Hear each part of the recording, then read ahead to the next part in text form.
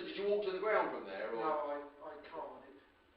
I have to admit, I've got a funny story to tell you. I've had a shocker. Hang on. I have So, had a shocker.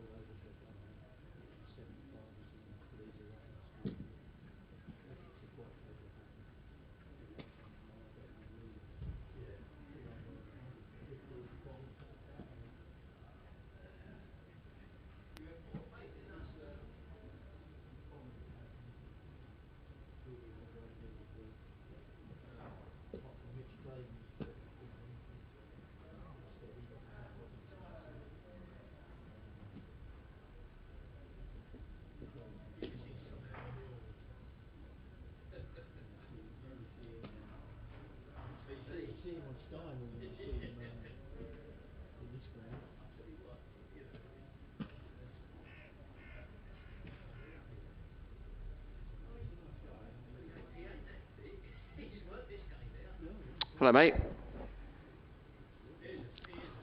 Hi, Sam.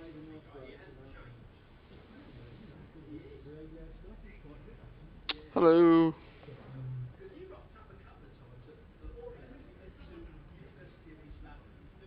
Hello. Yeah, I'm good, mate. You? Can you hear me okay?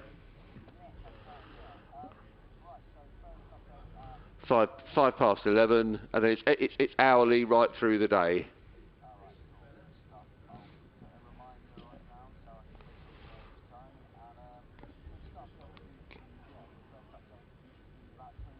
Super stuff. Thanks, mate. Cheers, Sam. Bye.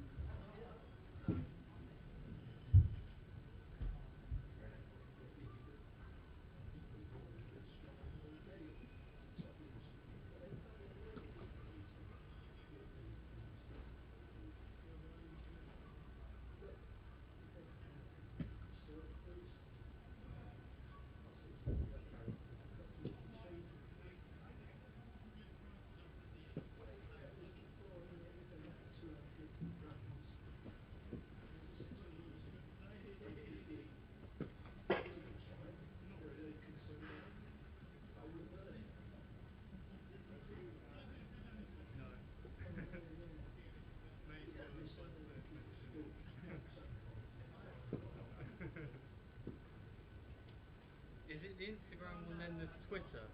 Or I think it's central. Oh no, I don't know. What's this one? Oh.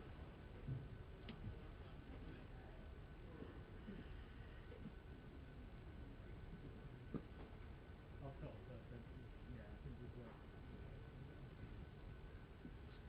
Hope looks a picture. Oh. No, it's a bit more blue sky, isn't it?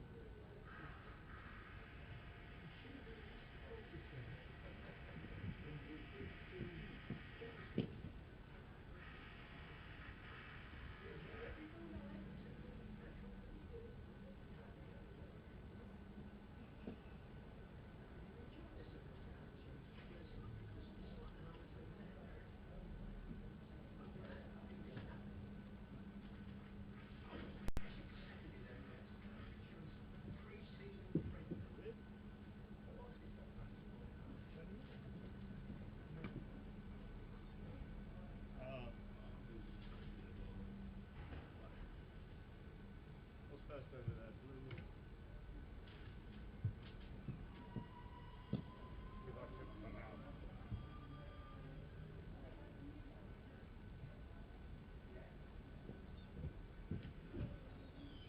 Did you use these then? I put these out.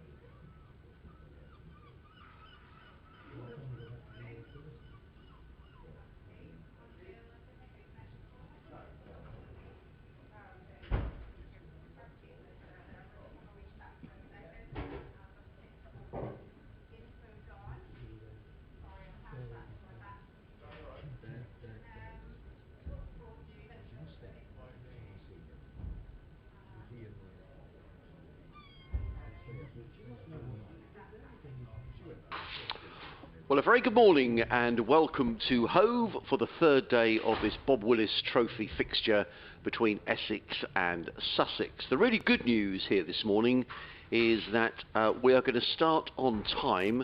It's quite sunny, it's reasonably bright in Hove. I have to say, just a word of warning, I drove through a thunderstorm around Horsham, which is about 20 miles from Hove, less than an hour ago, and it was absolutely torrential, huge puddles on the road, and I was thinking, well, we won't be playing at Hove. But as I came over the downs, that you could see for miles out to sea, and if that's the direction the weather is coming from today, then hopefully we're going to get a decent amount of cricket today, which is good news after two very frustrating days. Now, no Nick Gledhill here today from BBC Radio Essex, but delighted to welcome Don Topley, who's here in a very bright pink fluorescent shirt. You look very summery, Don, and it's good to see you. Good morning, sir. It's an absolute pleasure to join you today, but an absolute pleasure to be in the sunshine at Hove.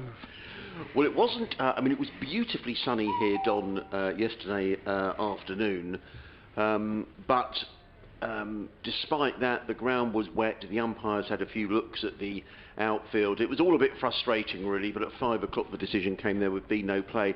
It's always, well, we could talk about it, Don. I mean, the difficulty we have here, because we're in our sort of biosecure bubble here, generally speaking, you could have a wander out onto the field. We couldn't do that yesterday, so it's very difficult to say how wet it was. You know, we were told it was wet. Looking from here, that with the sun out and the wind blowing, you were thinking, well, surely we can play. But as I say, it's difficult to comment too much when you actually haven't been on the outfield, really. Absolutely, and that's the worst nightmare in these conditions not for us, for the players in particular, and obviously normally the fans. I'm sure if we'd have had some cricket fans, supporters, members here yesterday, there would have been a little bit of chuntering. I think that's fair to say. I think there was a long period. I mean, it rained just before lunch, and it did rain very hard. But from about 3 o'clock, the sun was out. The ground staff were out clearing. There seemed to be a lot of conversations between ground staff and umpires. And I'm sure they were doing their best. But I think you're right in saying, had there been a crowd here yesterday, Don, I think there'd have been some grumblings. I'm sure about that. It was frustrating watching from here, to be honest. And isn't it sad that right the way through the south coast, we're talking Southampton, Arundel, Hove, and then we move round to Canterbury. We've all been affected. Yes, we have. Well, look, I'm going to do the first over because I've got an update to do to the listeners on BBC Sussex, and Don's got to do an update for BBC Radio Essex as well.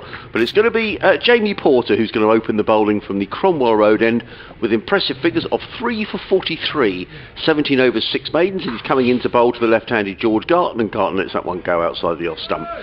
Taken by Adam Wheater, and there is no run. So the normal ways of getting in contact with us today, Sussex Cricket at bbc.co.uk via email, or you can tweet us at BBC Sussex Sport. I know Don is very active on Twitter as well, so I'll get Don's Twitter handle as well in a few moments' time. But in the meantime, it's Jamie Porter who's wandering back to his mark at the Cromwell Road end of the ground. There's a pile of sawdust there. Tom Wesley claps his hands at mid-off, the Essex captain, and in comes Porter round the wicket and bowls. And Gartner's getting the first runs of the morning, an involuntary shot really by George Gartner. He's going to pick up 4 runs. It looked to me at first sight as if he was trying always to get the bat out of the way of that, but maybe I misread it wrong. The wicket itself about 10 cut strips away from where we are, so with the left-handed Garton on strike, we're commentating almost looking over a fine leg, so we're not in a great position to adjudge LBW decisions, or indeed a shot like that from George Garton as to whether that was intentional or whatever. Anyway, he gets 4 runs. George, he goes to 12, and Sussex to 159 for 6. Someone rather annoyingly has got a drill somewhere around the ground, but here comes Porter and bowls, and Garton tucks us back inside the line and plays this very deliberately down to fine leg, where it's fielded by Aaron Beard, who gets in the throw, and it's 1 more to the total. Garton on 13, and it brings Aaron Thomason on to strike. Young cricketer signed from Warwickshire last season, made his first-class debut at Kidderminster in a game against Worcestershire that had been moved from New Road due to New Road being underwater at that stage. Made 90 there, looked very impressive. Didn't really follow that up, but his last first-class game was against the Australians at Arundel last July. But a chance in this game as in comes Porter running in over the wicket and bowls, and Tonneson just lets that one go outside of the off stump, taken by Wheater, and there is no run. Patches of blue around, I have to say rather worryingly.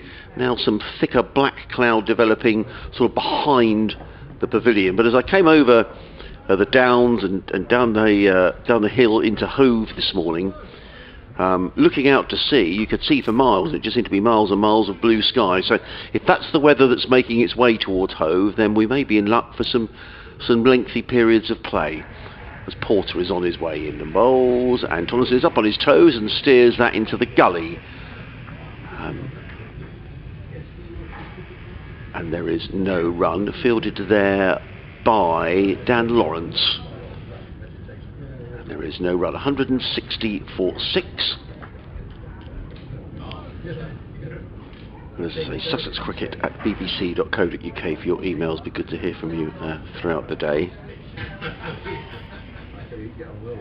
In comes Porter again, running towards us, and bowls, and let go by Tonneson. Now that obviously didn't miss the off stump by very much, because the reaction of Jamie Porter is sort of a howl as the ball went over the top of the stumps. However, Tonneson is still there. He looks confident enough. End of the over, 160 for 6. Garton on 13. Thomason is on 14. Don will be back with us in a few moments' time. So very frustrating yesterday with the and indeed the first 2 days, 30 overs on one day, just 31 overs yesterday, and plenty of those were bowled by Simon Harmer, who's going to carry on again to bowl from the C end of the ground. Sussex resuming on 155 for 6. They've added 5 runs this morning.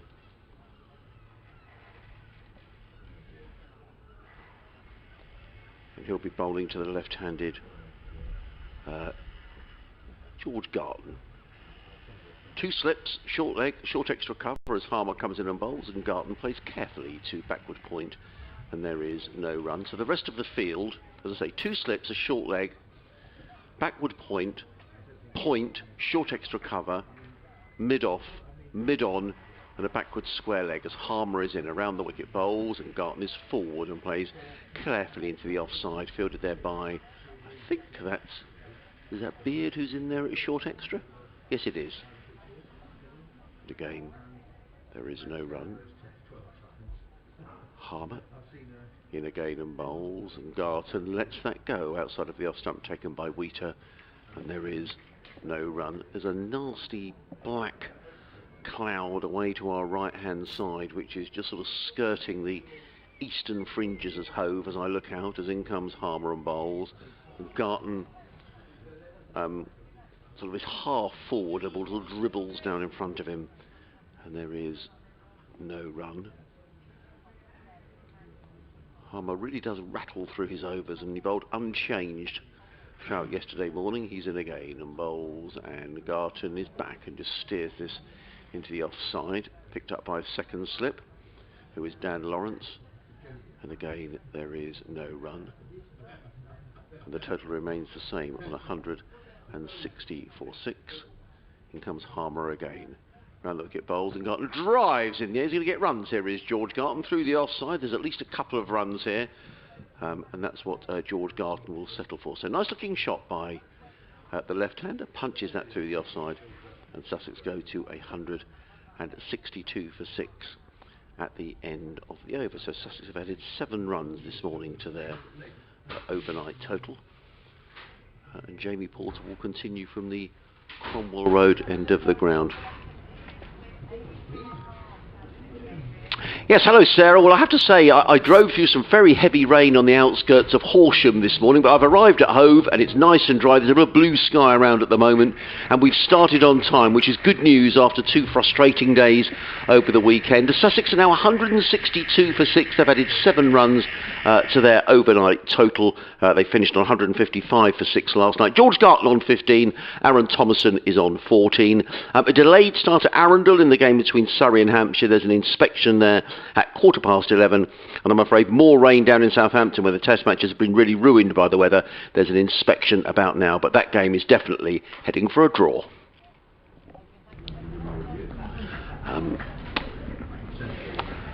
So Don, we can talk properly now. We've got a rather annoying drill around the back of the pavilion here somewhere. Right, okay, let's just, we're getting a message that the commentary isn't working on the BBC website, so let's just double check that for you.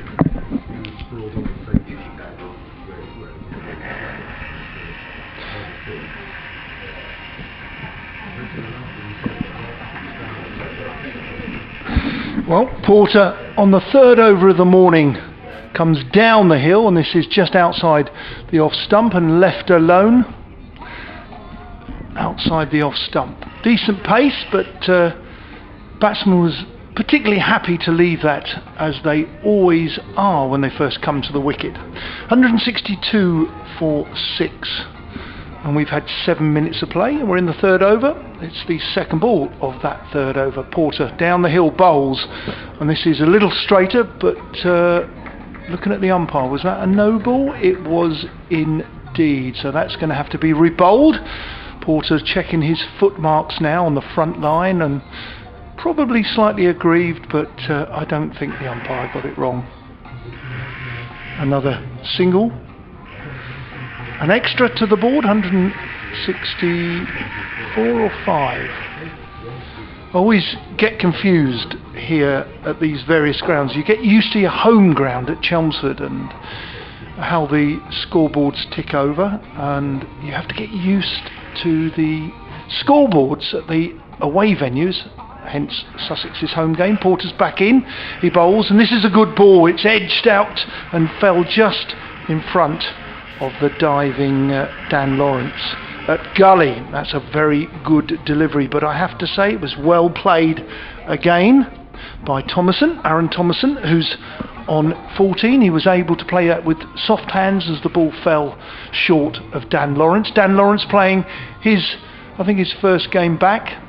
Great to see him. He'll be lining up at number 4 for Essex, having been released from the bubble, England's bubble.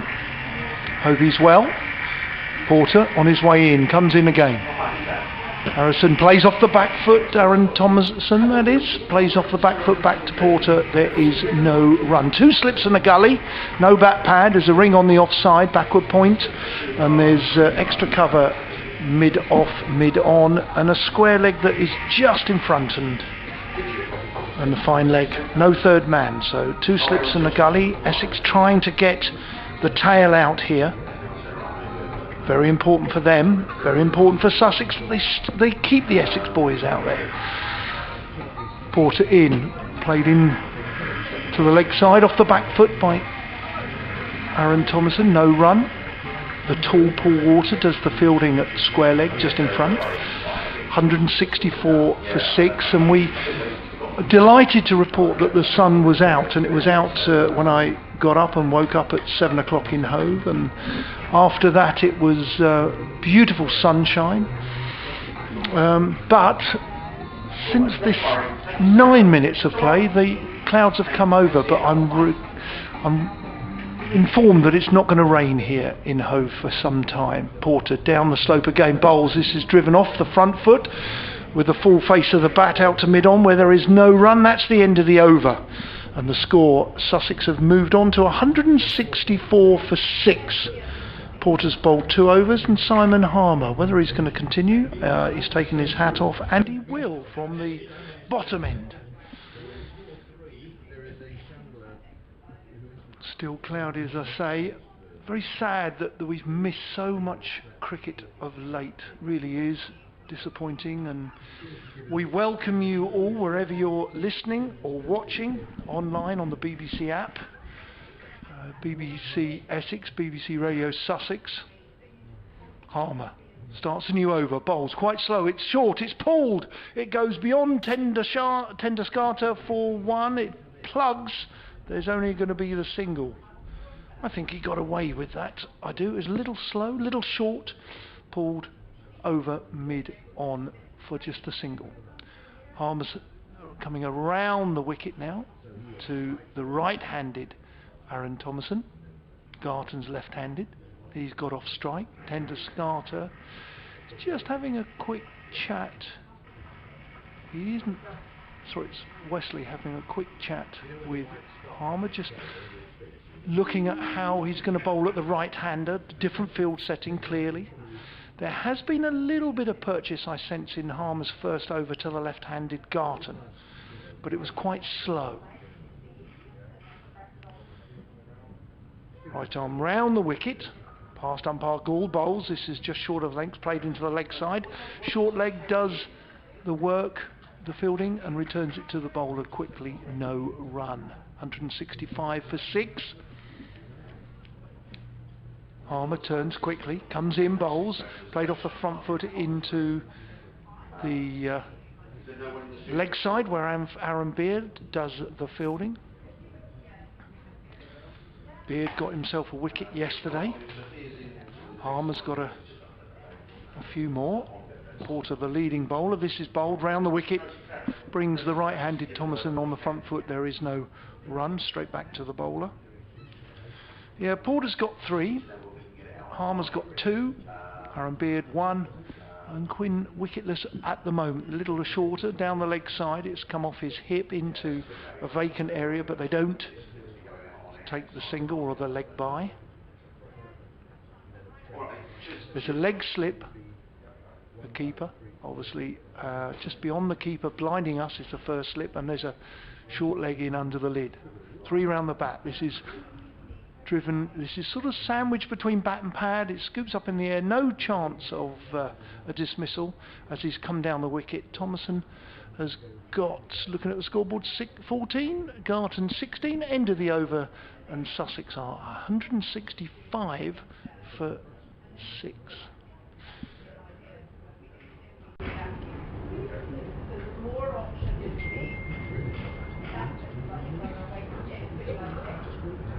I think the Essex boys are changing, I think, in the gymnasium. It looks like some of the Sussex gentlemen, together with their support staff, ancillary staff, are up in the top of the pavilion. Various little marquees around where players can sit. So Garton going to face Porter, coming round the wicket, down the hill. 2 slips, the gully's gone back to third man. He pushes off, down the hill, a steep hill. Porter's in, bowls. This is driven back up the wicket by the left-handed Garton for no run, looking to play very defensively with soft hands on the front foot. I can't see anybody looking out of the attractive flats here at Hove, which overlook the ground. Up at the top end, or indeed to the side, a bit of building work with a few of the flats square of the wicket behind the modern digital scoreboard, with the clock suggesting 12 minutes past 11. Porter's in. This bounces and is played well by Garton. He's looking to negotiate and defend, and he played that well because it did jump and bounce, but he negotiated that early bounce. It's gone out into the leg side for no run. Comes down, does a bit of gardening, certainly where that ball pitched. I have to say he played that well. It was a good delivery. Had he been forcing the issue, I'm sure that would have been a little more dangerous for the left-handed young all-rounder, left-arm pace bowler, but he's also a left-handed batsman. Porter in, he bowls. This is outside off stump, left alone, shouldering arms, and it through to the keeper Adam Wheater for no run.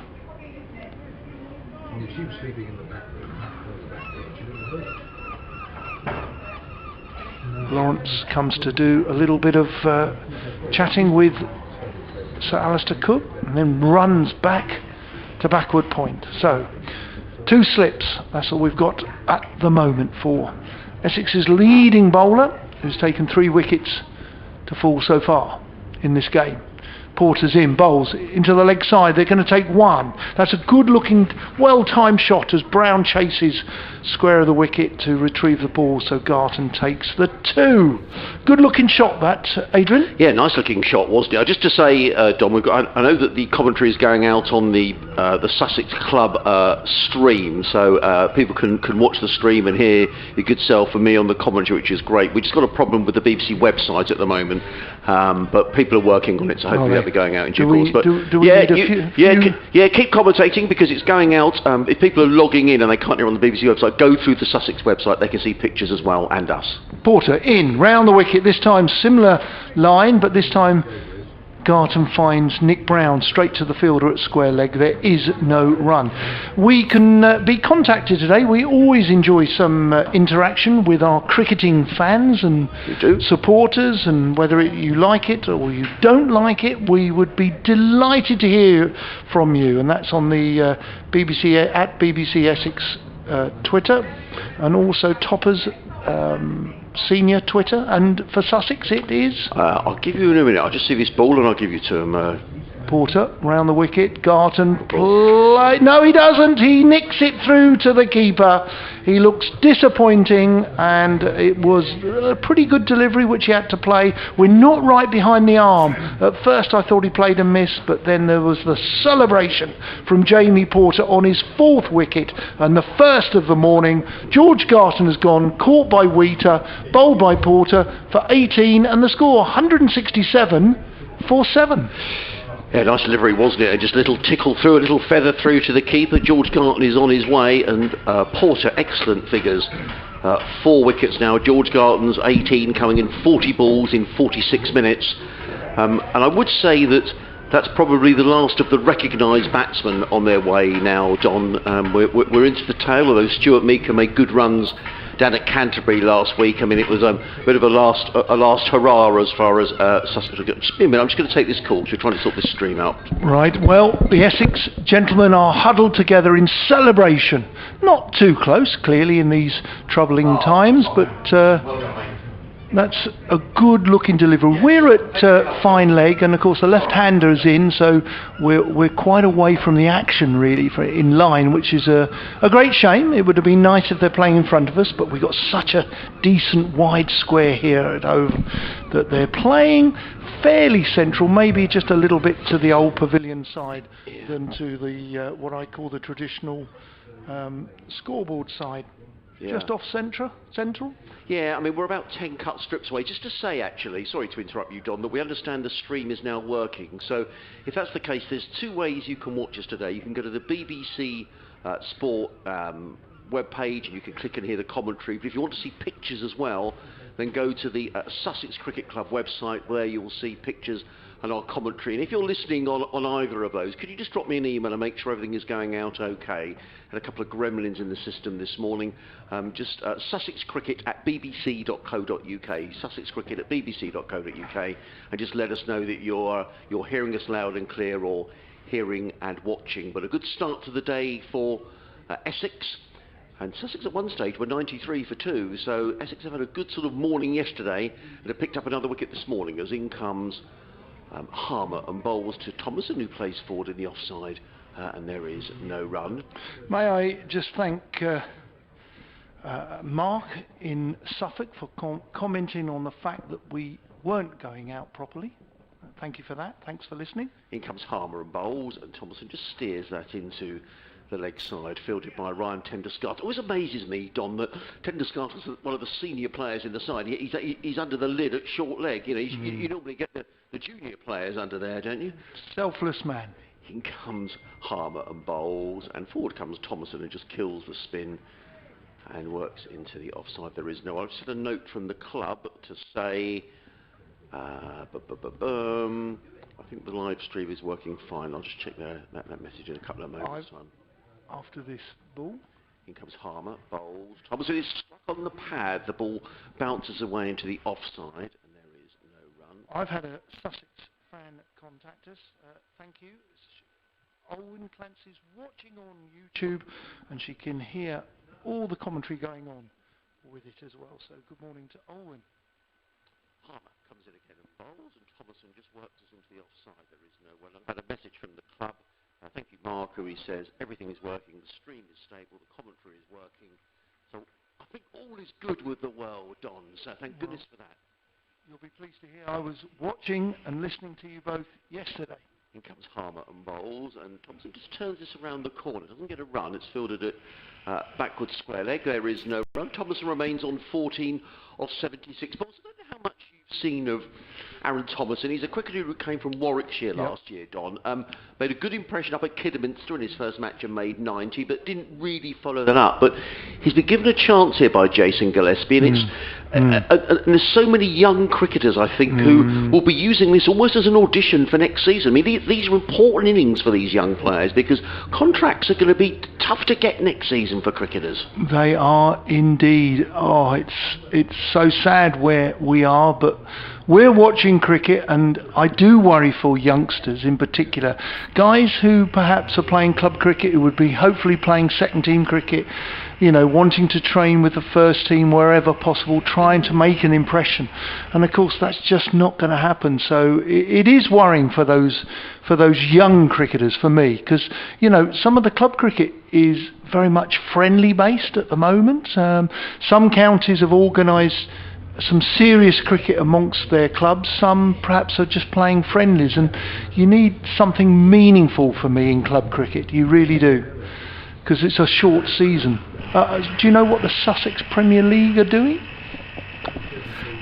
Perhaps if anyone could tell us, could write in. It's going to be Porter in to the right-handed Mika, who's played it down to third man where Nick Brown is fielding, so he's off the mark.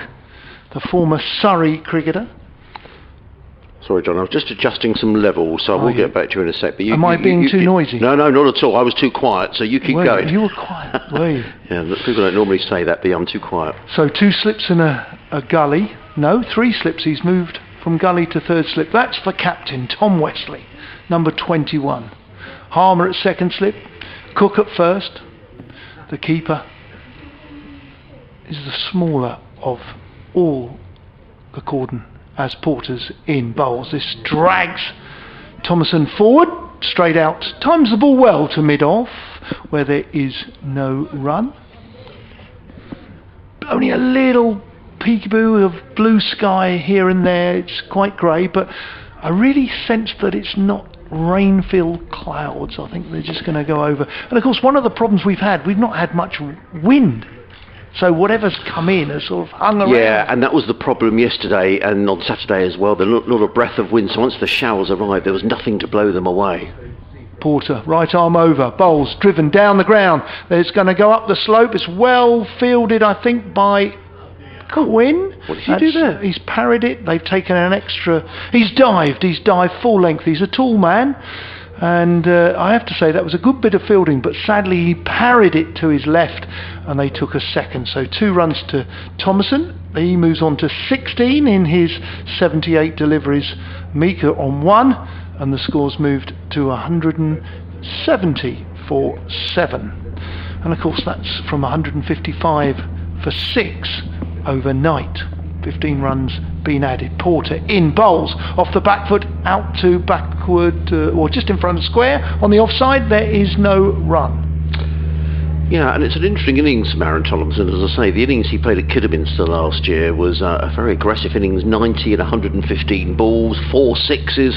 He was hitting the ball to all parts of the ground. This is a very different innings, and without being disrespectful to the Worcestershire bowlers on that occasion, Porter is a high-class performer in the county championship, and without wishing to, I'm not going to jinx Aaron Thomason, but I think he's batted very well here. He's got into line, he's played very sensibly. 3 slips waiting. Porter in, bowl short of a length, punch into the offside, into a little gap where there is a quick single. Good bit of cricket there by the Sussex pair, and there is 1 more run. Thomason, I can remember playing for Warwickshire in the white ball, in particular 2020, Yep. and sort of a bustling, ebullient all-rounder, and Yep. I think he's done quite well. But one of the problems he encountered last year, I think, was his first year here. You had quite a decent white ball T20 side, so in particular bowlers, so he couldn't get in. Porter's in, this time played into the leg side where Water stops the single, and Stuart Meeker plays it out. Sorry, Thomason plays it out, and the end of the over, 171 for 7. Right, now I've got an answer to your message about the Sussex Cricket League. So they've set up a competitive August Cup sponsored by First Central, so well done then. This is for all divisions, not just Premier League. Now the cup is set up to reduce travel whilst putting on competitive cricket, so that makes a lot of sense. Plays regional then, yeah, initially. We've also set up the Sussex Slam, which is a competitive midweek T20 league, again for all standards, not just the Premier League. Those clubs who have not entered either of the above, and there's very few of those, are being encouraged towards friendlies. So thank you to the club for letting me know that. As in comes Simon Harmer. He's in and bowls and turned by Thomason backward of square on the leg side. And there is no run. 171 for 7. So that sort of cup is that a Saturday afternoon cup with the senior sides?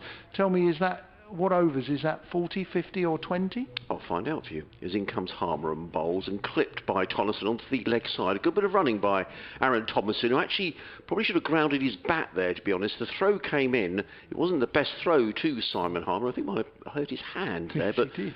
Thomason has gone through for a single, 172 for 7, and Aaron Thomason to 18. I think actually, did it hit the stumps? Because I think it did. Umpire Gould is just repairing the timbers at this end of the ground.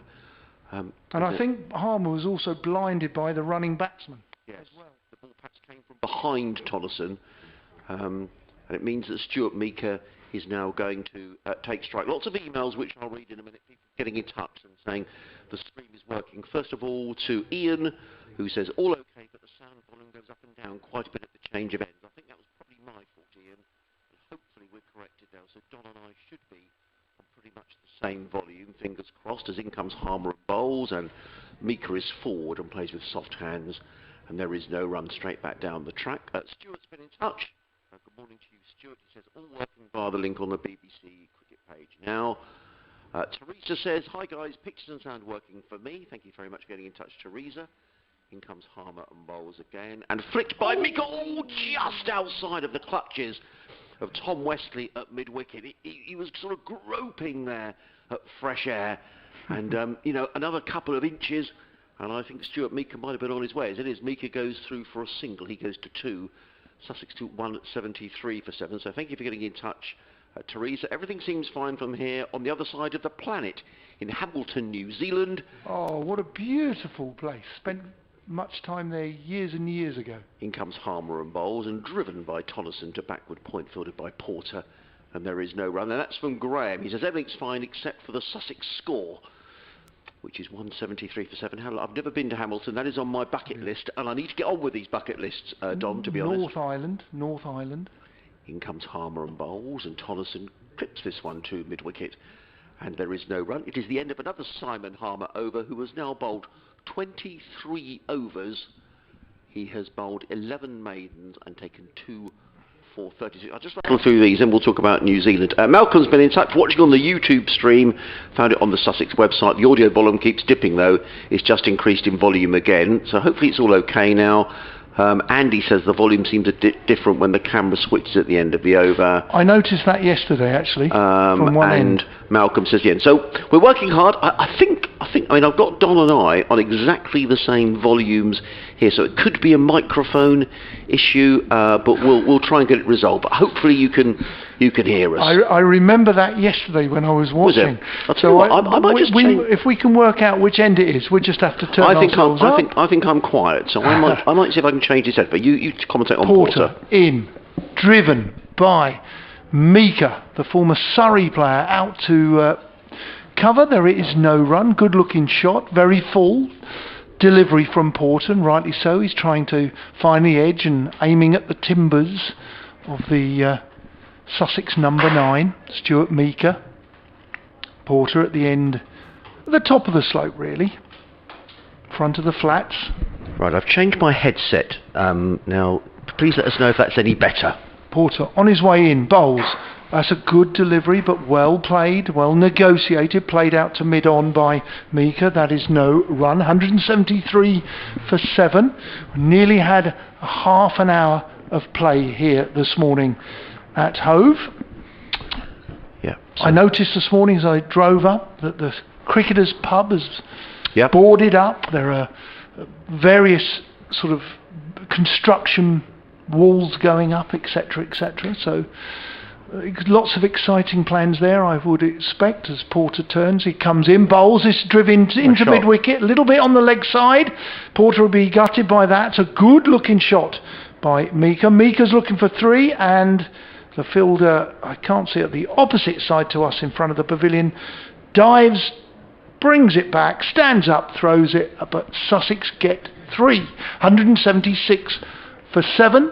Mika moves to 5 not out, and Thomason now on strike with 18. That was a nice looking shot, wasn't it, by Stuart Mika? So just to say, I've changed my headset, so I think it was me that was quiet, Don. Right. So if anyone else is, if you could just drop us a note and just say, yes, that sounds better or worse, that would be great. But a lovely looking shot by Mika, who made runs down at Canterbury last week. But as I say, that was in a losing cause. Here, I mean, he could sort of throw the bat, but this is, a more serious position for Sussex. Porter in, short of a length, gets behind it once again, does Thomason. And that was textbook style. Very squared him up, but listen, he negotiated that very well. Porter would be disappointed that he bowled an easy scoring ball for Mika to get off strike in some ways. It was a little too straight, maybe a bit leg side, which was played handsomely through mid-wicket for 3. But Thomason's now facing 176 for 7. Porter, in his bustling way, 3 slips are down. Bowls outside off stump and an extravagant shouldering of arms, which goes through to the keeper, who didn't take it cleanly, and there is no run. Now, we've had an email through from Brian Corty. I hope I pronounced your name correctly, Brian, who's listening on the Isle of Man. He's a big Essex fan. So we've got a listener so far, Don, in the Isle of Man, and also over in Hamilton in New Zealand. I see that they've delayed their general election in New Zealand by 4 weeks. Have they? Yep, because of concerns over the virus. That was announced last night. Porter on his way in, bowls outside off stump. Probably nips back a little bit with the way I note that Wheater took the ball, but looked quite a good delivery, but well negotiated. End of the over, 176 for 7. And they seem to have done a very good job over in New Zealand from what the virus seems to have been pretty well controlled there. But it's just started up again. Well, so they've just announced and I forget the lady Prime Minister, the lady Prime Minister in... Arden? Check it in a sec. But she's announced this morning that the election will be delayed by 4 weeks. So I think that's going to happen in October now. Lovely. She's had a lot of good press, hasn't she? Very good. Yeah. They really have restricted the virus there. Beautiful sunshine here at Hove. You're listening to BBC Radio Essex, BBC Radio Sussex. Myself, Adrian Harms, alongside Don Topley. As in comes Simon Harmer and bowls to Stuart Meaker, who attempts a rather extravagant reverse sweep. And the ball goes... I'm not sure whether it went through to Wheater and he whipped off the bails, but either way, Meaker is still there. But it looks great when it comes off. But that didn't come off for Stuart Meaker, as in comes Harmer again over the wicket bowls, and Meaker lets that one go through down the leg side, taken by Wheater. Am I being rude if I said that looked like a tail ender playing a poor reverse sweep? It looked great. Paul's been in touch, and we'll read his email in a minute, as in comes Harmer again over the wicket bowls, and driven down the ground. Nice looking shot by Stuart Meaker, and he's going to get 4 runs, and that's a misfield down in front of us. By Walter. That was a poor bit of fielding, actually. It was hit down the hill by Stuart Meaker, and Walter was across quickly, and I thought, he's going to stop that, but he seemed to get himself in a dreadful muddle. He did. He's a big unit, you know. He is, and maybe that didn't help him. Dwarfs everybody I know, really, but he seemed to dive over the ball. He did. He was. I thought Simon Harmer would not have been too impressed by that. But good shot by Meaker. He goes to 9. Sussex 180 for 7. Harmer in again, and Meaker solidly forward, plays into the onside, and there is no run. He's been kept company by a slip, a leg slip, and a short leg. 2 men saving the single on the offside at backward point and mid-off. There's a mid-on, mid-wicket, deep mid-wicket, and a backward square leg, as in comes Harmer again, and Meaker just right in behind that and plays with soft hands straight back down the wicket, and Wesley needs to trot in from... Is that Wesley or is that Aaron Beard? Trots in from mid-wicket to field, and there is no run. Clouds look high, lots of blue sky. We've got everything crossed because we only had 61 overs here over the weekend. Starting on time today, so who knows what could happen if the weather stays fine for the next 2 days, as Harmer is in and bowls, and up on his toes is Stuart Meaker, just plays the ball down in front of him. There is no run. So end of the over, 180 for 7, Stuart Meaker on 9, Aaron Thomason is on 18. A couple of emails. Paul Limmer's been in touch. He says, hi, as you commentate from the Cromwell Road end, your volume increases. That's Don. And as you commentate down... your volume increases as you commentate down the hill. The CN seems to lose pace and volume. That's me. So we've changed the headset now, Paul, so hopefully that may have rectified itself. Jack Roberts has been in touch. Don, he says, hi guys, I'm listening in from Worthing. Good to see some play today, but shame about the Sussex score. Hopefully can maybe push for 220, 240. I think they'd settle for that. What are the chances of a result in this game, do you reckon? So I'll let you address that during the over, Don. Well, it's going to be Porter to continue. Well, thank you for all the various texts and tweets and things that are coming through. We'll go and talk about that. And that's been dropped by the captain, Wesley, at 3rd slip off Porter. That would have been his 5th wicket, his 2nd of the morning. That was a regulation catch in my own opinion. Thomason is still there, 18, but he survived a regulation slip catch at 3rd slip. Porter will be unhappy, I am sure. He was fuming, Porter, about that. He just turned around and stomped back to the far end of the ground. Will it be costly? Porter in again, bowls outside off stump, left alone as the keeper Wheater has to dive to his right. Right, in terms of the game, Harmer's running up to Porter to give him a little tap and say, well done mate, super bit of bowling. Wesley will be disappointed for his opening bowler. Look, Essex will... Sorry Don, that's a bit odd, isn't it? Because, I mean, Tom Wesley's the captain, but it's Simon Harmer who's gone running from 2nd slip all the way up. Yeah. You know, unless Wesley asked him to take a message up there, but... Possibly, or Porter's in, bowls... off the back foot by Thomason, gets right behind it and plays it back to the bowler, no run. The only thing was, if Tom Wesley had gone up there to the slightly dejected bowler, you might have. Yeah. I just thought An it was earful. Dear oh dear. But yeah, no, he looked disappointed, didn't he? You were right to suggest that he looked disappointed. Just regarding this game and where it could go, we'll come to that after this ball. But Porter is ready. Wesley's low down at third slip. He's bowled, and this is outside off stumps. Got a bit of pace. It's nipped back because Wheater's taken it to his left. And with the right-handed batsman facing, you could see that has gone back towards the stump. So a decent delivery.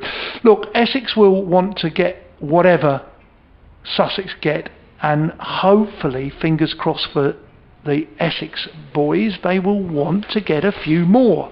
If they don't, and Sussex bowl well and put Essex under pressure, I am sure tomorrow, maybe tomorrow afternoon, we could have a fourth innings finish as Porter bowls. This played into the offside, looking for a quick single, and they both cross well. It was a good call, well judged by Thomason, because he is trying to get down the other end.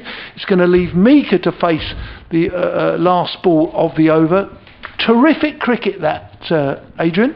It was, and actually Jason Gillespie has spoken, and indeed Ben Brown, the skipper, about Sussex needing to run better between the wickets and to pick up these quick singles. It's been very noticeable over the first 3 matches of this campaign, and that was good cricket by Aaron Tonneson. Man's gone back on the hook in front of the committee room. Porter bowls. This is played outside off stump. That's a bit of an airy-fairy shot, but he didn't get a nick on it. It is the end of the over. So Mika's survived. Thomason's going to face. It's 181 for 7, and Porter could have had his 5th wicket. Well, it looks to me, Don, as though we're going to have our first hygiene break of the day as the various 12 men come on. Adam Wheater's gone running off. So let me just recap, because it's been a pretty chaotic opening 40 minutes, for which I do apologise. We had some issues around our stream this morning, which I hasten to have nothing to do with the club here, but certainly on the BBC app we had a few issues. But the good news is that we are now loud and clear, and that's borne out by Diana, who is in Calgary. Yeah, she's a staunch Essex fan. In Canada, and she says, I can hear you fine because I'm not trying to watch the video. You're a bit louder now, but the sound was not dipping. So the good news is that we seem to be going out right across the ground, right across the world. So we've had a listener in Hamilton, New Zealand. I wonder how far it is from Hamilton in New Zealand to Calgary in Depends Canada. Which way you go round. Well, it's a long way, isn't it? It is, isn't it? That'll be a long... The sound you can hear on our effects microphone down below us, we've got our effects microphone hanging out the window, and there's some gravel down below us. And I think probably one of the ground staff are down there. It might even be...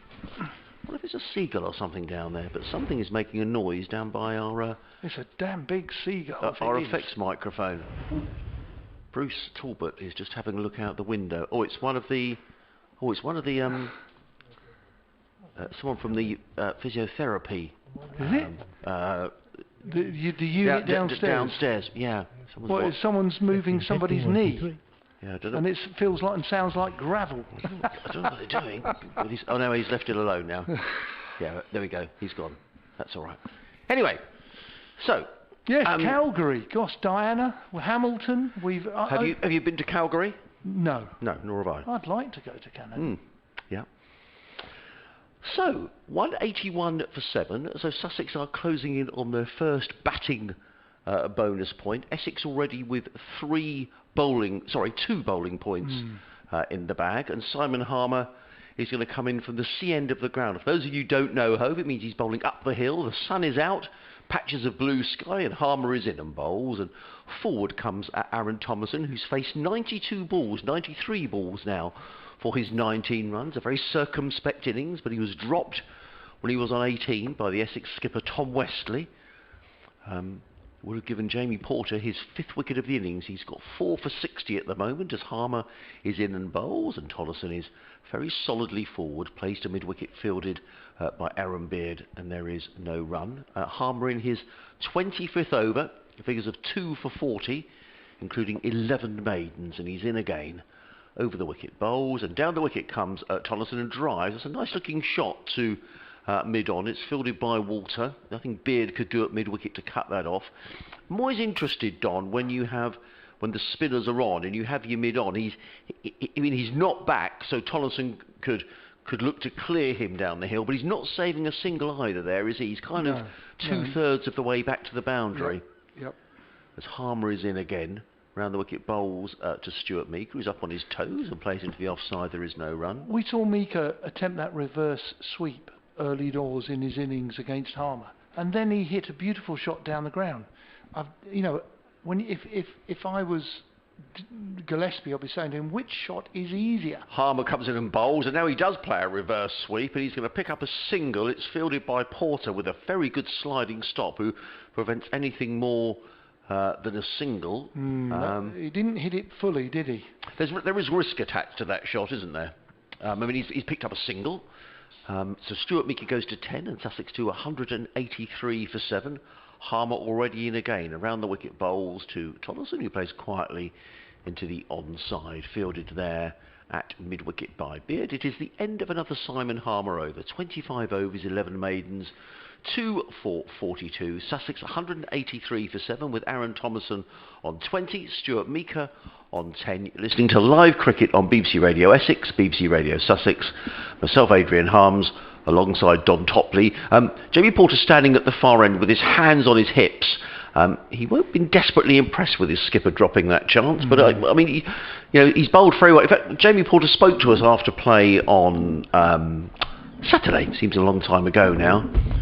And he certainly said that he was enjoying bowling down the hill. Did you enjoy bowling down the hill here? I didn't get much choice, really. I was down this end, bowling up the hill, but I always felt there was a little bit more bounce bowling up the hill.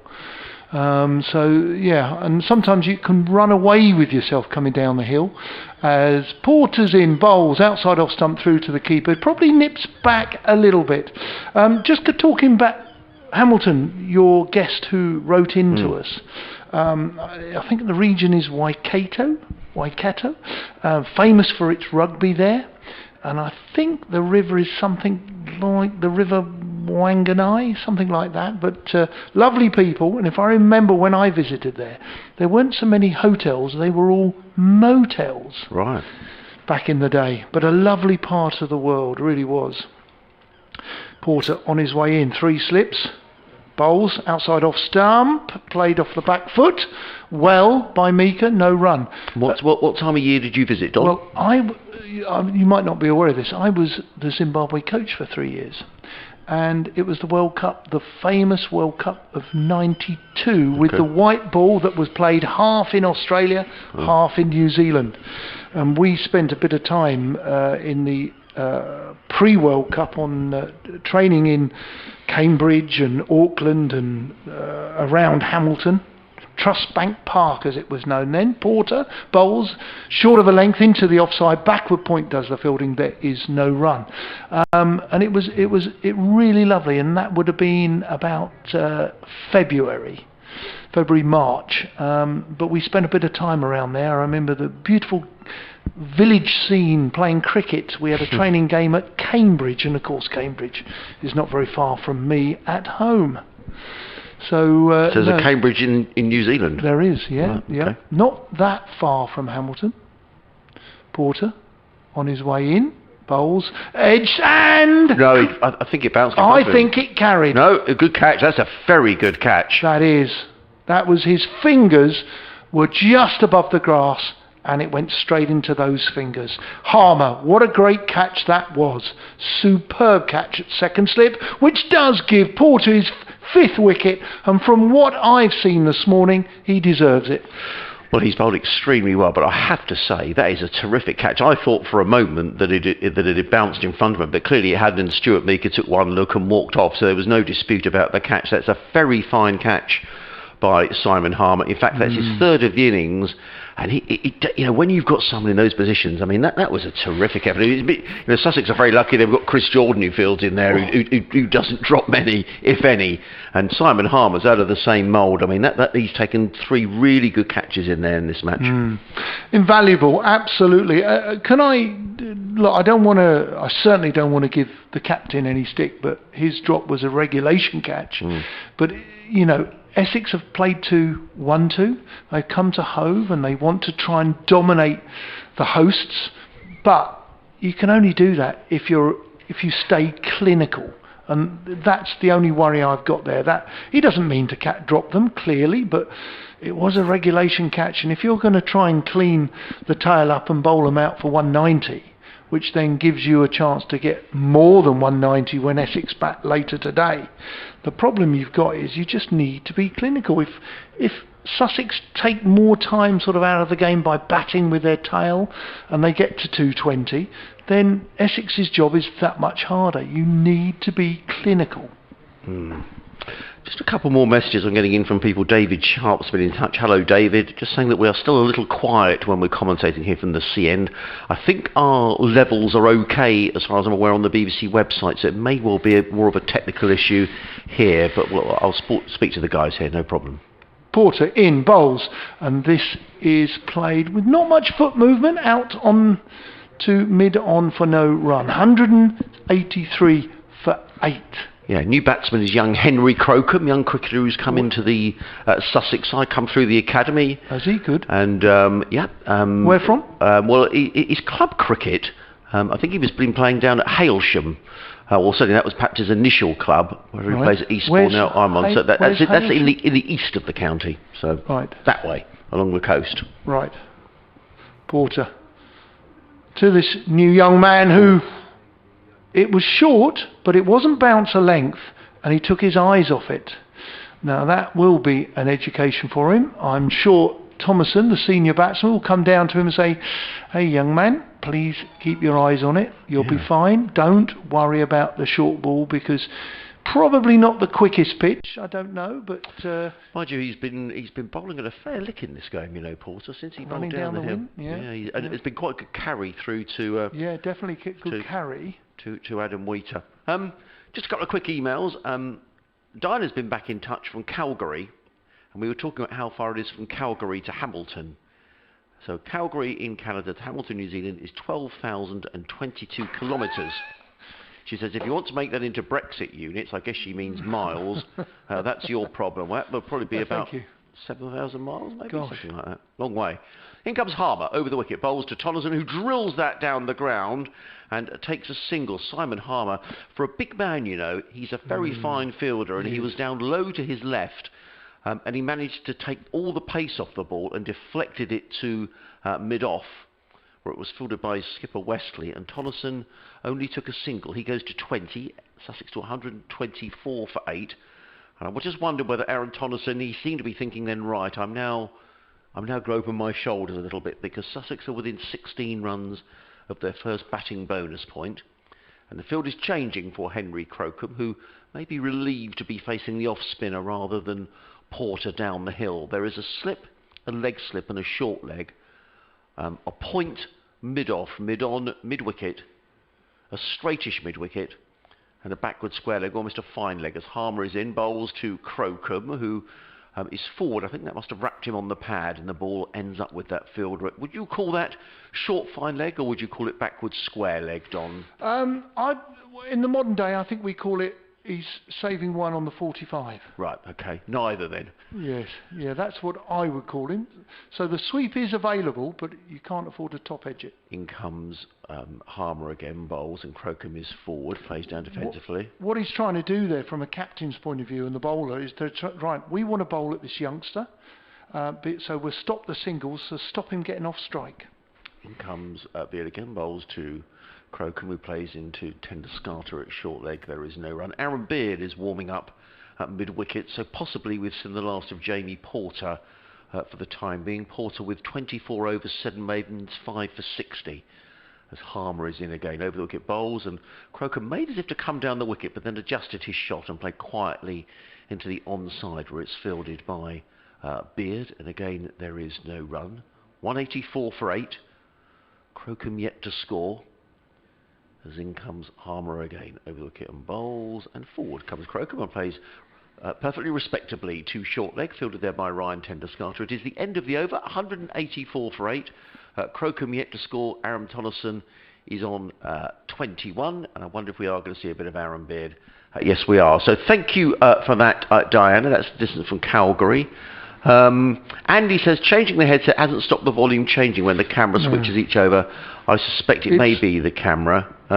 Yes, I heard it yesterday, Adrian, and it's this end, Harmer's end, or the C end, is where only on the TV screen does that commentary go a little quieter, but on radio, I think we're online with the app. I think we're fine. Yeah, there's another message from Malcolm which says similarly. Malcolm also says, and thank you for this message, Malcolm. He says, thanks for all the work you're doing in bringing the commentary to us this season more valuable and appreciated than ever. That's Malcolm Allard. Malcolm, thank you so much for getting in touch with us here. And Martin in Twickenham talking about Laurie Evans, who's playing on loan for Surrey this week. Laurie Evans of Sussex, a county struggling again for runs, has been filling his boots for Surrey playing at a Sussex outground. This has been a strange year. He made 65 yesterday at Laurie Evans. I don't know if they're playing down at Arundel yet. They had a delayed start. Laurie Evans played for Surrey last week and played for Surrey this week as well under the loan agreement. But Jason Gillespie has spoken about that. He's very happy for players to go out on loan.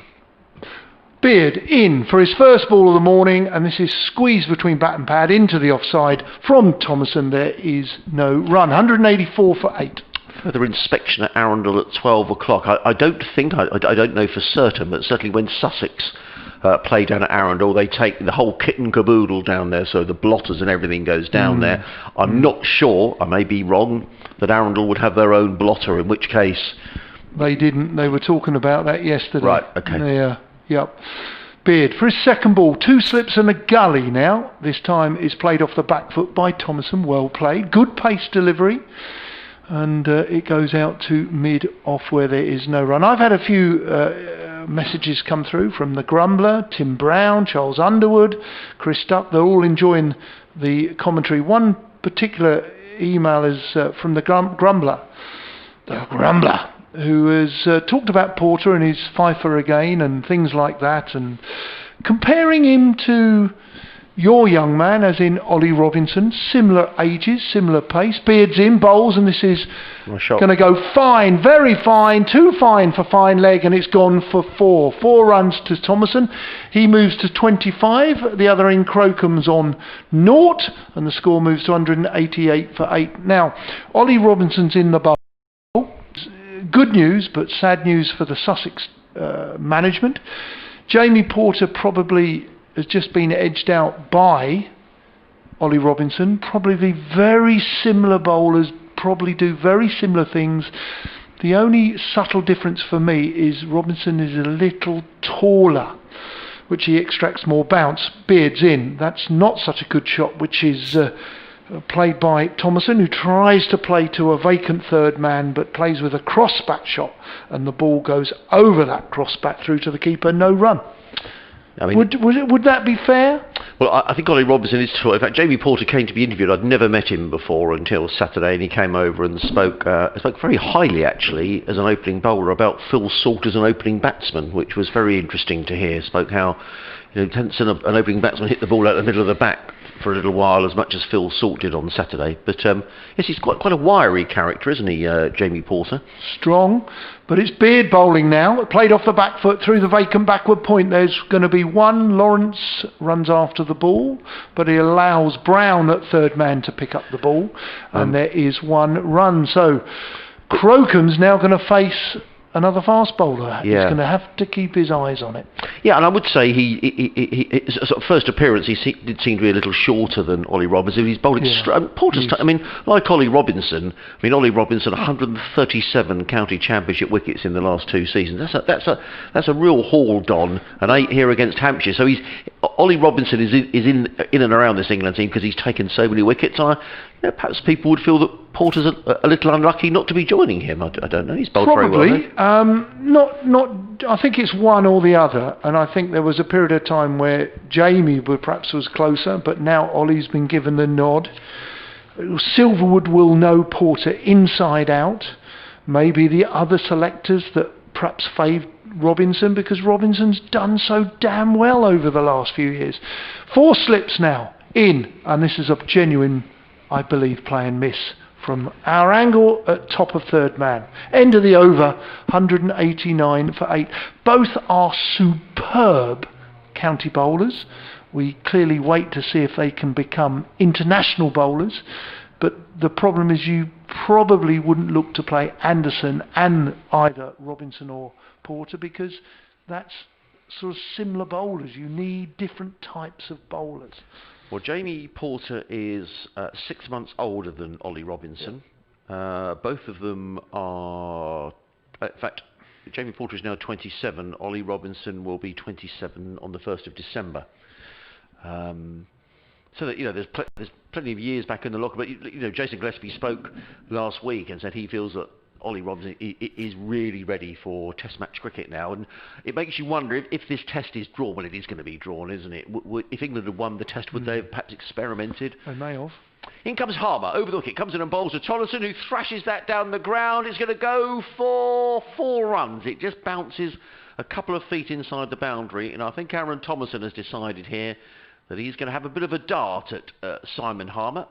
Sussex to within 7. A bonus point, 193 for 8.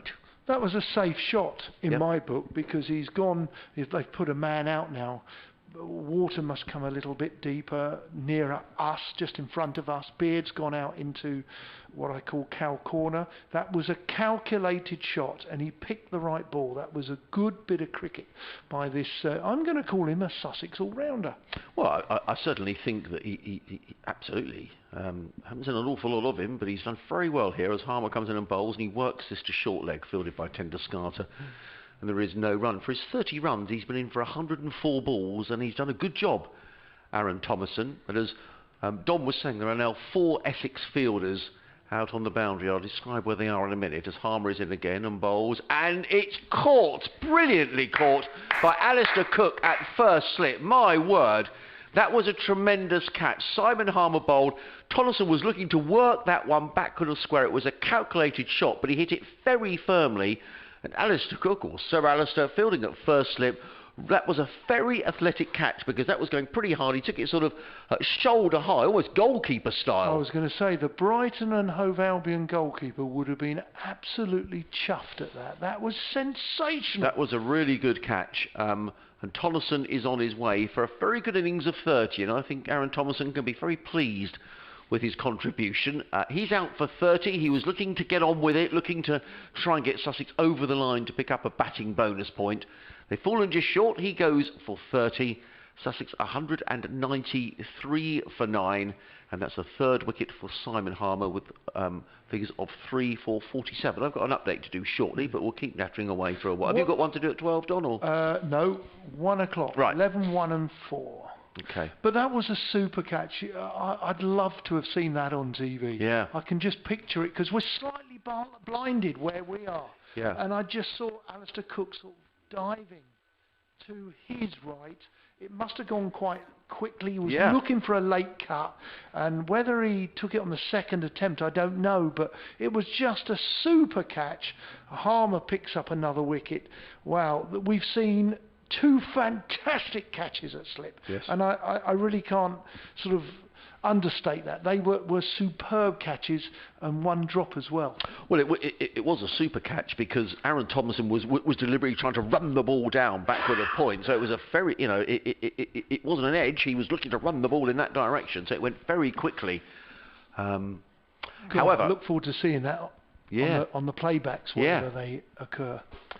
So the next man in is Mitch Claydon, who now, interestingly, Essex have got 3 men back on the leg side, as in comes Harmer and bowls, and Claydon is forward and punches that down the ground and takes a single. So Sussex to 194 for 6, and in a competition where bonus points are going to be very important, Don, particularly if there's draws around the country, and so Sussex will be thinking, well, let's at least get 1 batting bonus point. That's good. I'm going to raise something after this delivery, because it tickled me last week, and I thought of you, Adrian. Oh dear. All right? After this ball. Harmer is back to his mark. Now, for the right-handed Crocombe, there's still a slip. There's still the leg slip and the short leg. There's a mid-on, a deep mid-wicket, a straightish mid-wicket, a man on the 45, as in comes Harmer and bowls, and played quietly by Crocombe to short leg. There is no run.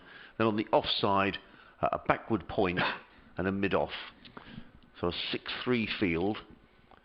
as Harmer is very quickly back to his mark in his 27th over. He's in around the wicket and bowls, and Crocombe is forward and plays again to Tender Scarter, who fields at square leg. There is no run. It is the end of the over. Sussex 194 for 9, an over that saw the demise of Aaron Thomason for 30. Crocombe yet to score. Claydon is 1. They're going to come to our update in a minute, Don. So we'll hear what you've we'll hear about what you've got to say in a couple of moments' time. But it's going to be Aaron Beard who's going to carry on from the Cromwell Road end of the ground. A very good morning wherever you're listening from. Apologies for the slight technical difficulties that we had earlier on here at home, but all resolved now. The good news is we started on time at 11 o'clock.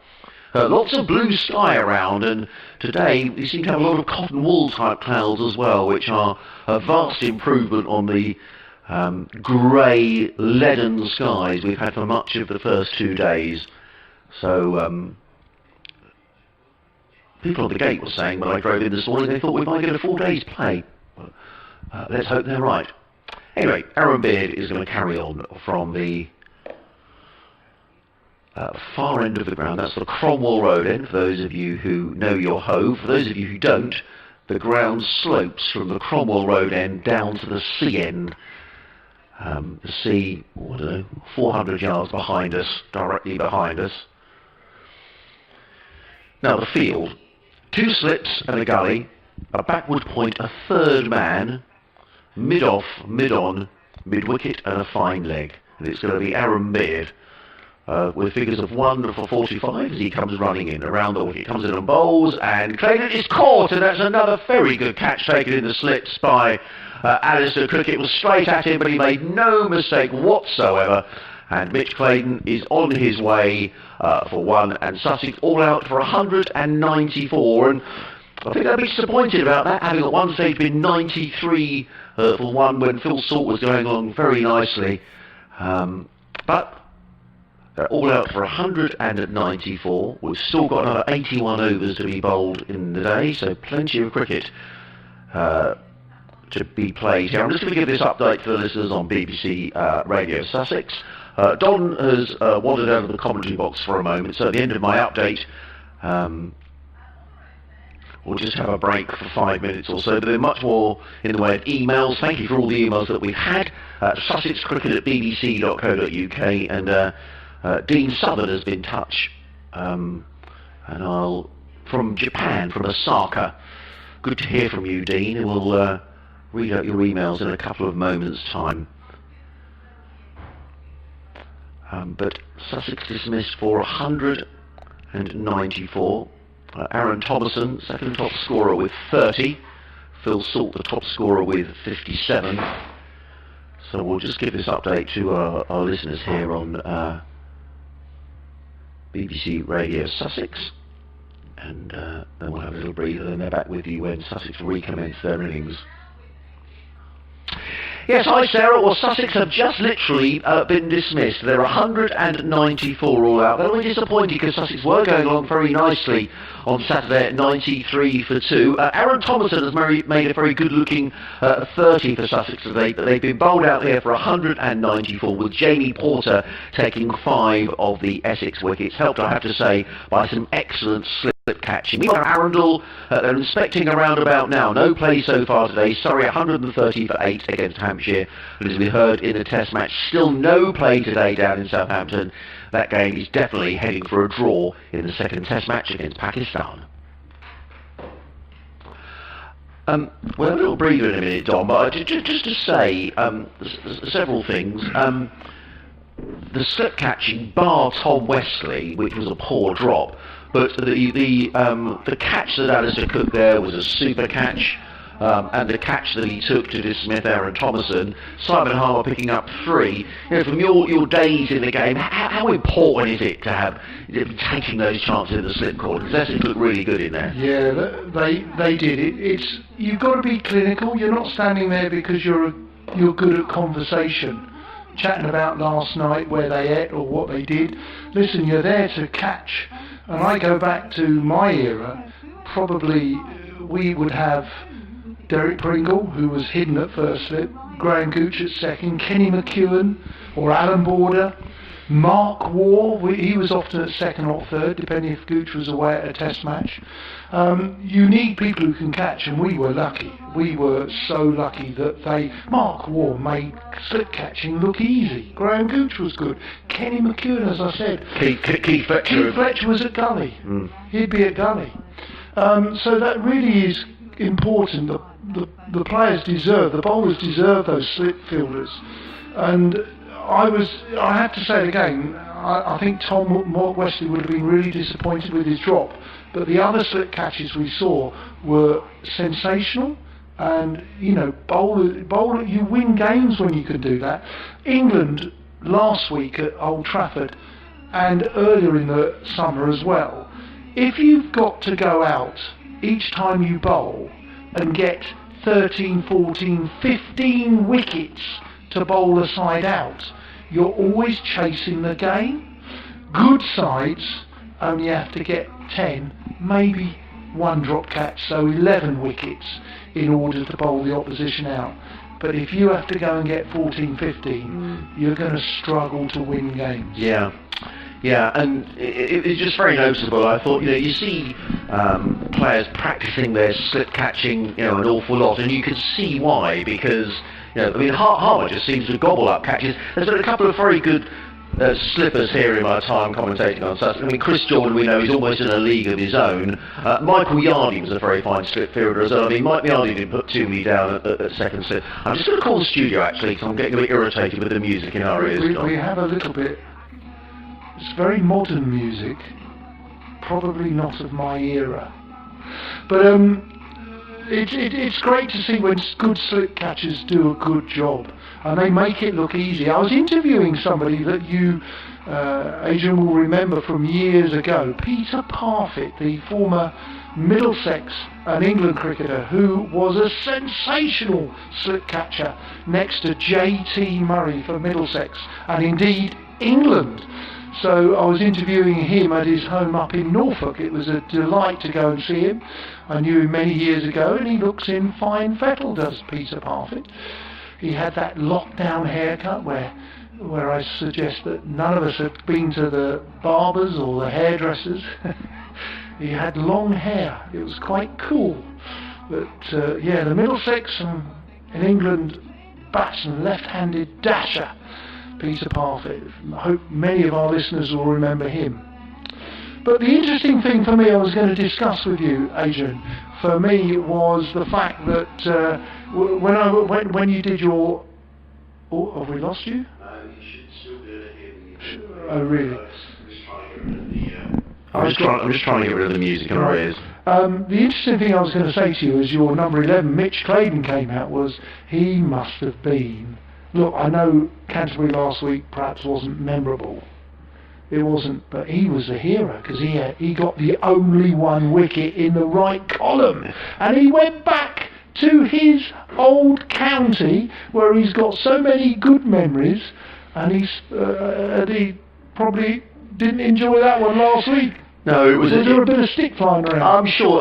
I think that he and Darren Stevens were having a bit of a chuckle about it when Stevens was bowling to him. I mean, they would know. They know each other very well. So I thought of you. I did last week when I saw Mitch Claydon got the only wicket. What was the score in the end? Kent made 500 and a few for one. The Sussex made 332. And then were bowled out very cheaply on the third after. Yeah, it was a disappointing week, and let's be honest, Jason Gillespie doesn't hide away. He was very honest with his assessment of the game. Interestingly, though, I think if you look back on the game, on what was a very good track, 332 batting up first was below par for Sussex. No, I'm sure, but Mitch Claydon got the only wicket, and he's gone back to his old club. Yeah, I thought that would have been quite funny. Yeah, I'm sure he was getting a bit of stick from his counterparts back there. But interesting, what was interesting down there was watching Darren Stevens bowl on the third afternoon. So it was a wicket that wasn't giving a huge amount of help. I mean, when his side's got 500 for one, you can see it's a pretty decent track. But what Stevens does do is bowl, line and length, and just makes it very difficult, for batsmen to get away, and And so it proved. Anyway, I'm going to read a couple of emails here because Dean Southern, who's a good friend of the radio station and a big Sussex supporter, lives in Osaka in Japan. So he says, "Hello, Adrian. I thought I'd chip in just to add to the global flavour of the broadcast." So we've got Hamilton in New Zealand, Calgary in Canada. We've had a listener in the Isle of Man so far today. So let's just read a couple of Sussex lads walking around the outfit. That Luke Wright down there. Yeah, I think it is. Luke Wright and Danny Briggs. I think they'll do some warm-ups down on the right-hand side of the game, all getting ready for T20 cricket. I haven't caught too much of the previous two games of either technical issues from Japan that the commentary cuts out about every 2 minutes. It only works when I cast the stream to the TV, but actually I like lying in bed listening to you as there's an 8-hour time difference. Strange without a crowd, and unfortunately I wouldn't have been able to come this year anyway, because the Japanese government won't let me re-enter the country. If I leave, my wife and kids could re-enter, but I can't because I'm a foreigner. A very different looking team to last year. Good to hear Jason Gillespie's honest evaluation of last year's performances. I'm sure some of the youngsters will step up. One thing I can't find online, and I wonder if you could help me, is their promotion and relegation this year. Anyway, thanks for the great commentary. Yeah, so the Bob Willis Trophy, Dean, is a standalone competition. It's a one-off, so no relegation or promotion. The winners won't be called the county champions. That is null and void for this year, so it is just the Bob Willis Trophy, and that's it. It'll have no bearing on promotion or relegation whatsoever for next season. And Dean also says, could you please say hi to my daughter Peggy and tell her it's time for bed. Peggy off to bed. So over in Osaka in Japan, it's obviously evening time then. Peggy, his daughter, is listening to the cricket. How wonderful. Well done, Peggy. I hope you can go to sleep dreaming of cricket. Maybe we wish you a good night.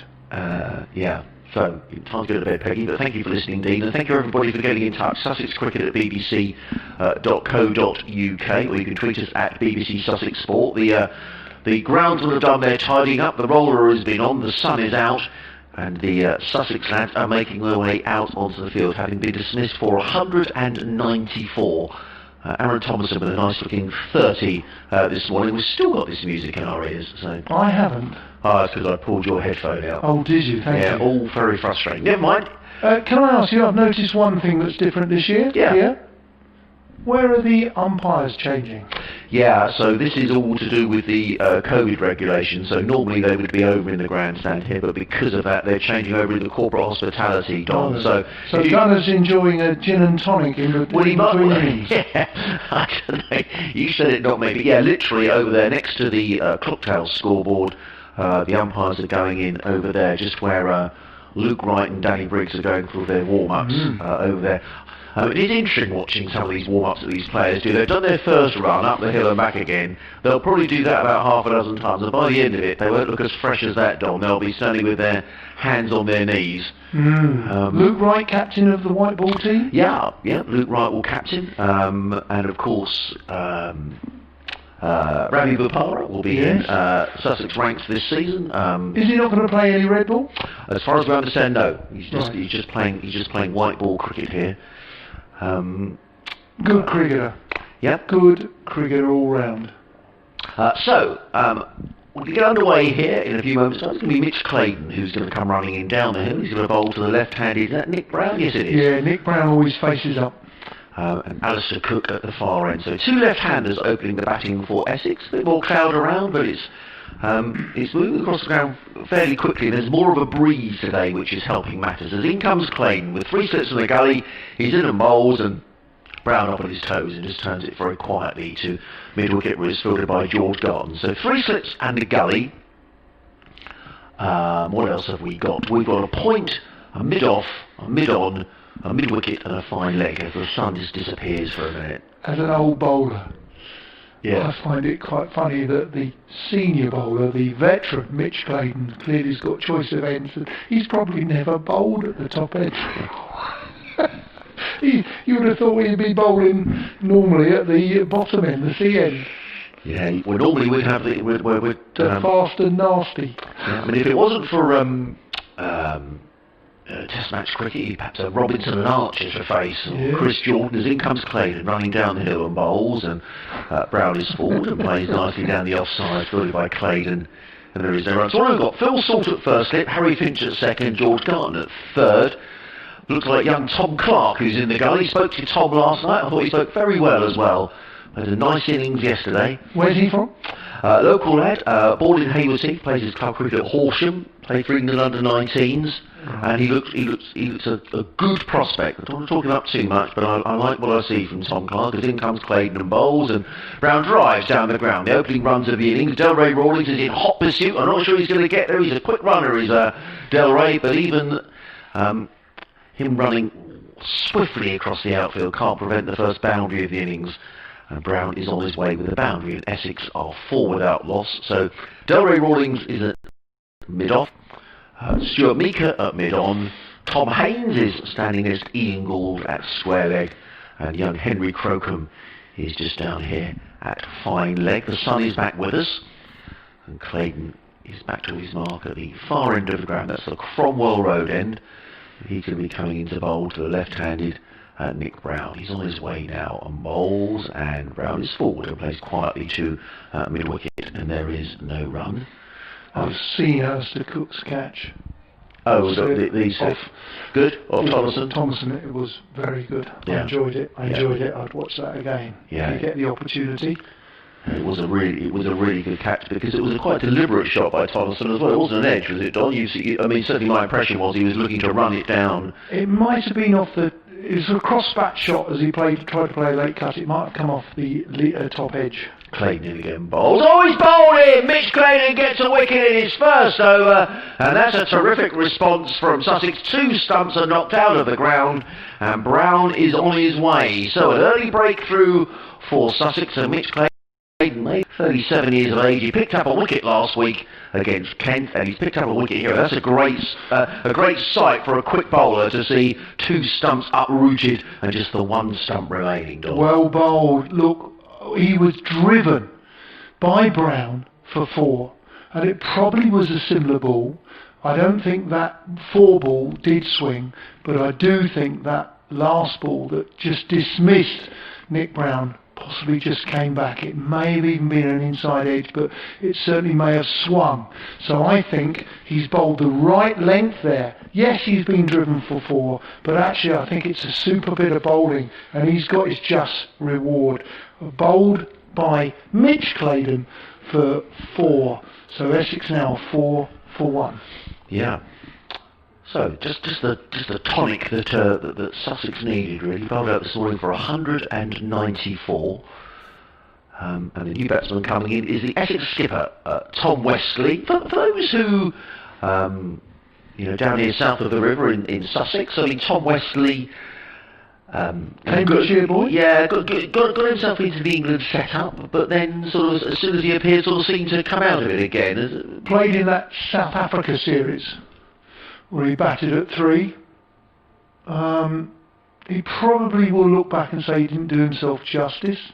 There was quite a lot of comment on his technique.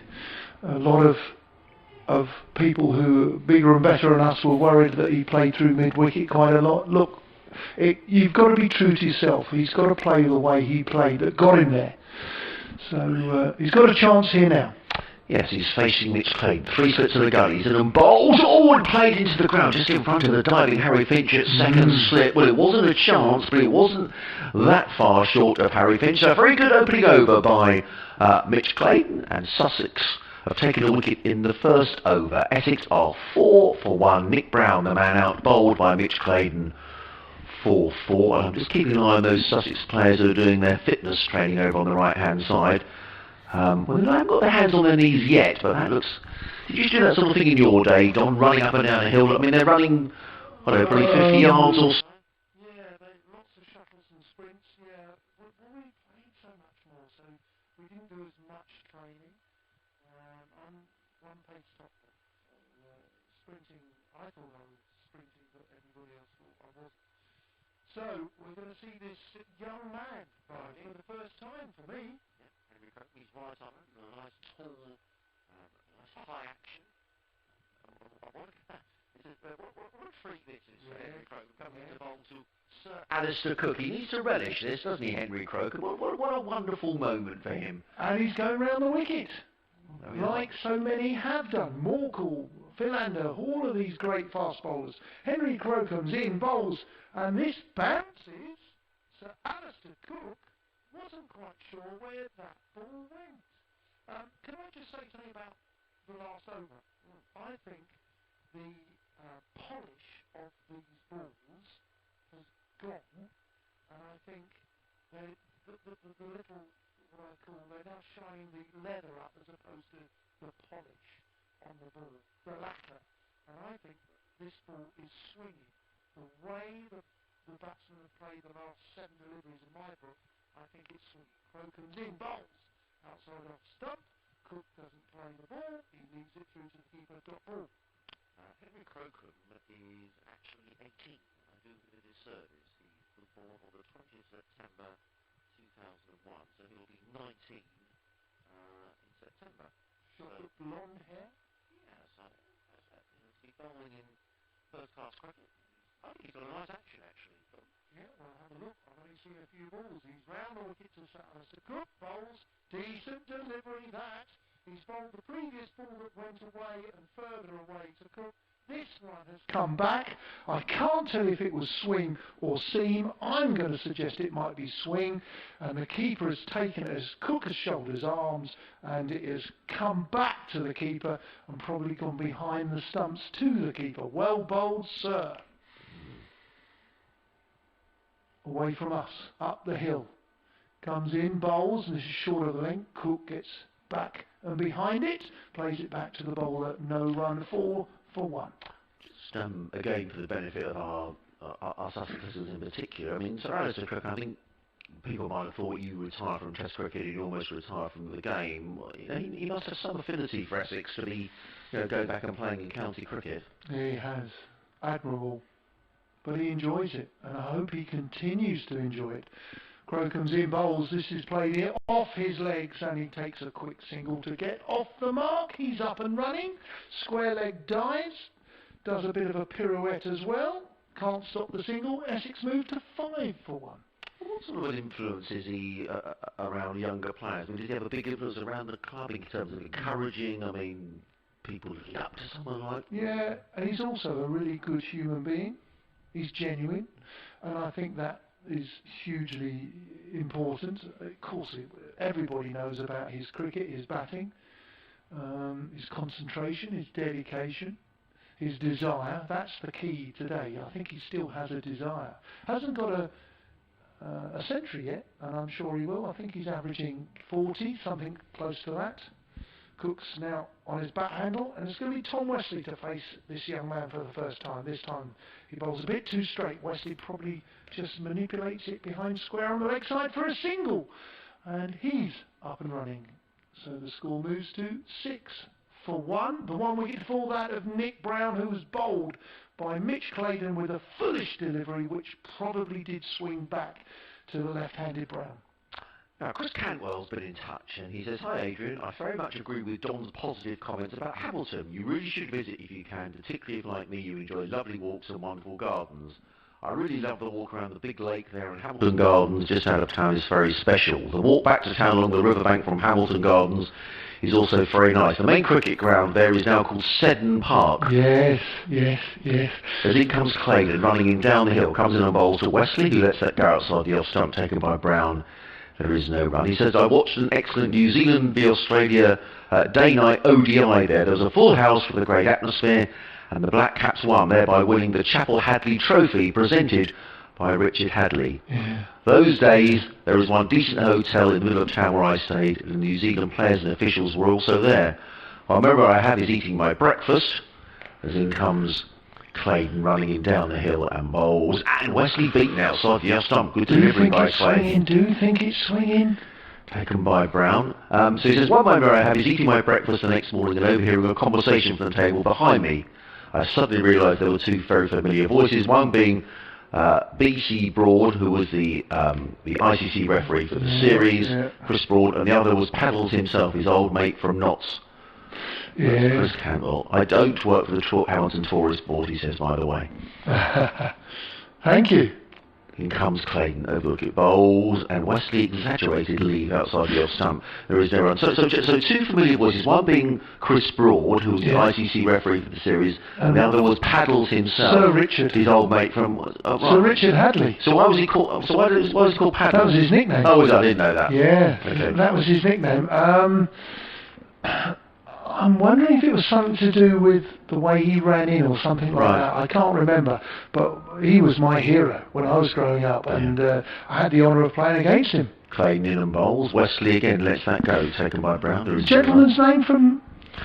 his name is Chris Cantwell. Chris, lovely to hear from you. And you talk about Seddon Park, and I remember Zimbabwe playing India at... as it was Trustbank Park or Seddon Park, but what I do remember, and he'll be able to tell me, I think I went to a lovely restaurant called Seddon Restaurant. So what is the significance of Seddon? Because he said Seddon Park, and I mentioned Seddon Restaurant. What does Seddon mean? Was it the local councillor? In comes Clayton bowls. Wesley, give him the benefit of the doubt that he would read the bat at the last minute down through to Brown. Not to be confused with another name called Snedden, who was a former Martin Snedden, who was a away swing bowler, but it's spelt differently, but it's Seddon, not Snedden. So if he could, Chris, if you could tell us what Seddon stands for, I would be grateful, because I remember the restaurant. 6 for 1 are Essex, as in comes Clayton. Downhill last ball of the over, also Wesley lets that go through to Brown. There is no run. A couple of tweets. Phil Pennicott's been in touch. He says, "Good afternoon, Adrian and Don. Enjoying the commentary. Can Adrian please update us on David Visa?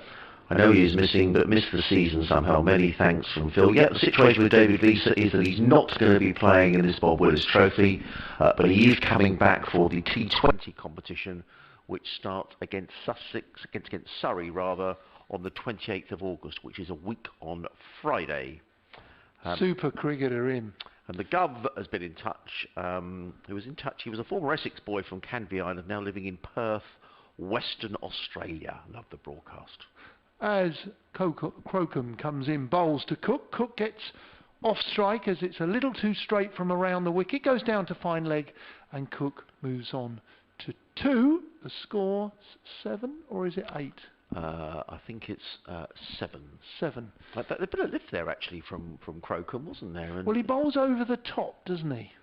Explain what you mean by that. Right, he bowls very much at 12 o'clock as opposed to, say, Ollie Robinson bowls at 12 o'clock. Jamie Porter probably bowls a little bit more round arm. There's a subtle difference, but Crocombe gets over the top. And so he gets the maximum amount of bounce, and this time he does again, this time to Wesley. Wesley plays it into the leg side. There is no run. 3 men saving the single on the leg side, in front of square, mid-wicket and mid-on, mid-off. There's a gap between the offside, if I said to you at cover, or maybe extra cover, there's a mid-off and maybe a squarish cover, and then there's 3 slips waiting. As Crocombe comes in, bowls outside off stump, a ball that nips back through to the keeper, dot ball 7 for 1. And James Kirtley is the Sussex bowling coach. I mean, important for Sussex, for a young lad like Henry, aged 18 years of age. Yep. I know a little bit about James Kirtley because obviously of my own son, who thought the world of James Kirtley. Enjoyed working with him, a good man. And he's now full-time here, isn't he? He was part-time, and I think that's good. Crocombe comes in. This time it's driven down the ground. The bowler feels well off his own bowling, parries it to Delray Rawlings at mid-off, where there is no run. So he saved himself a good bit of fielding on his follow-through. That is a dot ball, still 7 for 1. Neil Hartley has been in touch. We've got listeners all around the world today, Don. And Neil is in the south of France. I'll read his email after the next ball. How lovely, how delightful. Crocombe in, outside off stump, shouldered arms by the right-handed Wesley through to the keeper. I just look at this lad, I'm probably thinking he may swing the ball occasionally away. Other than that, he just angles the ball in, or away from the left-hander but into the right-hander. Interesting. I'm enjoying what I'm watching here. So Neil says, "Hello Adrian and team. I'm following the coverage from southwest France again. Nice to see sunshine at the county ground." Yes, it is. It's been pretty grey the last couple of days. Crocombe in, bowls, right arm over the wicket through to the keeper. That has generated a bit of pace and bounce there. I think he's gaining in confidence as we watch this spell. Sorry. That's right. He says, this is the first time I've seen Thomason bat. I thought he looked solid, so well done him for batting for over 100 balls. Yes, I thought he batted well as well. We missed Ollie Robinson in the last match, so I hope he gets to play in the last test. Otherwise, it will be infuriating for him and Sussex alike. By the way, the sun levels are going up and down again. Not the known issue with the change of ends. And he says, re-paddles, I think Hadley's nickname was to do with his large feet. Yeah, maybe. Seems to make What sense. a wonderful cricketer. I've had a bit of a contact here from George and Amanda. Hope they're enjoying their lunch listening. George is always cooking something rather special. Very talented man is George. He's also one of the ICC photographers as well at various events. In comes Claydon and bowls, and Cook plays out into the offside. There is no. And I've got some more updates on the some of the Sussex cricket that's been played. Thank you to Mark Judges for this. So this is the first Central August Cup. You were talking about some of the sides in Sussex. So there's 42 groups, about 250 teams. That's extraordinary. Some clubs have multiple teams. 40 overs a side played on Saturdays in place of normal league cricket. And the Sussex Slam, I'll come to in a minute, is in comes Claydon and bowls, and Cook drives nicely through the offside and picks up a single. Aaron Thomason in hot pursuit. Just the single to Cook. He goes to 3, the total to 8 for 1. The Sussex Slam is over 60 men's teams, 12 women's teams, 20 overs a side played midweek. And the commentary, we're not quite sure why it keeps dipping in and out, but we're doing our best. I think they've run that for a couple of years, haven't they, the Sussex Slam? Slam. I think I remember seeing it on Twitter and hearing about the teams playing it. Got themselves quite a good profile. In comes Claydon bowls, Wesley up on his toes, plays into the offside, and there is no run. I don't mean this to be a rude question in any way, Don, but one I think Sussex supporters would probably like to know the answer to. You're mentioning there about your son Reese working with James Kirtley. He was here for a year, but decided not to stay. Was there a reason for that, or? Well, Sussex fans will be surprised to hear this. He loved his time here. He was very thankful for the opportunity, but it was a relationship that worked both ways. In comes Claydon and bowls, and up on his toes is Wesley. We'll go through to Brown, and there is no. I'm not sure if that was a no ball. Yes, it was a no ball. So yeah, keep going. There was nothing sinister to report apart from the fact that he was thinking about signing and he was waiting for a contract office. Sussex were very good to Reese, and Reese was also very good to Sussex. You know, there was a lot of the time that he wasn't around where he wasn't being paid, and he was here on his own steam in many respects. And he was waiting for a contract, and then Surrey approached him, and I'll explain. Here comes Claydon bowls, Wesley lets that go through to Brown. Again, there is no run. He has had a horrific, and as a dad, he's had a horrific spate of injuries. He's had 5 stress fractures.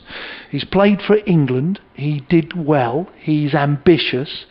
And the reality of it is he just wants to get back in that England side, and he felt his best chance of getting back into international cricket was with Surrey, and that's the harsh reality. Here comes Claydon bowls, let go outside the off stump by Wesley. Again, there is no run. He's, as I say, he had 5 stress fractures, and he also had a huge back operation. And we had an emotional time here. You were commentating, we were here watching for that first T20 game last summer where you played, what do you call it down here? The Battle of the Coastal... Oh, El Clasico. El Clasico down here. Sussex versus Hampshire. Forget Tottenham Arsenal. Sussex versus Hampshire. In comes Claydon and bowls, and Wesley plays this very fine down towards Crocombe, who fields down here at fine leg. There is no run. And it was a wonderful evening where he got a few wickets against Hampshire. But it was a relationship that worked both ways. He's got absolute total respect and admiration for Sussex, Jason Gillespie, James Kirtley, the players, and in particular the physios and various people, support staff. But, you know, he was thinking, he's been hanging around for so long being injured. And as a father, it was horrible to see 5 stress fractures and a huge back operation. I've got total admiration for him to get back onto that park. It must have been quite difficult mentally. But he's back playing and he's hoping to have a successful call in the next 24 hours. Crocombe bowls. This is on the leg stump towards Tom Wesley, who plays it out to mid-off, where there is no run.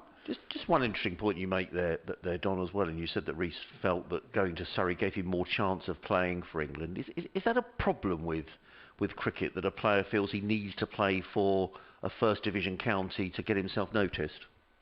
That's a really difficult subject to talk about, isn't it, these days? This time Crocombe bowls. It's a good-looking shot, but it's well bowled too, which goes to Delray Rawlings at extra cover, no run.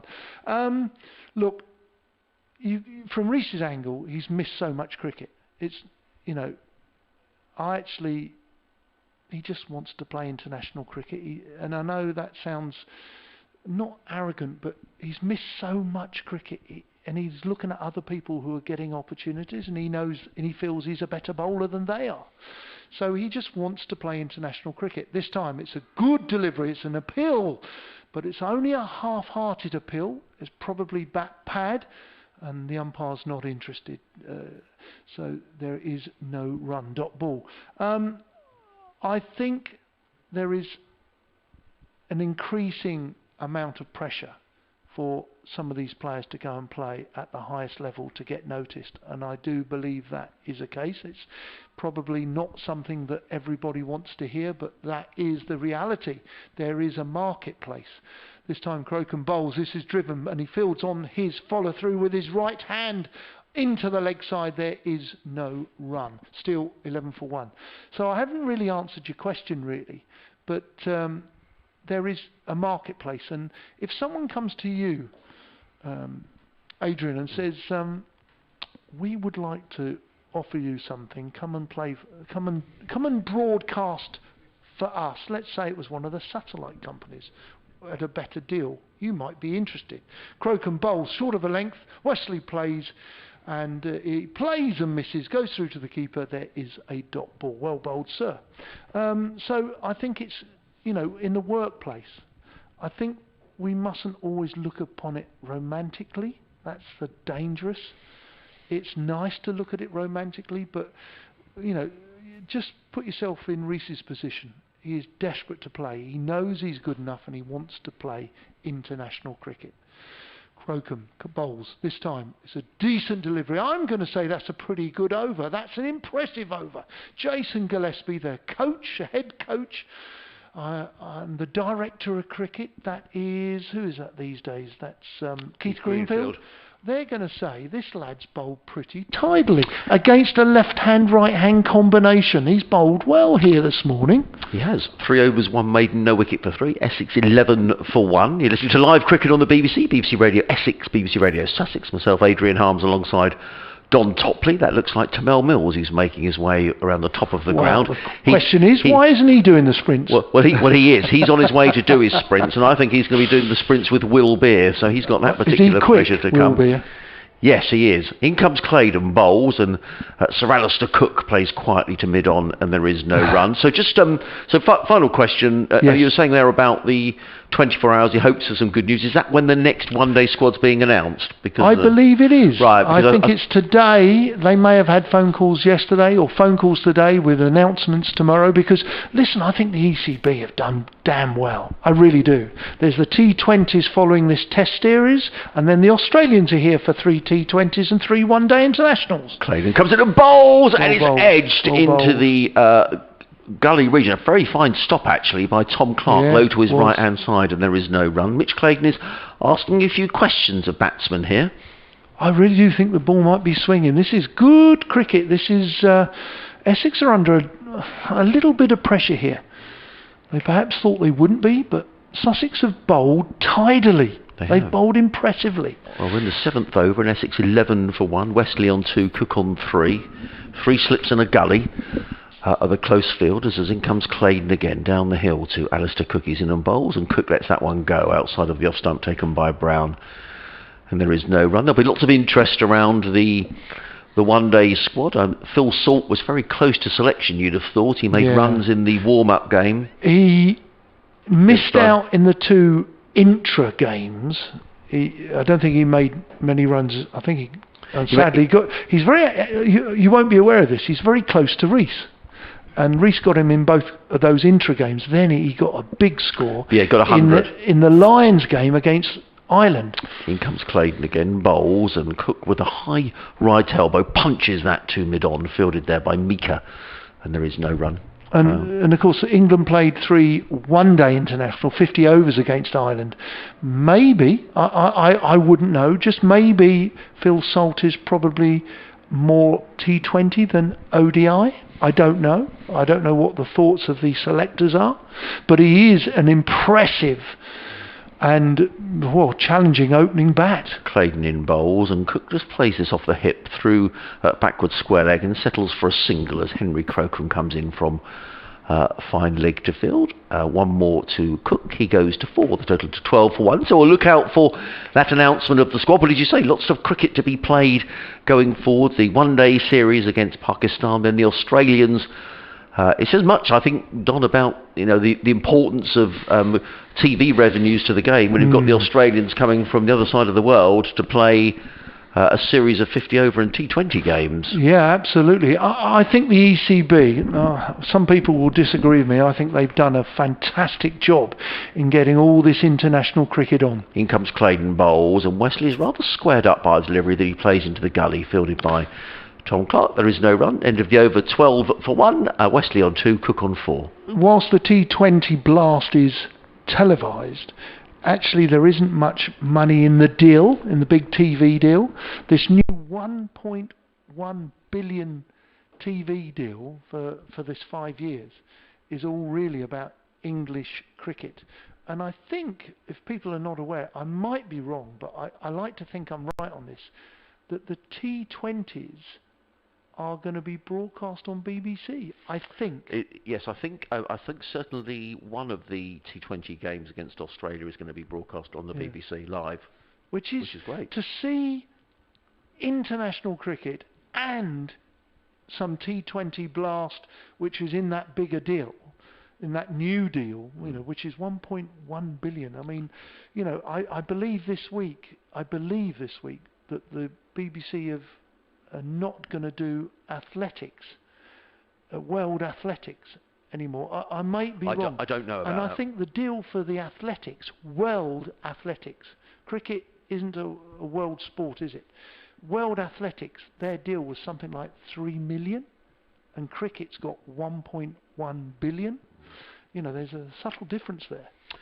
Chris has been back in touch. Hamilton? Yes, Matt Hamilton. He says, many thanks for reading my email and best regards to Don. I didn't know the answer to the question about the Seddon name, but Wikipedia did.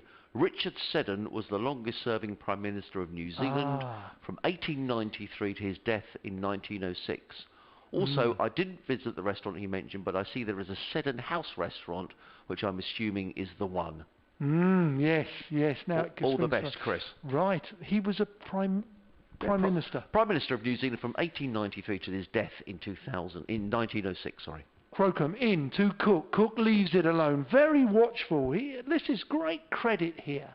He'll sleep well tonight, will Henry Crocombe, because he's bowling at the great Sir Alistair Cook. I'm sure his parents can't be here, but his parents are probably watching the streaming, listening to us. Well done, Mum and Dad, because I think you should be rightly proud. At the moment, this is his first spell. He's in his 4th over. He's doing a very good job, having just gone for 3 runs. He's in again round the wicket. This time, Cook leaves, watchful as ever, through to the keeper, Ben Brown. There is no run. No, he's bowled very nicely. Yes. So lunch will not be today until 1:10 because we've got some overs to catch up from. Oh, really? Yesterday, yeah. Is that a COVID sort of amendment? No, I think just because we've got 8 overs carried over, which is the maximum they can carry over, because we didn't have enough overs yesterday. So I think we play another 10 minutes on each session. Crocombe round the wicket to Cook. Cook's gone for an LBW, and it's not been given by Ian Gould. Henry Crocombe was so excited then. How wonderful for this young man.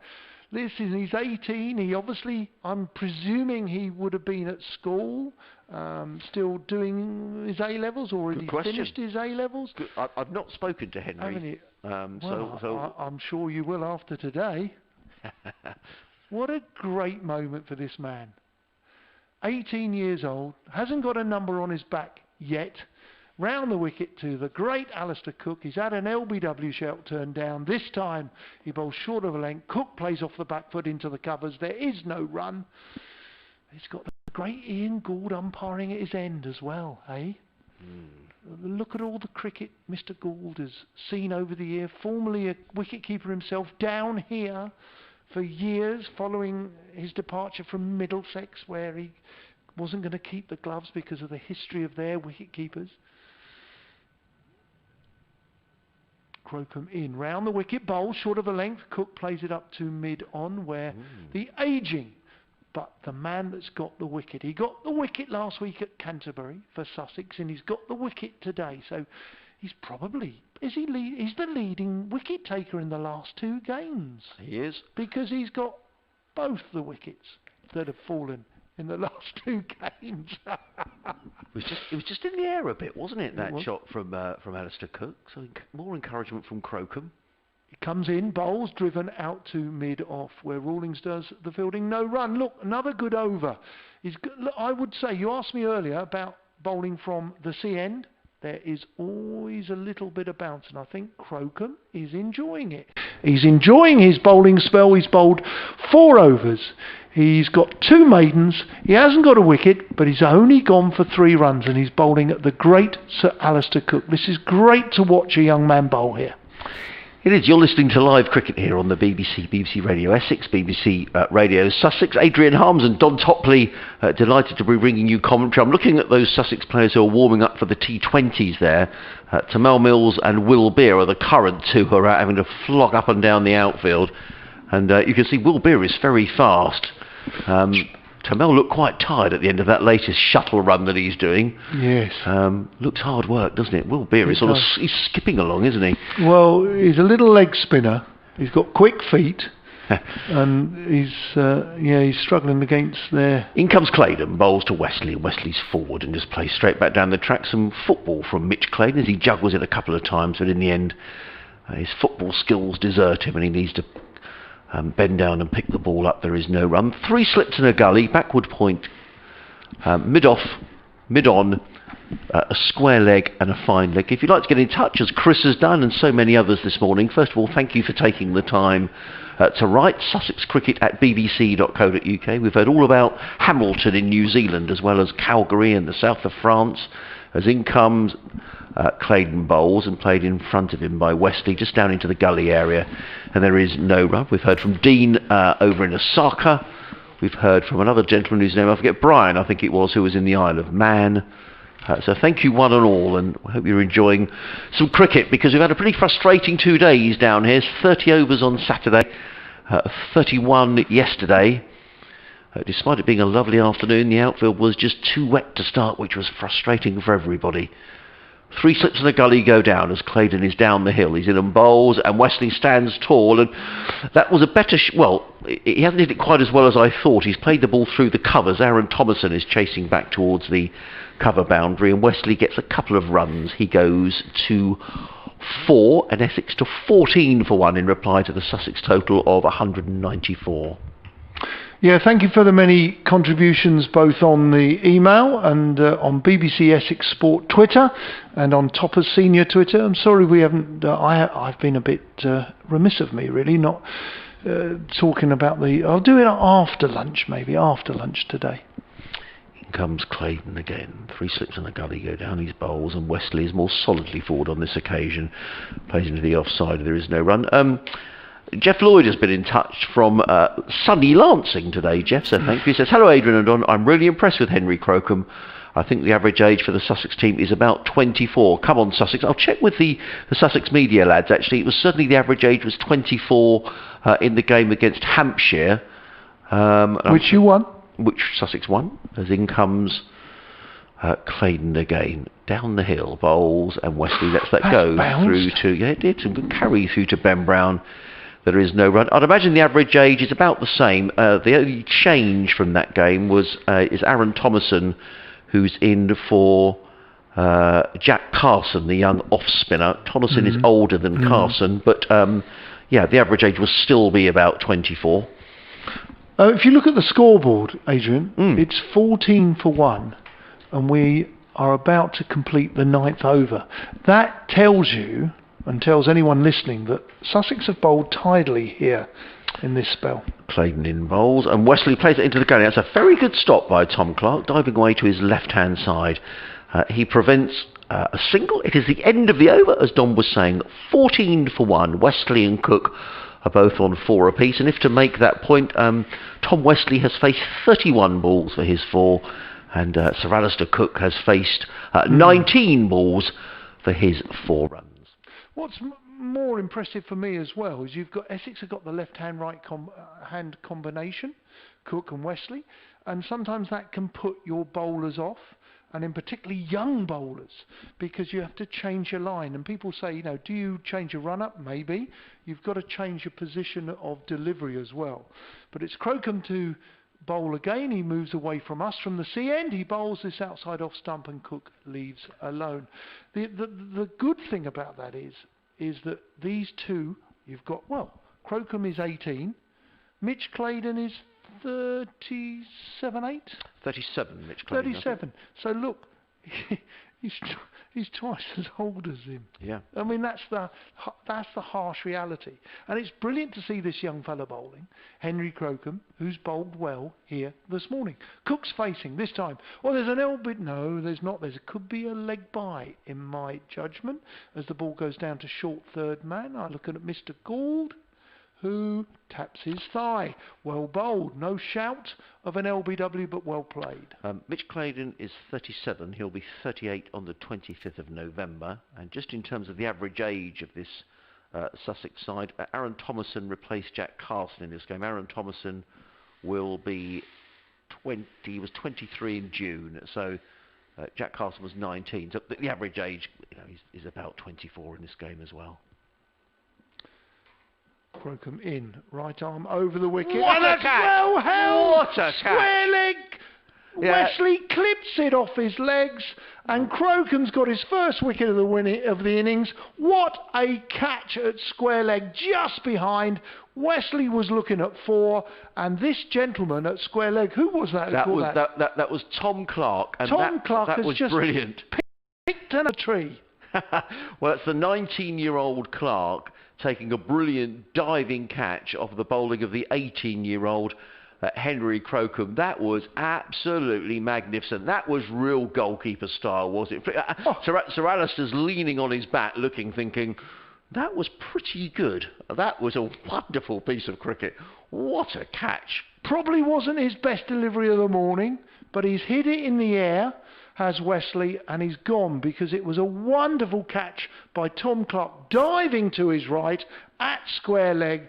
Wow, if you were square of the wicket, and the boys, your Sussex boys are, white ball boys are doing a bit of training, Tamal and Will Beer would have looked across and would have seen that from square on. That was sensational, Adrian. That really was. What a brilliant catch. I wonder what Mark Newell said to Tom Clark there when he caught that. I mean, that was a brilliant catch, wasn't it? It was flicked away by Wester. I have to say, I was looking in the direction of the boundary, and Tom Clark, wow, that was a bit special. I spoke to Tom last night about his batting. He didn't mention he could field like that. That was wonderful stuff. Oh, wonderful, correct.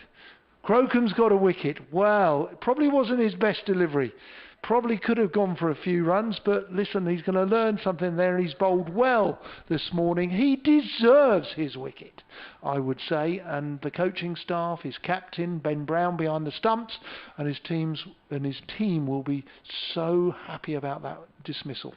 What a good delivery, this time to Dan Lawrence, who faces his first ball, comes forward, soft hands, plays it back down the wicket to mid on no run. Well bowled.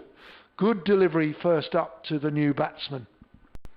Yeah, I mean, that's the important thing, isn't it? When a new batsman comes in, you make the batsman play, and he had to do that. Yep, absolutely.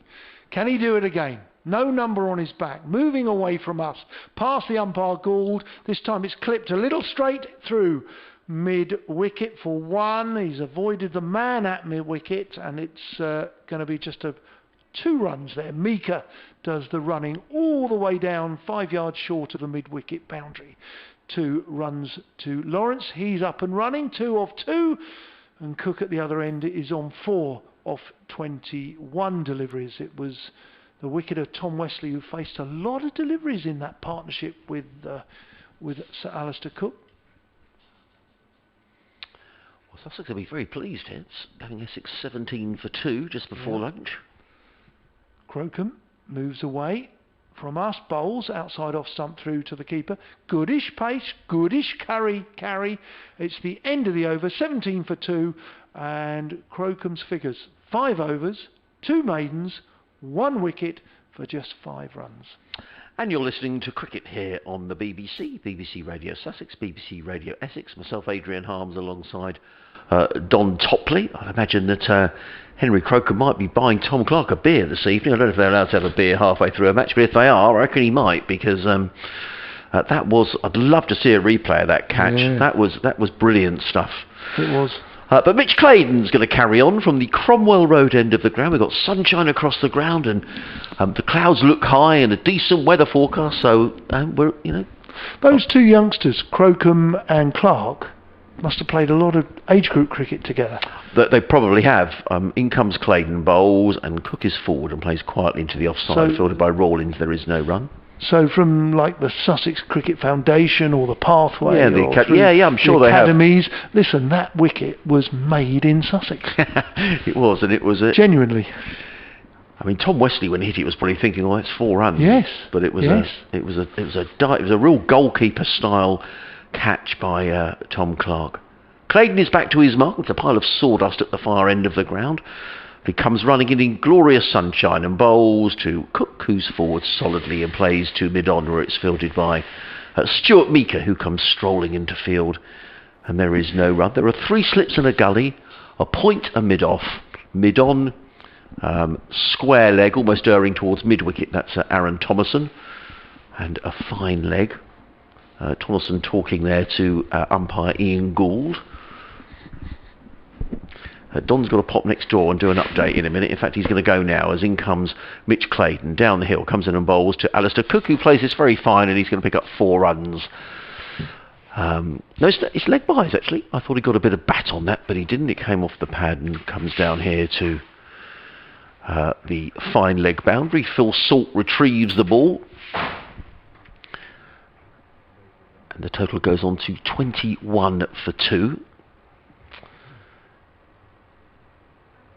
Salt puts on his white sun hat. The other players in the slip cordon have got their Sussex caps on. That's Finch, Garton and Clark. Delray Rawlings wearing a cap. Tom Haynes wearing a cap at mid-off. So's Mika. So everybody else has got caps on, with the exception of Phil Salt, who's got his white floppy sun hat on. As in comes Claydon around the wicket to Cook, and Cook is chopping this one to backward point, where it's fielded by Delray Rawlings.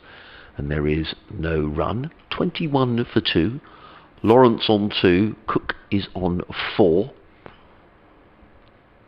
Sussex bowled out today for 194, starting the down 155 for 6. Aaron Thomason batting very nicely for his 30 runs. He was in for over 100 balls, but I thought he looked very secure, batted very well. In comes Claydon, round the wicket, bowls, and Cook is forward and plays to mid-off. And there is no run, fielded there by Haynes. News from other games around the country. We've been pretty lucky here, because down on the south coast, there's been no play at all at Southampton today. They almost ought to pack up really and call it a day. A further inspection at 20 to 2. As in comes Claydon, around the wicket, bowls, and Cook, I think that came off the 5 pad as well. It's fielded by Tonson, who's in very quickly. Let's wait for the umpire signal. Yes, indeed, leg byes. Fielded by Thomason. There is no run. It is the end of the over, and Essex are 22 for 2. Lawrence on 2, Cook for 4 are the batsmen who are still in. The batsman now, Nick Brown for 4 and Tom Wesley for 4. So all the 4s at the moment. And it's going to be Henry Crocombe who's going to carry on from this, the C end of the ground. So no play in the test match so far today. That game is unquestionably heading for a draw. elsewhere. Play due to start at 1:30 at Arundel in the game between Surrey and Hampshire. They are playing at Canterbury, where Middlesex are 218 for 7. As here comes Henry Crocombe around the wicket to the left-handed Sir Alistair Cook. He's in and bowls, and Cook is forward and plays very respectfully back to Crocombe on the bouncy fields, and there is no run. 3 slips, backward point, cover, mid-off, mid-on. A square leg and a fine leg all the way down in the distance. Crocombe back to his mark. Turns and makes his way in. Essex 22 for 2, and Crocombe is on his way. He's in and bowls, and Cook is struck round about the thigh pad. The ball just dribbles down in front of him, and there is no run. Fielded there by Tom Clark, who comes in from cover to field. He's only 19, Tom Clark. He's just starting out on his cricketing career, but even at this young age, I'll be surprised if he takes a better catch than that. It'll need to be a cracker, because that really was sensational. Crocombe back to his mark, and he's on his way. Comes into bowl to the left-handed Alistair Cook, and Alistair Cook just works that quietly down to fine leg, fielded in the distance down there. I think that's Tom Haynes all the way down there who gets in the throw. And one more to Alistair Cook. He goes to 5, and Essex to 23 for 2. Crocombe back to his mark. Nice to see Mitch Claydon fielding there at mid-off, and I'm sure that's giving the young man some encouragement as well, as Crocombe is back to his mark, and he's going to come in to bowl to the right-handed Dan Lawrence, who's on 2. 3 slips in place, and Crocombe is on his way. He's in and bowls, and a super delivery. Lawrence is beaten outside the off stump. Bit of extra lift there from Henry Crocombe, and Lawrence was beaten outside the off stump, taken by Brown, and there is no run. Really good spell of bowling this by Henry Crocombe from the C end of the ground. He's in his 6th over. 2 maidens, 1 for 6, and he's really bowled with good pace, and he's caused the batsman problems. Crocombe on his way. He's in and bowls, and Lawrence is forward and plays very late to mid-on, fielded by Mitch Claydon, and there is again no run. The drilling that you can hear is going on the big block of flats away to our right-hand side. They've been seeing some work over there to the fascias over there, and lots of dust, and there's 2 workmen over there in their green high-vis jackets as Crocombe is on his way. Running away from us, he's in and bowls to Lawrence. He lets that go outside the outside. Really good carry through to Ben Brown. Yes, thanks very much indeed, Sarah. 5 minutes to go here until lunch, and it's been a pretty good morning for Sussex, because Essex in their first innings have been reduced to 23 for 2. A wicket apiece for Mitch Claydon and for young 18-year-old Henry Crocombe. That was a result of a quite brilliant catch by another young Sussex player, Tom Clark, catching Tom Westley at square leg. A brilliant diving effort. So Essex 23 for 2 in reply to the Sussex total of 194. No play so far down at Arundel, but there's going to start there at 1:30. I'm just seeing at Surrey 130 for 8, and no play so far in the Test match. There's going to be a further inspection at Southampton at 20 to 2. So a change of bowling from the C end of the ground, from the Cromwell Road end of the ground, and it's going to be Tom Haynes who's going to come in. Dolly's back from his updates to the listeners on BBC Radio Essex, and it's going to be now we do need the clean feed taken off, if they can remember, back in the studio. That'll be quite helpful, which I don't think they have, so I'll just remove that from your... No, there's a bit of music from the past. Yeah, a bit of ELO. ELO, yeah. Gosh. Will you commentate on this over, Don, as you're back in the commentary box? It may be the last over before lunch being bowled by Tom Haynes. Haynes on the way in to Sir Alistair Cook, and as we've seen most of the morning, Sir Alistair Cook is happy to leave, being very watchful against Mitch Claydon and in particular Henry Crocombe. So Sir Alistair Cook, as we know, is a master of concentration and desire here, and he's going to be looking to try and get his first century of the summer. He's got a lot of work to do. He's on 5. Haynes turns, comes down the hill, bowls. Little medium pace bowler. This is played out to mid. on where there is no run. That one just kept a little low, perhaps. And, Well, he hasn't got he doesn't hit the deck quite as hard as Mitch Claydon or in fact Henry Crocombe.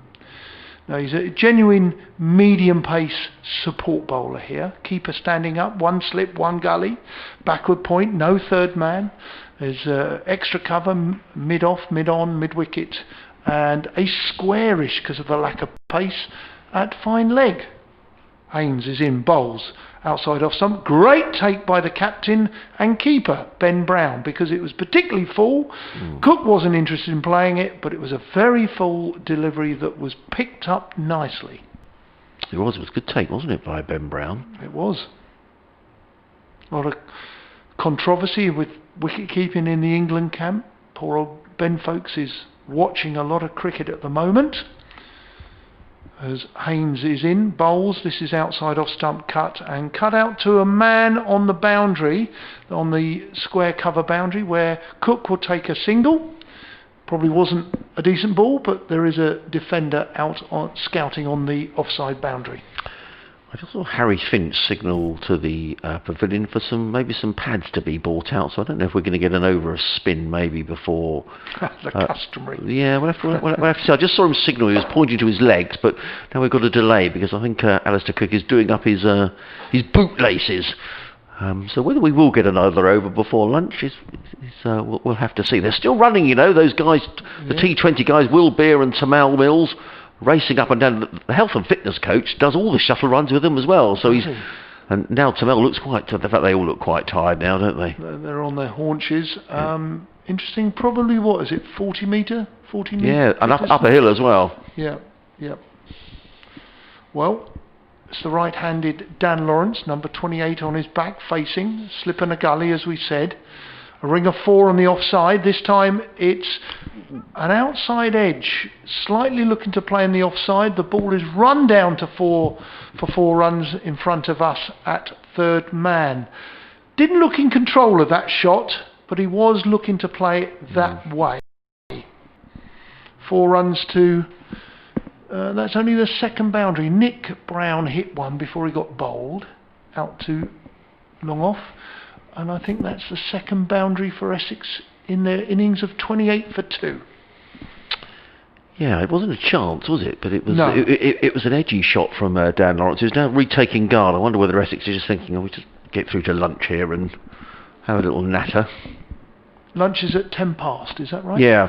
Haynes is in, bowls. Little bit of bounce, this time played into the leg side where Rawlings runs in and prevents the single, which was entertained initially by Lawrence. And that is lunch as the umpires call time. They flick the bails off and all 13 cricketers veer towards the pavilion. Well, it's been a good morning, hasn't it? An interesting morning's cricket. Sussex going from 155 for 6, eventually out for 194. Aaron Tolleson making 30. He was the second top scorer.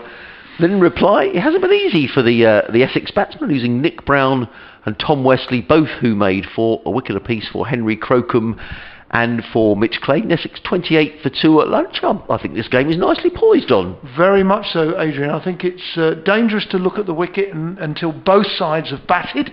And Sussex have got 194. The good thing about this, globally, is the game is continuing to unfold. So, at a pace. It certainly is. So, here come the ground staff. They're wandering out in with their various buckets and brooms and various other paraphernalia to do their work, no doubt remarking the crease as well. The umpires are walking to their temporary accommodation, which is over by the clock tower scoreboard, and some of the Essex players are coming wandering out with Andre Nell, the assistant coach or the bowling coach. Yeah, to do some warm-up work on the outfield as well. So Don and I are going to have a bit of breather. We have to bring our own lunch these days under the COVID regulations. What have you bought, or did you stop at the supermarket today? Unfortunately, I haven't got quite what I've had previously. I've had a bit of stick on Twitter this morning about my lunchbox, and I've got basically a sort of a meal deal. Yeah, and we did see a cake that you baked. We'll talk about that because I think you need feeding up. Do I look a bit thin? You've wintered well. Well, that's very polite, Don. I've got my Marmite and lettuce sandwiches as well, and some bananas and other bits and pieces. So I'm looking forward to those. So thank you all for listening, and thank you so much as well, everybody, for all of your emails, because it's been great fun hearing about Hamilton over in New Zealand and other places around the world, from Calgary to Osaka in Japan, etc., etc. So it's just good to have your company, really. And the weather looks set fair, so hopefully, despite Southampton being just down the road, or what, 50 miles away, they've got no play at all. It's really looking very promising here, so long may that continue, and Don and I will speak to you again at about 10 to 2. But for now, enjoy your lunch, and we'll speak to you a little later.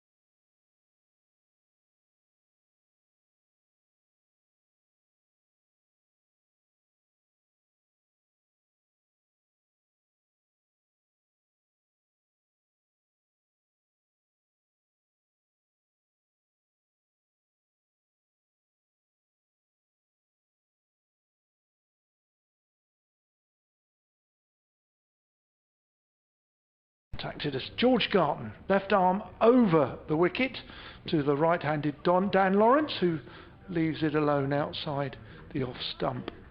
And your Twitter and email? Yes, email address, Don, is sussexcricket@bbc.co.uk and Twitter @BBC Sussex Sport.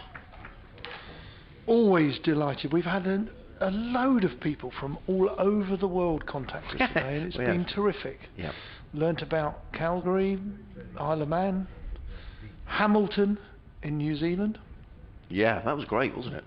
Left arm over, that ball was of good pace outside off stump where Lawrence left it alone. Not much swing there because it was a little short of length. You've got to pitch it up if you want it to swing, and I do think the ball swung this morning. I think Essex swung the ball, and I think once that polish off the brand new cricket ball was lacquer or coming off, I think then Sussex bowled tidily and they swung it as well. Lawrence with bat aloft, Garton's in outside off stump. Not having to play the ball at the moment, Lawrence, so just suggesting Garton, who's got a bit of a round arm action, is probably not swinging it because one, it's not swinging, and the length he's bowling is not allowing it to swing. Lawrence, having had whatever he had for lunch, the lunches down at Hove over the years has been very good, very good. Yeah, you'd recommend them as a player. Garton in again, good pace. Ooh, that may have swung because looking at the way the keeper Ben Brown has taken it to his left, having it past the off stump, I think that one did. But noticeably, Adrian, that was pitched up, where predominantly this over has been short of length, not allowing it to swing, which is what Mitch Claydon did in particular, which is why he was impressive. I think he swung the ball because he pitched the ball up. Garton, for me, must learn and keep that ball pitched up. Left armers, if they swing it, they're dangerous. In he comes, bowls, short, and it's been caught. It's a short ball that's gone through at pace, and Lawrence didn't get in behind it, and I don't know if it was the gloves or the shoulder of the bat, but he's nicked it through to the keeper. And Essex continue in a little bit of trouble at 29 for 3 as Dan Lawrence was caught by Ben Brown off the bowling of Garton, George Garton, and he made just the 6. So the third Essex wicket down, and they simply remain in a spot of bother here with Alistair Cook anchoring the innings on 6 not out. Lawrence has now gone.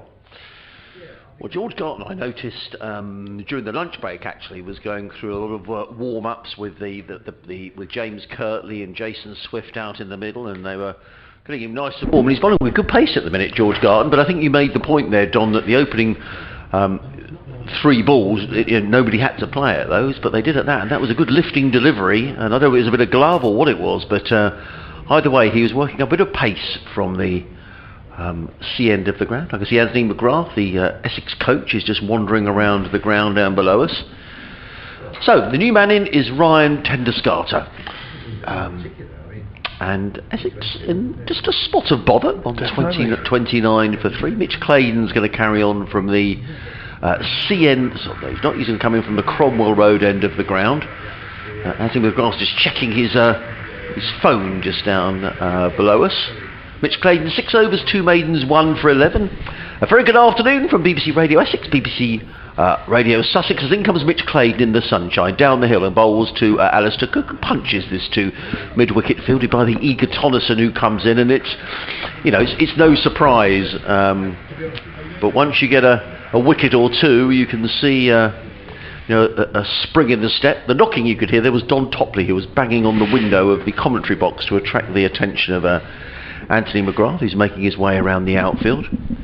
Looks like to me he's going to go and watch like he do in club ground, behind the wicket-keeper, watching the ball from end on. Claydon comes in, bowls to Cook, who's a little late on that, but manages to jag the ball down and fielded by Tonneson, who's quickly round from mid-wicket, and there is no run. There's a bit of noise on our effects microphone today, which is a couple of workmen on one of the blocks of flats away to our right-hand side. I think they're doing some work on the fascia boards there, so there's quite a lot of drilling, and other things going on. So I'm sorry, we can't do a lot about that, but we'll try and keep that noise to a minimum, and hopefully it won't disturb your enjoyment of the commentary.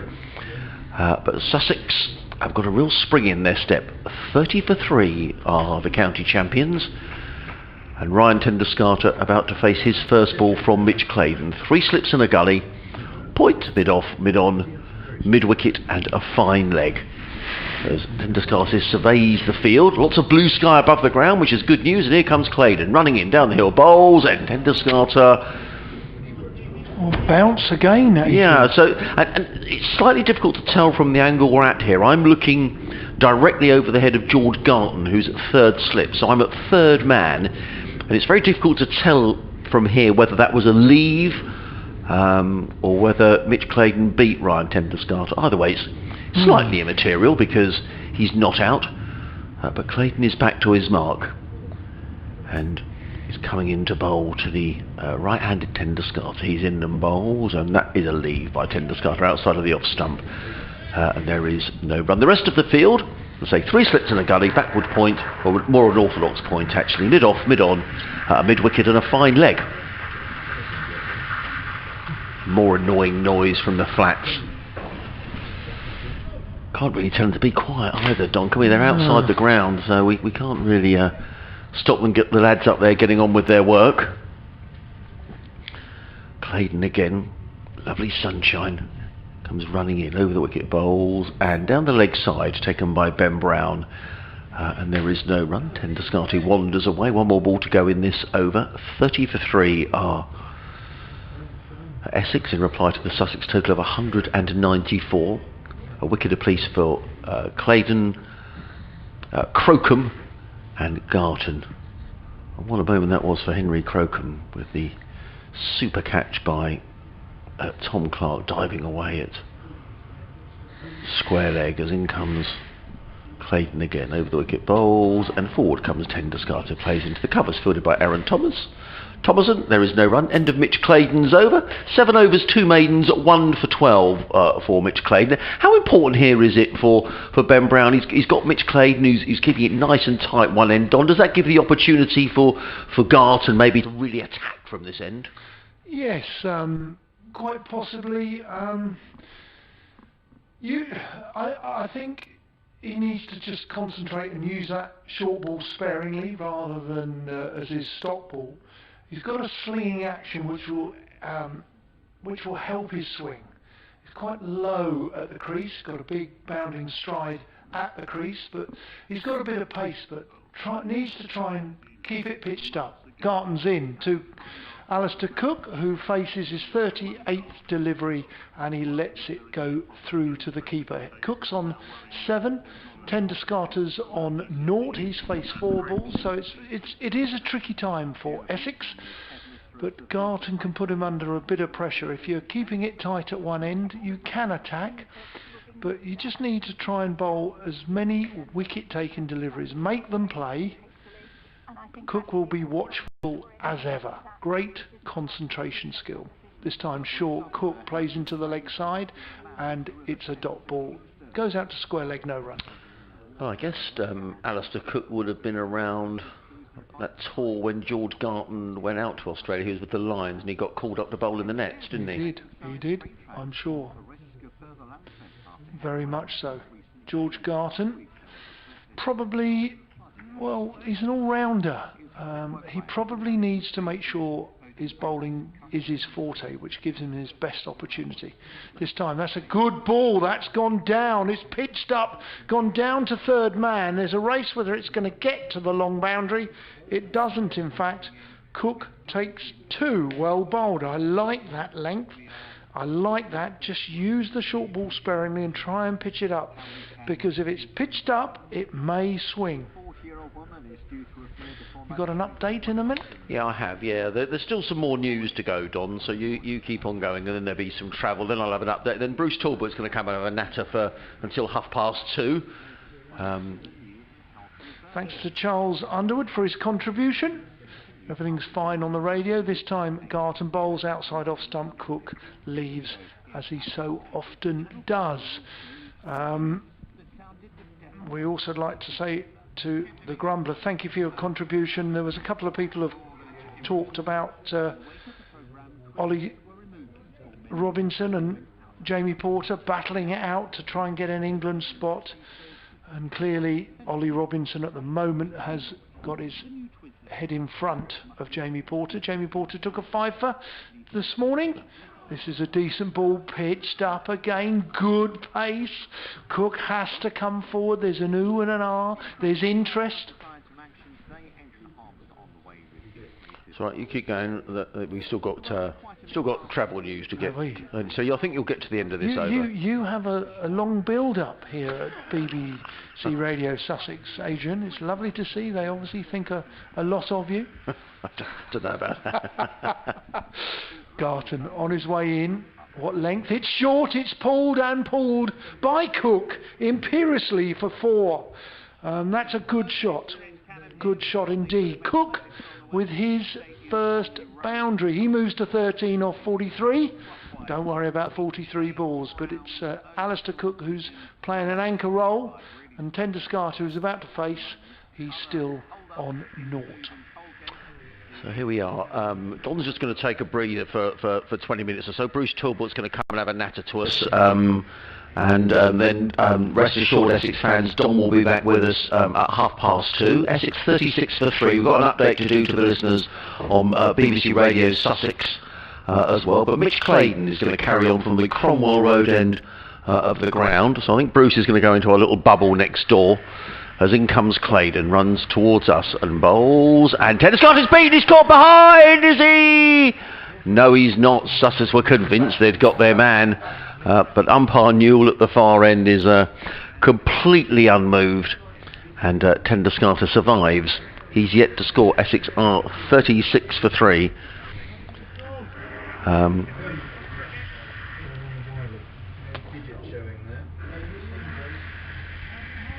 Waiting for our... Yeah, hello James. Well, it's a lovely afternoon in Hove. A complete contrast to the weekend where we had rain and low cloud and very little cricket. But this is turning into a good game. Essex are 36 for 3 in their first innings. Sussex have picked up a wicket since lunch taken by George Garton. So 36 for 3 are Essex in reply to the Sussex total of 194. So Alistair Cook, he is still there though, looking ominously good. He is on 13. Meanwhile, they're also playing at Arundel, where Surrey are now 167 for 9 against Hampshire, but no play at all so far in the Test match. It really has been a washout in Southampton. A further inspection there at 2:20. As in comes Claydon running in towards us. He's in and bowls, and Tenduscata's wrapped around about the thigh pad. The ball ricochets into the offside, and there is no run. So I'm just going to do some jiggery pokery here with the various wires that we have, and then hopefully, with a bit of luck and with a bit of magic, the next voice you will hear will be Bruce Talbot. It is. Hey, it works. We're a big build-up for Bruce, but we're in a sort of our biosecure bubble here in the commentary box. So Bruce is in a different room to where Don and I are sitting for social distancing purposes and using equipment, etc. But here comes Claydon running in down the hill, bowls to Tenduscata, who works this out onto the offside, fielded by Aaron Tonneson, and there is no run. 36 for 3. I think this has been a very good bowling performance so far by Sussex, Bruce. It has, very impressive. There's a little bit in the wicket, and Mitch Claydon's been solid, good spell before lunch. Got that wicket with a new ball, and then George Garton, and we've not seen too many balls bounce as much as the one that Garton bowled that got out Dan Lawrence in his previous over. Took the shoulder of the bat, I think, and Ben Brown actually took the catch almost at shoulder height, didn't he? In comes Claydon, bowls, and Tenduscata works us into the covers again, fielded by Aaron Tonneson, and there is no run. And he does bowl with good pace, George Garton, Bruce. A couple of deliveries in opening over were sort of a little wide, but when he hits the right mark, he's a bit of a handful. Yeah, and there's an argument for saying that perhaps he should have taken the new ball. I mean, Henry Crocombe bowled well before lunch, but Garton's probably the quickest of the bowlers playing for Sussex in this match, so slightly surprising he didn't take the new ball. Claydon in and bowls, and Tenderscarter again plays this to Tonnison in the covers. There is no run. It's the end of good over by Mitch Claydon, who's asking plenty of questions of these Essex batsmen. 36 for 3. Claydon figures 8 overs, 1 for 12, and he's keeping it nice and tight, Mitch Claydon. I guess that's what it perhaps gives the opportunity to attack from the other end, Bruce. Yeah, it does. I mean, he's been very, in the 3 games, he's been Sussex's best seam bowler. I mean, you were at Canterbury last week, and I know they didn't, well, 1 wicket, but 1 wicket taken, but Claydon's figures were pretty good again today. He's had 6 overs before lunch. He's come back after the break and bowled a couple more overs, so nothing wrong with his fitness or his stamina, and he keeps batsmen honest.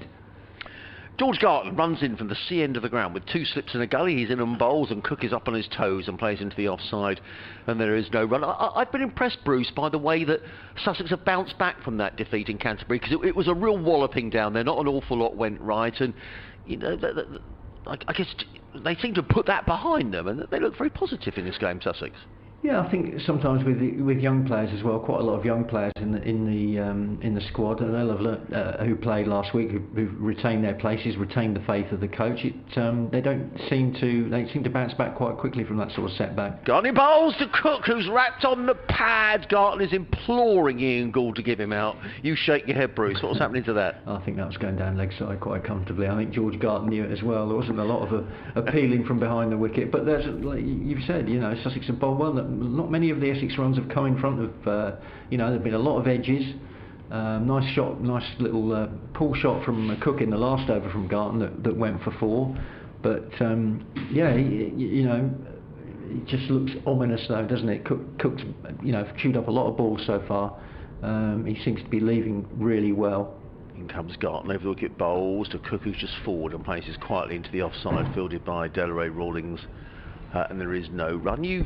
I know you know Ian Gould well. I don't know if you had a chance to speak to him, Bruce, but I just wonder if there's, you got any sort of insight into the pitch and how it's playing. No, he said, I saw Gunner yesterday, and he said it's a good wicket. The pitches at home, as you know, Adrian, sometimes the scores can be quite low in the first innings, and then they seem to get a bit better to bat on in the second innings. With so much time lost in this game, I'm not sure how much second innings batting either team will do. But there's a lot of overs left today. There's still a possibility here that we could get a result. In comes Garton, running away from us. He's in and bowls, and Cook just plays quietly onto the onside, and there is no run. Yeah, we've got another 61 overs to go after this. And if Sussex could get Alistair Cook out, they would really feel they're in the pound seats. Garton wanders back to his mark. 2 slips in a gully, backward point, cover mid-off. There's a lot of noise around the ground today. A lot of that is builders' noise. Work. Yeah, I was talking about that to the guys in the press box. I mean, normally, with a crowd in here, even sort of 1,500 people, you wouldn't really hear that, would you? In comes Garton again and bowls up on his toes as Cook and just works it into the onside and picks up a comfortable single. He goes to 14 and Essex to 37 for 3. I think at the end of the over. No, it's not. Sorry, we've got another ball to go in this over. And actually, for Alistair Cook, I mean, we were discussing this. He caught a blinding catch at first slip, Bruce. Yeah, he did. He's always been a good slip. Obviously kept fielded at that position for many years for England. Very reliable slipper. I mean, he's taken 4 catches in the innings, and none of them were easy.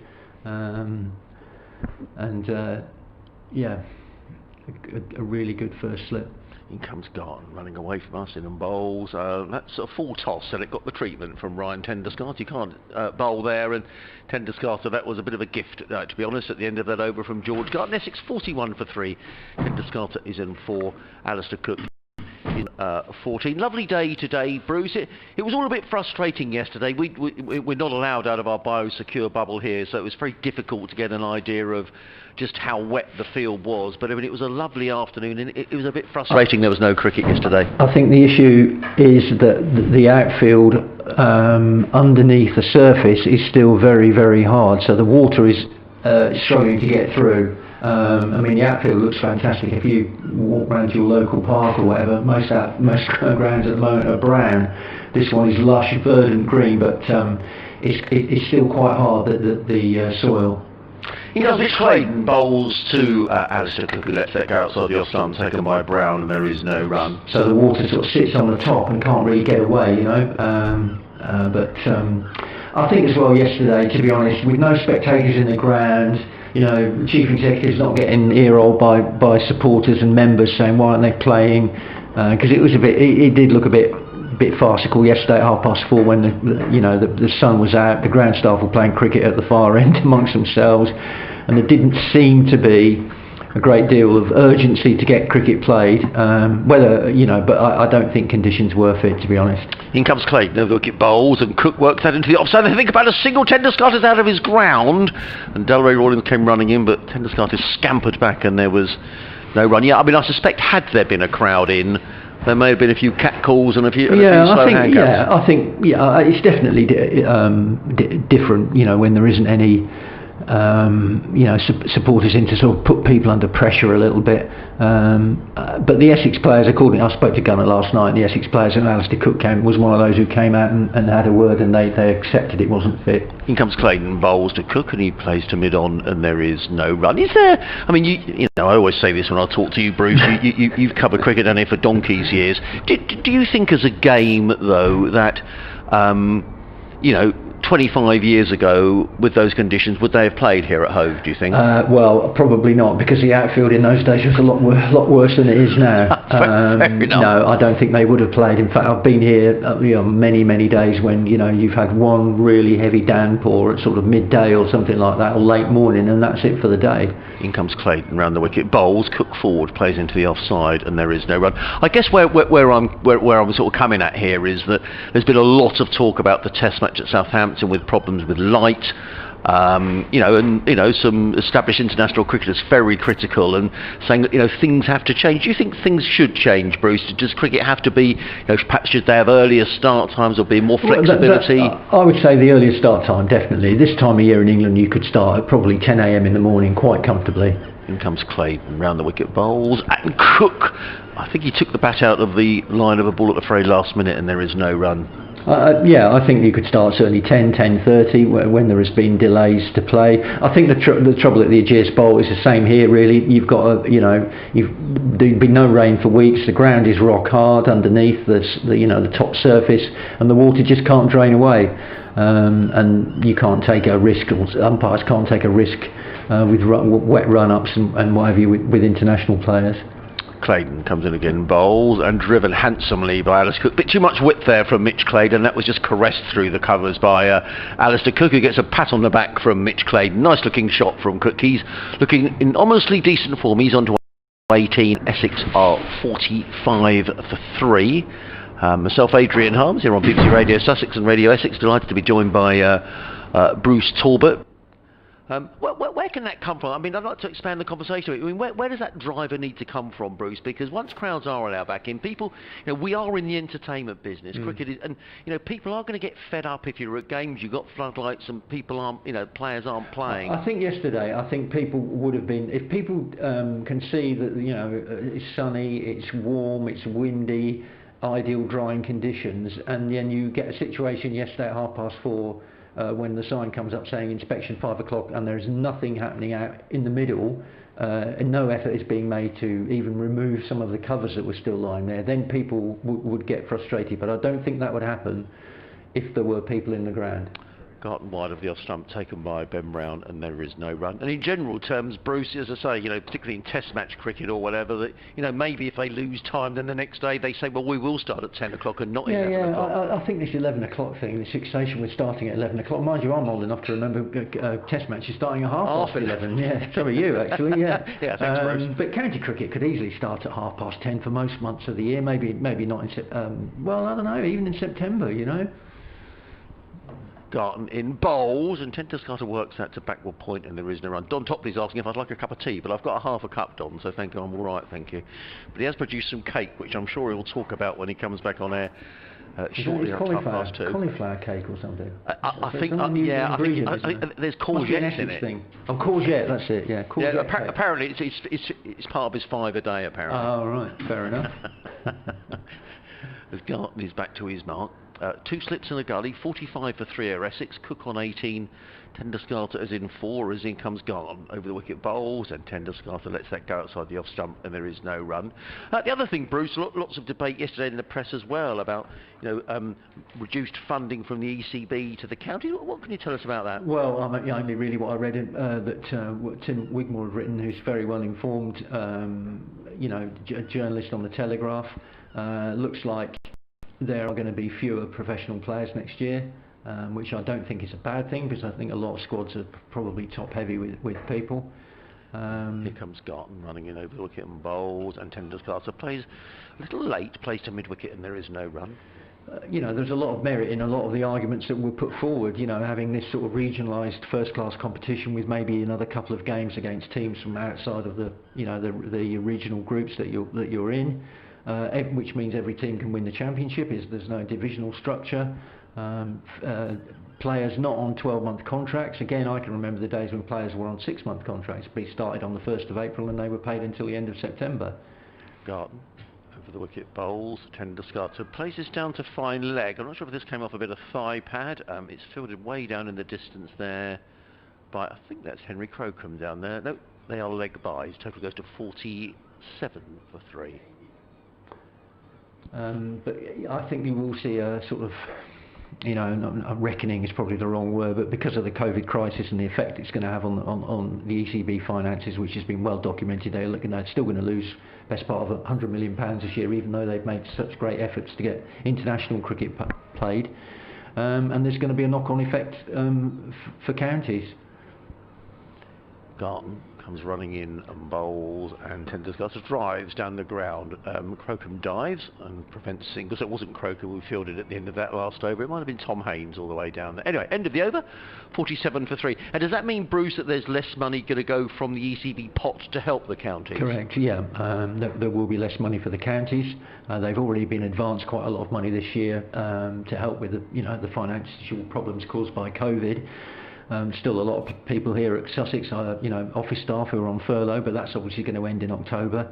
The interesting comment, if it's true, and I've got no reason to doubt that it isn't, from Colin Graves, the outgoing chairman of the ECB, to say to the 18 chief execs last week, do we need 400 professional cricketers in England for 18 teams? And the answer is probably no.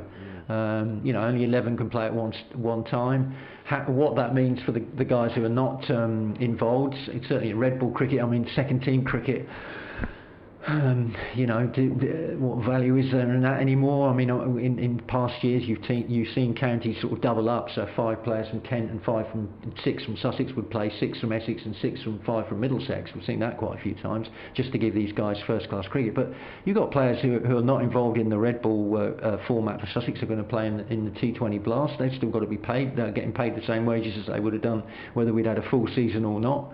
I do think that. I think that you'll see fewer players. There will be a reduction in the number of professionals, and maybe 8-month contracts as opposed to yearly contracts.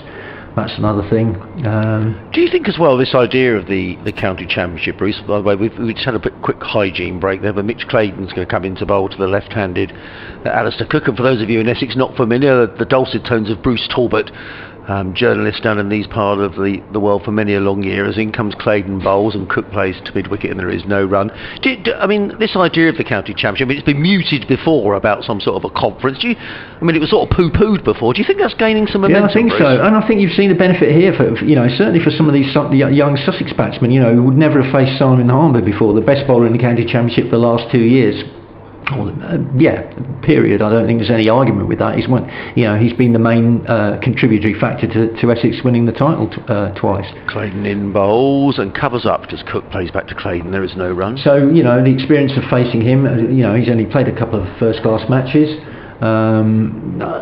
I think that the standard in the second division, I don't think there's the difference between Division 1 and Division 2 is as vast as some people make out. But you've been here many times in the last few years. There has been some very poor cricket in Division 2, particularly towards the end of the season when teams haven't got much to play for.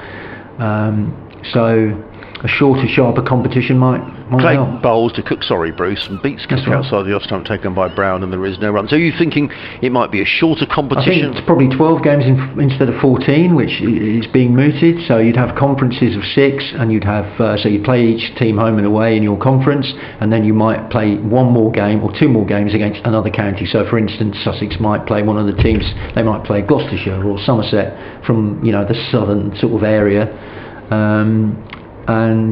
Essex might play Northants twice or something like that if they're not in because they won't be in the South East group. In comes Clayton bowls to Cook, who has to take his hand off the handle of the bat, and the ball deflects down to fine leg. He picks up a single. He goes to 20, is that? No, goes to 19. A total 48 for 3. If you've got smaller staffs, then if you're playing slightly less cricket, maybe you're playing 8 less days of red ball cricket, then there's more of an opportunity for players to rest. They're also talking about a knockout competition for the 50 over, which I think is a great idea, getting minor counties involved again. That was always one of the best days of the year when Sussex would go to places. I'll mention some I've been to in a few moments. In comes Clayton over the wicket, bowls to Scott, who's forward, plays it to the offside, quickly taken single, and he's going to get there. The throw comes in from Mika. It eludes Ben Brown, but is well backed up by Crocombe. One more to the total, 49 for 3. So if you have the first class counties at the minor counties, maybe Ireland, Scotland and Holland in there as well, and a 32 team knockout. So obviously you cut down the number of games you would play in the Royal London Cup at the moment. I think it's 4 or 5, isn't it, in the group stages again. And you take cricket to other parts of the country. Like I said, I've seen Sussex play Truro. I've seen them playing Penrith against Cumberland years and years ago, a long time ago. In comes Clayton again, round the wicket, bowls, and that gets a little low, and Alistair Cook just paddles the ball round the corner, fielded down in front of us by Henry Crocombe. One more to Sir Alistair, he goes to 20, and the Essex half century is up 50 for 3. They're great days for minor counties, everyone is well looked after. You imagine a player like, for instance, I don't know, if they could make it so the England players were available to play in that competition. Imagine Joe Root or Ben Stokes turning up at, I don't know, a club ground in Buckinghamshire or Oxfordshire or something like that. Imagine how much interest that would create in that county. So I think there's some merit in that as well in a knockout competition. Because even in the Royal London Cup, you can get dead games towards the end of the group if you've got no chance of progressing. Well, at the moment, Bruce, for the Royal London Cup, there's 18 counties. I think they do the night. You play 8 games in it, don't you? So it's a lot of games, and as you rightly say, you can get some dead games towards the end of it. Who needs to drive this forward, Bruce? Well, in the end, it will be finances that drives it forward. I think any changes that have to be made have to get 12 of the counties on board. 12-6, I think, is how it goes. So I wouldn't be surprised if there's been some talk about it, some rumblings about it for the last couple of weeks. In comes Garton and bowls to Cook, who plays this 2 square leg, and there is no run. And we could well see those changes. COVID and the effects that it's had, will probably force change quicker than maybe people expect. But I could see those sort of things coming in. Next season, I think. Really? Yeah, but I don't think there's any. Well, what's the point of? Well, I agree with you. It just always seems to me with cricket that the change takes a long time to come.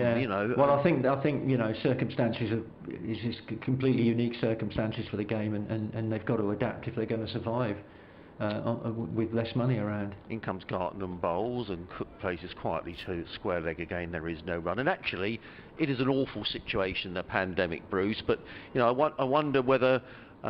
In a small way, because I think these are changes, Bruce, that a lot of people in cricket feel should have happened anyway. And do you think, out of a bad situation, maybe something good for the game? Well, it just, might make cricket clubs leaner, meaner, if they haven't got as big a staff, for instance. So that, if you get on a county staff, if they're only, 16, 17, 18 players instead of 23 or 24, you've earned your spot. Garton bowls, and Cook is given out LBW. What a scalp that is for George Garton.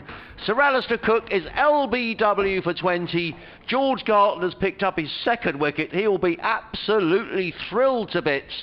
And Essex are 50 for, and George Garton with the very impressive figures of 2 for 11. Yeah, I mean, Cook has been moving his feet really well, but there he sort of got stuck on the crease a little bit. I didn't seem to be any doubt at all. He just missed a straight one, and Ian Gould didn't take a lot of time deliberating on that decision.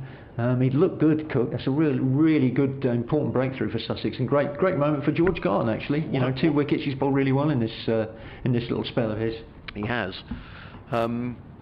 Yeah, so I mean, it's a really interesting conversation, Bruce. I mean, I don't think anyone listening should think we're advocating, because clearly, if there is fewer staff, then some cricketers may not have contracts, and that's awful for anybody. And you know, there's going to be a lot of going on around in all sorts of industries, I guess. But in terms of the overall structure of the game, I think a lot of people feel the structure of the county championship is just not right at the minute. You know, division of 10 and 8, and you know, you've got the first division, some sides only playing each other once. I mean, it just seems to me to be a bit of a nonsense, really.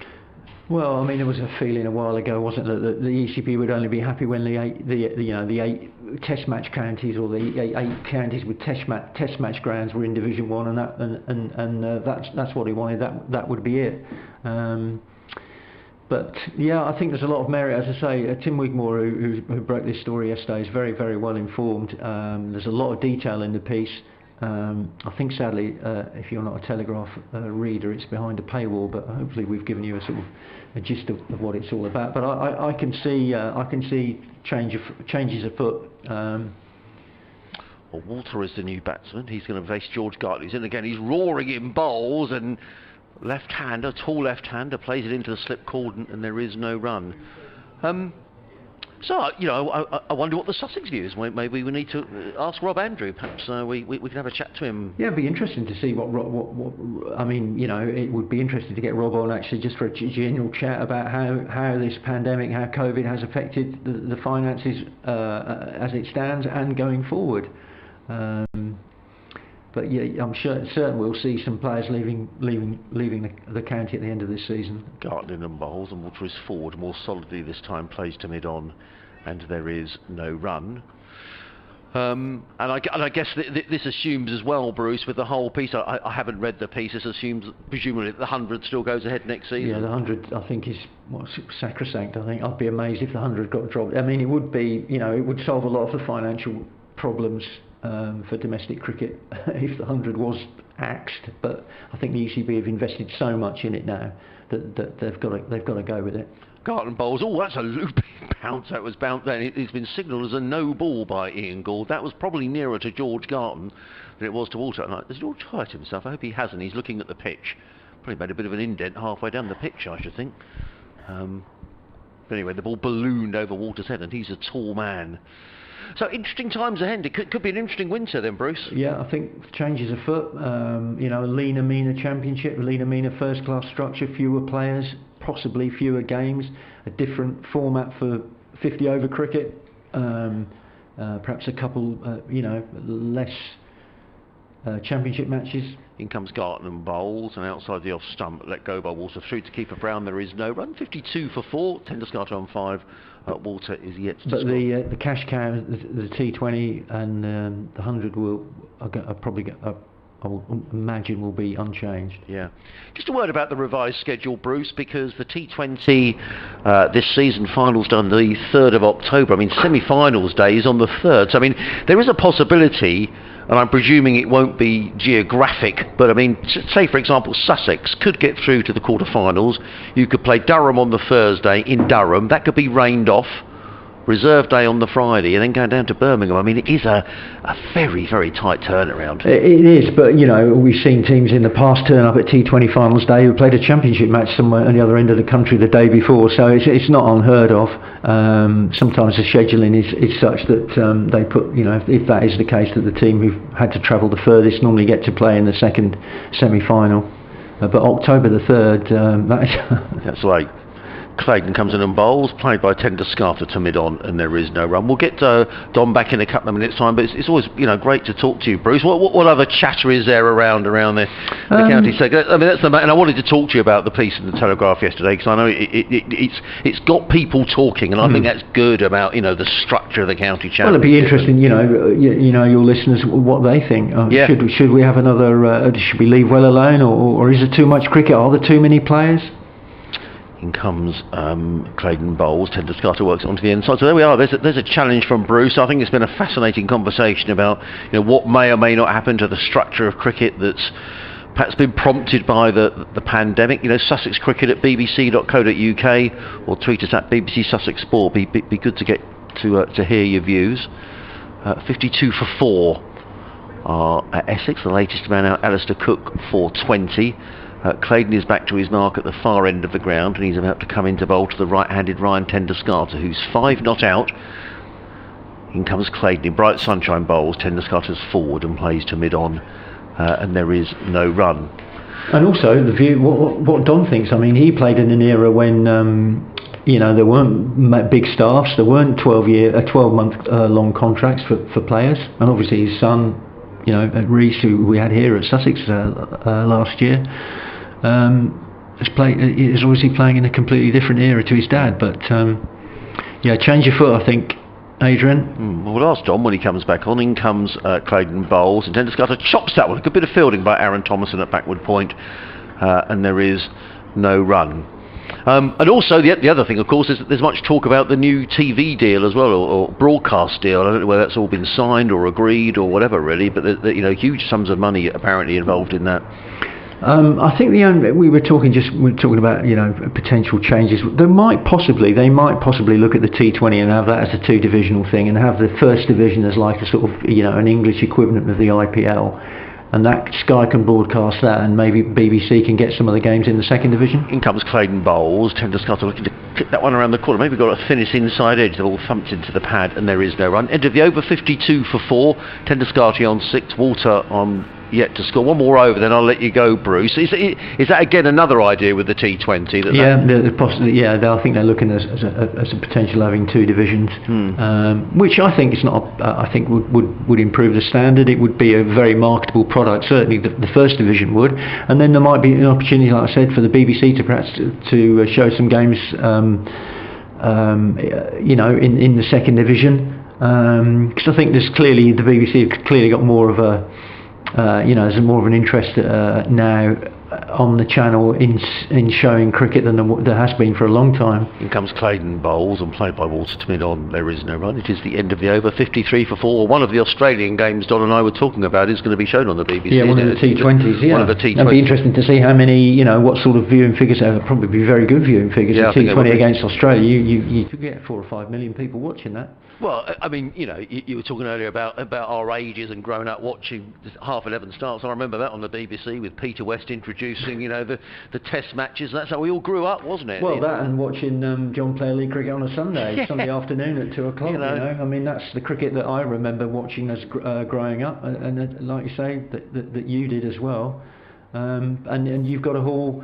You know, it was interesting to talk about Alistair Cook. You know, every single one of his test runs, his many thousands of test runs, none of them were seen by a terrestrial television audience. Yeah. I mean, the money's fantastic, and you know, transformed so many parts of the game. But you know, in terms of selling the product, I'm not sure. In comes Garton over the wicket bowls, and Tender Scarter plays into the onside, and there is no run. 53 for 4. I'm not sure quite why we've got the travel in our ears, but anyway. No, I think you're right, and that's always been the big debate, hasn't it? Once something goes off of terrestrial television, and then you start to lose your viewers. Yeah. It might be time for, you know, some different thinking, especially if you're looking to get more money into the game. You know, BBC perhaps pay some money in and show some more cricket. Well, let's hope so. Now, we've got a break in play here. I'm not too sure why. I think maybe they're asking for a helmet to be bought out. 53 for 4. Don't worry, Essex supporters, we'll get Don back with you in a few moments' time. I'm always really grateful to Bruce for giving us little insights. It's not Bruce's own insight, it was something that was published in the national media yesterday about a possible restructuring of the game and what may or may not be happening, and whether the pandemic might bring that forward. And Rob Andrews is always very happy to speak here at Sussex, so we'll see perhaps if Rob could come and have a chat to us perhaps later on in the game, and maybe just see whether this is just paper talk or whether this really is some informed comment about a restructure of the game. Now, there is a break here. Now, I'm not too sure why we've got the music in our ears, which is a little frustrating, so we'll... It's better than the drilling from the... Well, that's true. The guys working on the flats over there. Now, this is a little annoying, isn't it? I think we're just waiting for a helmet to come out, so I think Jack Carson must be on 12-man duties. So he's coming running on with the helmet, is the young 12th man. Finally, Bruce, Sussex, times are a-changing, a young guard coming in and, a thumping at Kent last week, but, much better this week. Yeah, some promising signs. I mean, Tom Clark to me looks a good cricketer, potentially, a very good cricketer. Thomason, he's bustled in and bowled well in this game. Obviously, I didn't go to Canterbury, but you potentially got quite a nice mixture there of youngsters, and you've got players. Think of some of the players who will be available next year: Van Zyl, Visa, Travis Head. Yeah. In comes Garton running in over the wicket and bowls and driven through the offside, and that's a nice shot by Ryan Tenderscarth. Overpitched by George Garton, and Claydon. He was down, but he's perhaps not the most nimble in the field. Don't wish to be unkind, but it was drilled past him and the ball went away. 4 runs. And let's talk about Sussex in T20. We saw some of the players warming up today. Danny Luke Briggs, Wright, Danny Briggs, Tamal Mills, Will Beer. A strong side with Visa coming over as well. I mean, I'd be certainly disappointed if we don't get to the knockout stages. Yes. And then, on the day really, isn't it? As we've seen so many times, you perform and play, you're in the final stage. If you don't, you're not. Chris Jordan will have to find out how fit he is, but my understanding is he's progressing nicely as in comes Garton bowls. The Tenderscarth is struck on the pad. It's a loud appeal to Ian Gould, who just puts his hands further into his pockets and says, that is not out. 57 for 4. Yeah, so Briggs, Visa, Mills, and Jordan. someone who Essex supporters will know well, Ravi Bopara as well in the ranks. So you'd think so, and whether Phil Salt will be here or whether he'll be away with England, who knows? I think the squad, Don was saying, things might be announced today or tomorrow. So Don should know. Yeah. So not being available would be a big loss, because you're thinking who's going to open the batting with it in his absence with Luke Wright. But there won't be a massive number of changes to the team that no. Last year. Garton comes in bowls, played to the offside by Tenderscarth to take a quick single. One more to Tenderscarth. You imagine Ben Brown will keep wicket? You would have thought. Yeah, I'd have thought Ben would keep wicket. I would have thought that probably the likes of George Garton and Delray Rawlings would be in the side. Yeah. Robinson, perhaps Ollie Robinson, if he's available. Possibly. Yeah. But as I say, the nucleus of a strong side, and if Chris Jordan is fit. I would be a little surprised, I think, if Chris went straight back into the England side after injury. It depends how much they've been monitoring, of course. Yeah. Perhaps they'll have him more in mind, perhaps for the Australian series. Yeah, a bit later on, giving him a bit of a run out in the T20s beforehand. So potentially Sussex with a very strong side. In comes Garton, running in, over the wicket, comes in and bowls to Walter, who clips this nicely to square leg, and there is no run. So 58 for 4, Essex, Tenderscarth on 11, Walter yet to score. And that all gets underway a week on Friday here at Hove. The T20. And then I'm presuming, Bruce, it's 3 groups of 6. Top 2 go through, and then best winners. Is that how it's all? I think it's the top 2 and then the best thirds, isn't it? Okay. I think it's the normal format to decide the quarterfinals, and then straight to Edgbaston. The beginning of October. In comes Garton and bowls, and Walter lets that one go by outside the offside. So that's it, Bruce. Thanks for joining us. Really appreciate it. Thanks very much to Bruce Talbot, who's a great supporter of our commentaries here on BBC Sussex. It's always nice to get a nice insight from Bruce about what's going on in the world of journalism and what the national journalists are writing about and what they're saying about the game, and great to hear from him. Don is back with us, who's produced his cake, which we'll talk about in a moment's time. But since you're with us, Sussex have picked up another wicket, Bruce. Don, what's the matter with me? 58 for 4. Yes, they have. The great man, Sir Alistair Cook. Good delivery. Again, another pitch-up delivery. It's interesting, you know, there's a bowling change again now, isn't there? Yes, there is, and it's going to be Haynes who's back into the attack, yes. Haynes with his genuine medium pace, support bowling. The keeper is up at the stumps, slip, well, probably a slip and a second slip. Haynes is in bowls, military medium, which is taken by the keeper standing up. He attempts to suggest there could be a stumping, but Tenduscarter hasn't moved. I'm just going to get a message to the studio. I don't know if they can hear us, but we're getting all sorts of interruptions through our headphones, so if they are listening and they could turn those off, that would be extremely welcome. 3 seagulls join us. That's There's close. an LBW shout, possibly just going down. Just the way and the shape of Tenduscarter suggests that we're not behind the arm. I must say, George Garton's got a fantastic appeal. I must say that. His LBW shouts, wow. Yeah, he does implore the umpire. Yeah, or more. It was very impressive.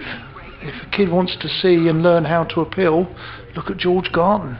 This time it's driven out on the half volley towards the offside boundary, extra cover boundary, where Tenduscarter will take 2. Score moves to 60 for 4. It's nearly 2:45, so this game continues to move. 4 wickets down here for Essex. Sussex only made 194. Never judge a wicket until both teams bat. Haynes is in. This time it's edge to slip. A simple regulation catch at first slip. Tenduscarter has to go. He'll be disappointed. Essex are 5 down for 60. Where is this game going? What does 184, which Sussex were bowled out earlier in the day, does that represent? But interestingly, Haynes, the support bowler, has picked up a wicket, the decent wicket of Ryan Tenduscarter, caught it slip, and he's gone for just 13. Well, it's been a terrific afternoon for Sussex so far, and you have to say credit to the skipper Ben Brown, who made the change in the bowling, and Tom Haynes picking up a wicket. So Sussex have really bounced back here. Bowled out for 194, but they've picked up 5 Essex wickets for just 60 runs on the board. The debate we were having with Bruce, Don, was all about this article in the paper yesterday in the Telegraph by Tim Wigmore. Yes, who was advocating that there seems to be a real body building to do something about the county championship, and Bruce was saying that he was speculating that could be as soon as next season. What do you hear about that? Right. My gut feeling is, look, we have this chat annually. Yeah, but Bruce is making the point that COVID has kind of changed the landscape. It has, certainly financially. Here we are playing 4-day championship cricket for a month, which is probably the most expensive game, and we're playing it. The TV deal is allowing a lot to happen. The ECB, in my mind, have been fantastic in producing this international cricket, and thank you so much. We owe a debt of gratitude to the West Indies and now Pakistan and soon to be Australia for coming over. But the article in the Telegraph, look, it's not sealed and done. It's very much his research and his opinion. I don't agree with all of it.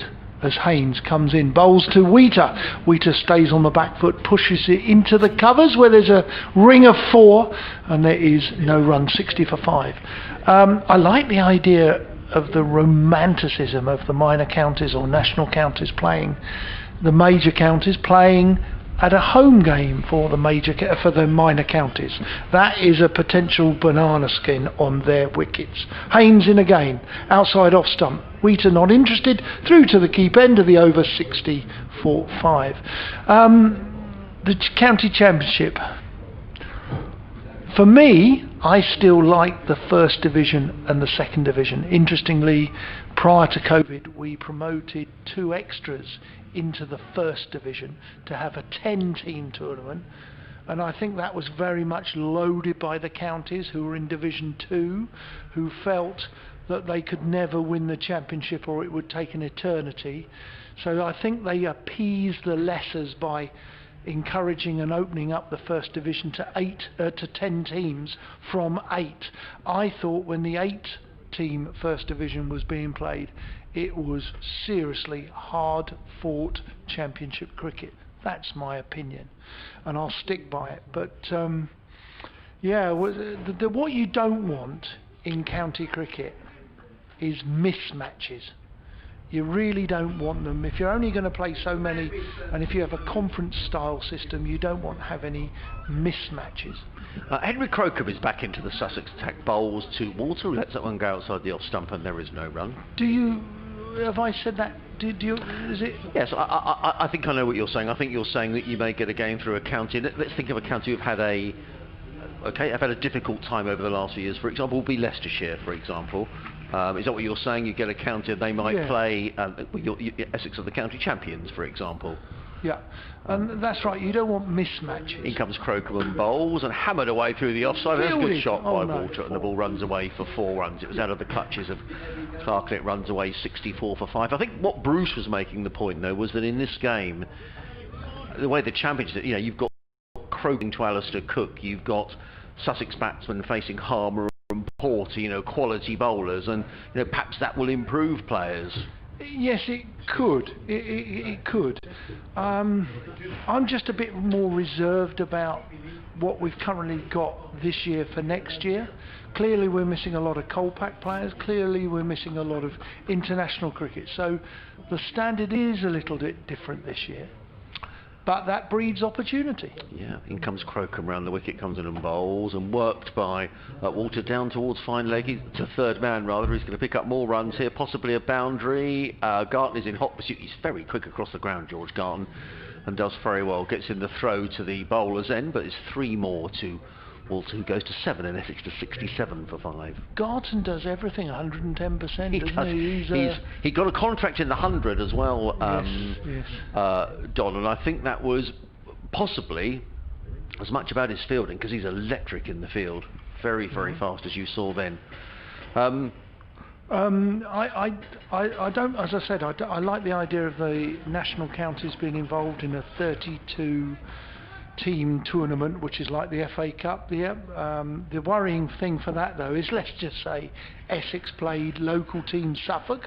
In comes Crocombe and bowls, and Wheater plays into the offside. There is no run, and they lose because the wicket deteriorated and Essex bat second in Bury St Edmunds or Mildenhall or Ipswich. And if they lose, they're out of it, so there's no other games to come, which then means there could be a lull in their season. That would be viewed negatively. I know it would be romantically viewed because the minor county wins. Yeah. Great. And I remember those days vividly in the old Nat West. In comes Crocombe again, bowls. Forward comes Wheater, plays straight down the track. Did you see Wheater there? He played forward, hit the bat, and then he came forward. Did you see that? I didn't. That proves that potentially he's a small man. If he hangs back as he does, he's an LBW candidate, and Gunnar Gould the umpire will have seen that. He moves forward, but he plays the shot, then moves forward, if you know what I mean. His feet come later. Got to look to get forward, Wheater here. In comes Crocombe, bowls, and driven away by Wheater. It was in the air for a while. Had there been a short extra cover, he might have been in trouble there. And then Wheater, at his end of the over, 67-5. Walter is on 7. Wheater yet to score. An email's come in from Will Jones. He says, I struggle to see many positives in the proposed new schedule.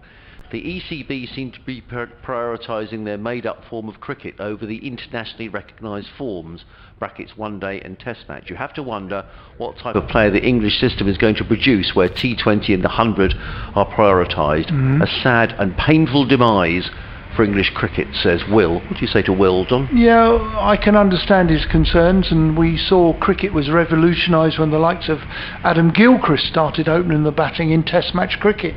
So the game moves, it does progress. Haynes is in, he bowls to the tall Paul Walter, plays it into the leg side for no run. Look, we should have had a T20 World Cup this autumn. It's been postponed, so we've got 2 T20 World Cups in 2 years.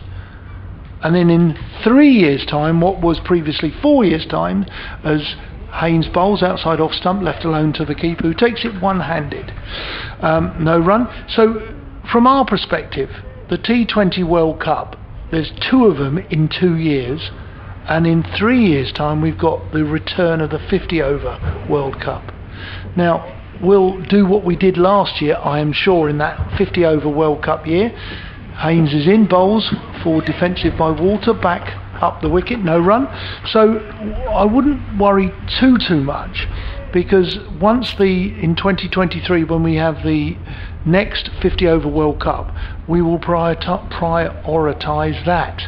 And just like we're playing a lot of T20s now because there's a World Cup coming up, there'll be a lot more ODIs in 3 years' time in preparation.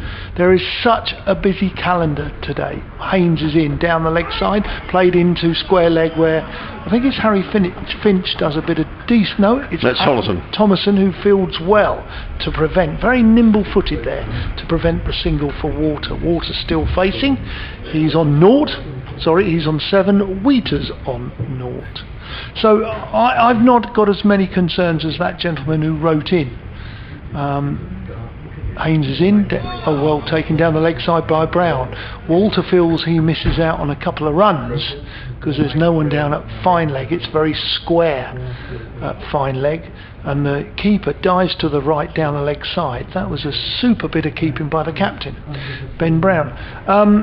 I'm not as concerned as that writer then, but yeah, the worry is Test cricket in some countries is hugely expensive. Outside off stump, left alone, end of the over, and the score remains 67 for 5.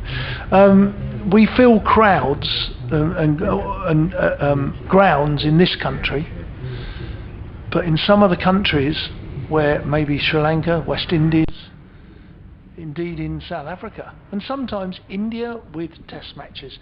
When I covered the India series last time around in 2016, there were not many at the test grounds, and the locals were generally school children. So, you know, there is a worry. Perhaps the game of cricket is changing, and we do have to look after the financial side of it. In comes Henry Crocombe, comes into bowl to Adam Wheater. The ball goes through to Ben Brown. There is no run. You're listening to Don Topley, former Essex player, of course, and working today for BBC Radio Essex. Myself, Adrian Harms, on BBC Radio Sussex. We've been talking about various proposals that are being mooted as being perhaps the way forward for the game in terms of restructures of championships and various other competitions, and whether the dreadful pandemic has forced the hand of the cricket authorities. Only time will tell. As in comes Crocombe and bowls, let go by Wheater outside the off stump. What we do know here is that we've got a very good game of cricket. Essex are 67 for 5 in reply to the Sussex total of 194. We've still got a lot of cricket to be played today, Don. Another 52 overs if the light and everything holds up. Unless something bizarre happens, I am sure Ben Brown and his boys out there are thinking, what kind of a lead could we have? In comes Crocombe running in over the wicket, bowled and driven nicely by Wheater. Not as nicely as I thought. He didn't really time it. Dribbles to mid-off, and there is no run. I can see George DeBell, who's very respected cricket journalist, very, very critical of what's going on down at the Aegeus Bowl in terms of the sun is out. He's saying, how bad can the run-ups be? Calling it the farce show here, so that's interesting. In comes Crocombe over the wicket bowls, and Wheaton right in behind this, plays quietly into the offside, and there is no run, and no ball called, I think, there by Ian Gordon, or was he just signalling to the square leg umpire? That's 4 balls of the over gone. I think it was the latter. Just for the benefit of our Sussex listeners, Adam Wheater in at 7. Is it a long Essex tale, or do they bat all the way down? What do you? Well, no, I would tend to say not. To come, we have the all-rounder Simon Harmer. Don't forget him. Yeah. Aaron Beard can throw the bat a little bit, left-handed. Crocombe bowls. Oh, he beats Wheater outside the off stump. They didn't miss the off stump by very much, judging by the reaction of the slip cordon, and there is no run. Aaron Beard is no mug. Simon Harmer has got runs. Yeah. So, Aaron Beard is no mug. Jamie Porter can hang around and be obstinate.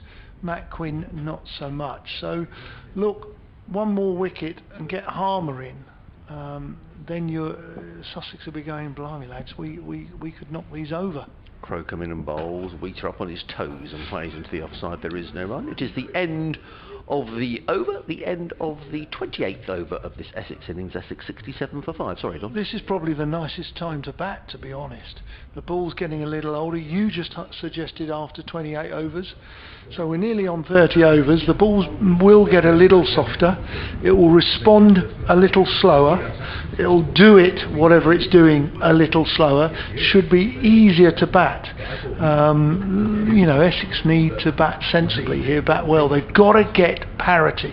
I think there's a bit of a myth sometimes as Haynes starts a new over from the flats and he bowls this, and it's a decent delivery which Water does come forward, not a huge stride by the tall man, plays into the offside, no run. What were we just saying? I was just You said we were going to make a point. We were talking about the state of the game, Essex needing to reach parity. Yes. In 4-day cricket, and this is often forgotten about, Haynes is in, bowls, it's pitched up, forward defensive, full face of the bat, and no run. You only have to bowl the opposition out cheaply once. And Essex will be remembering that because that happened against Kent the other day. Look, it might be that the wicket flattens out, it gets better, but you only have to bowl the opposition out cheaply once. And if it does get better, Essex are batting last, they might chase something. There's an LBW shout. There is interest from Sussex, but not from the umpire. Ben Brown's got his hands on his head. They thought they'd got their man there. Just bowls a nagging line and length, Tom Haynes. I think it possibly is quite a good pace on this wicket. There's no pace for the batsman to hit. There's no rushing. You almost have to hit the ball, unfortunately. So I think this is nagging. This is you're trying to put the noose around the batsman's head here. But Haynes bowls outside off stump, and of course it's left alone.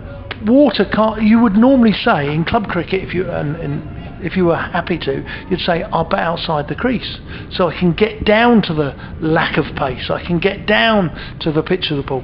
But you can't because the keeper's standing up. It's a great tactic. Often, people just think keepers do a good job standing back. The art of keeping is standing up. Haynes in, this time Water plays on the front foot. It's slightly a better length of ball which he has to play and negotiate with higher hands because it just slightly bounced. Who kept in your days at Chelmsford? I actually, in my Essex days I had David East, Mike Garnham, and in fact Adrian Brown. He was probably one of the better keepers, but he could never bat. You probably have never heard of him. Did play a little bit. This time it's played down to a vacant third man where backward point, I think it's Crocombe, yes, retreats to get the ball. There is 1 run to Water. It's the end of the over, 68 for 5.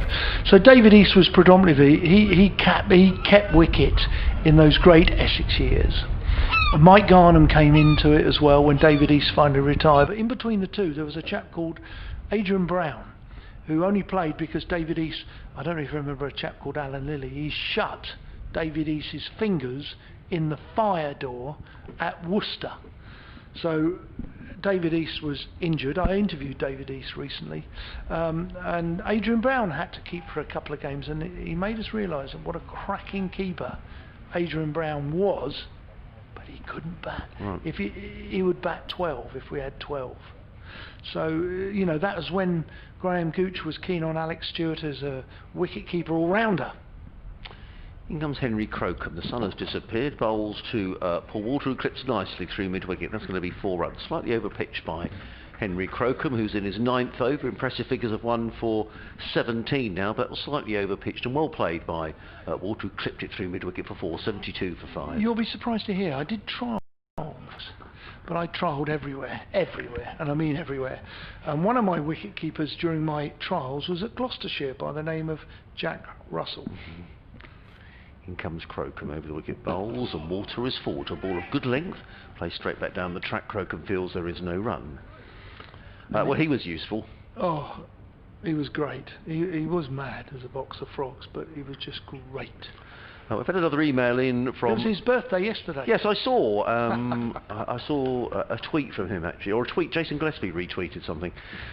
Daniel Hagger has been in touch. We'll speak to Daniel in a moment. We'll hear his email as in comes Crocombe and bowls, and another good delivery, well pitched up, and Walter just plays forward to mid-on, and there is no run. He comes from Suffolk, Daniel.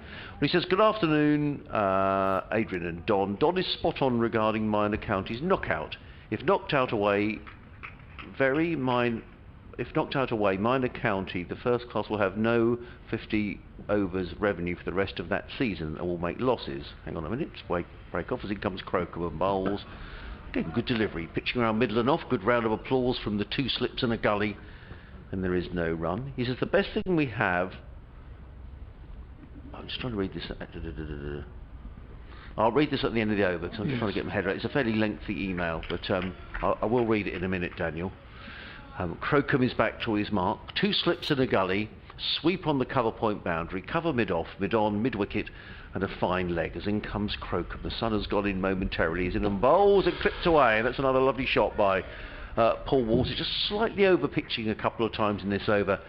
Young Henry Crocombe, who's bowled extremely well today and clipped away nicely by Walter through mid-wicket. 76 for 5, and Walter's gone very quickly on to 16. 2 nice shots though, to be fair. Yeah, that was super. Typical Paul Walter. He's a good striker of the ball. He scored a lot of second 11 runs. He can bat up the top in the second 11 championship cricket. First team cricket is very different. I mean, this now for Paul Walter is a great test, but for Henry Crocombe it's a massive test. His second spell coming back. He comes and bowls, and Walter just has to take his hand off the handle of the bat as that got a bit of extra bounce from Henry Crocombe. Ended the over, 76 for 5. We'll have an update to do to our listeners on BBC Sussex in a few moments' time. But you have a look at that email. Yes. I'll be interested as well, maybe to chat to Bruce Talbot, who joined us as a guest not long ago. I didn't hear the whole interview, so I'll be really interested in due course to understand his interpretation of that article. What does Daniel say? He says the best thing was to have the one-off national counties games, which gives minor counties a payday and coverage while the first-class county gets practice. Regarding the championship being changed to this Bob Willis format, it's just trying to cut the games down. If you want to play against the best, you should work and be playing with the best. So instead of underperforming in Division 2, prioritising limited overs cricket. Make championship cricket a priority like Essex did when we went up, and stay there and win it. If you want to play Division 1 against the best players, go and win Division 2. That's from Dan in Ipswich. In comes Tom Haynes, running in from the Cromwell Road end, bowls to Wheater, who gets his first run, working that down to fine leg. And there's 1 more to the total. I'll just do this update and we'll be back with Don, 77 for 5. We're just doing our cricket update in a few moments' time.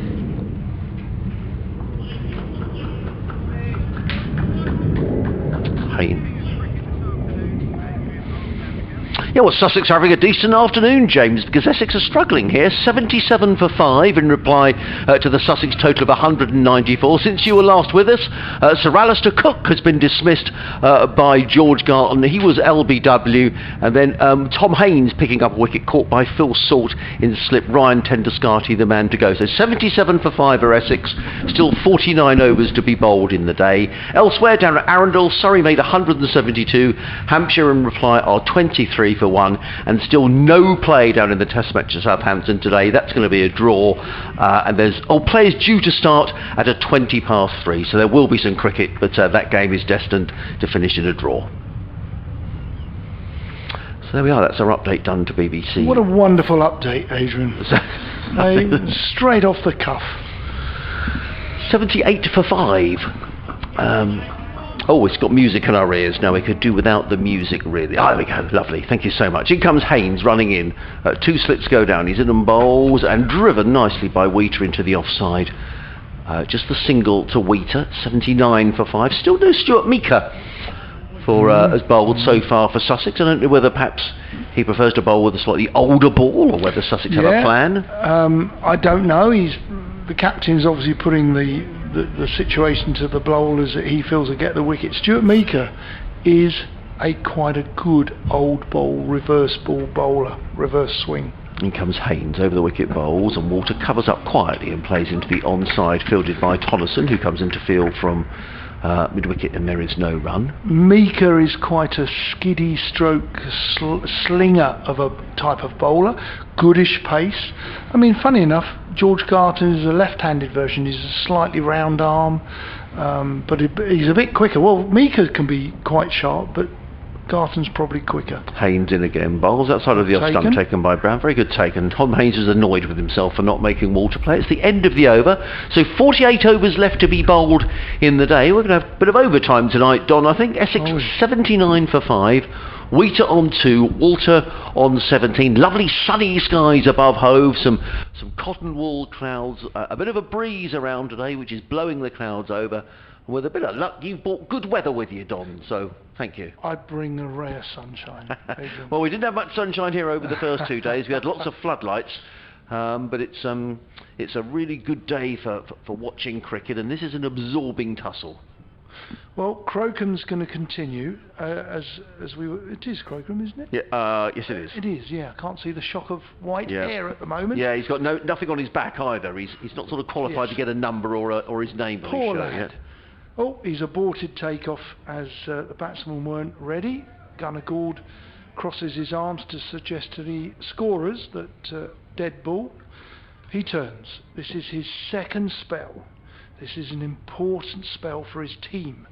He hasn't got the new ball. In he comes, right arm over, played off the back foot by Wheater. Wheater forces the ball into Garton's hands, not as a catch, but in the covers, no run. No, very important for this young man to bowl. Look, he's not going to be as penetrative because the ball's getting older. When he bowled earlier, he bowled a very good first spell, and he bowled quite direct. He hit the deck. I thought he got confidence as his spell continued. This time, a genuine play and miss as the ball go past Wheater's bat. You were talking to Bruce, yes. And I think you were talking about Garton not taking the new ball, and the lad Crocombe did. I found that as an interesting discussion. Ben Brown thought, well, this Garton can get it also a bit wrong, can be a bit scatterfire at times, so he wanted the new ball pairing to make sure that they bowl straight, and they did. And this time Wheater tucks it into the leg side, but straight to a fielder at square leg. There is no run. 79 for 5. So I can understand why the lad bowled, and he did a good job for his captain. It wasn't worth the risk of seeing if Garton sprayed it or didn't make him play or whatever. And Garton, whether he had the bit between his teeth when he came on from our end second change, he did well. Crocombe in again, this time a model for defensive add on to the offside by Wheater. That is no run.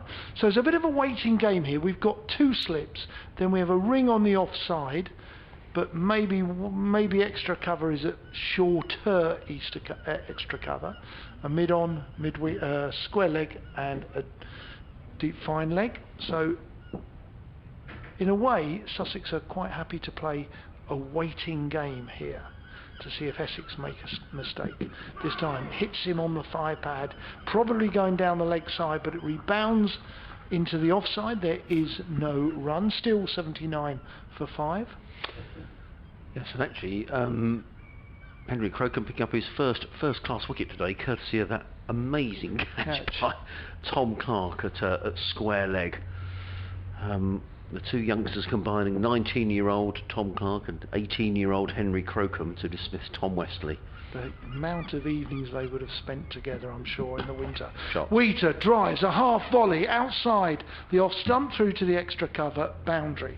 Nobody in the inner ring can stop that. That was a genuine half volley. Always the most difficult to bowl is your sixth ball, and Crocombe will be learning about that just then. But concentration, rhythm, just keep going, and that's a good shot by Wheater. Wheater moves to 6, Walter on 17, score 83 for 5. This little partnership now is worth 23.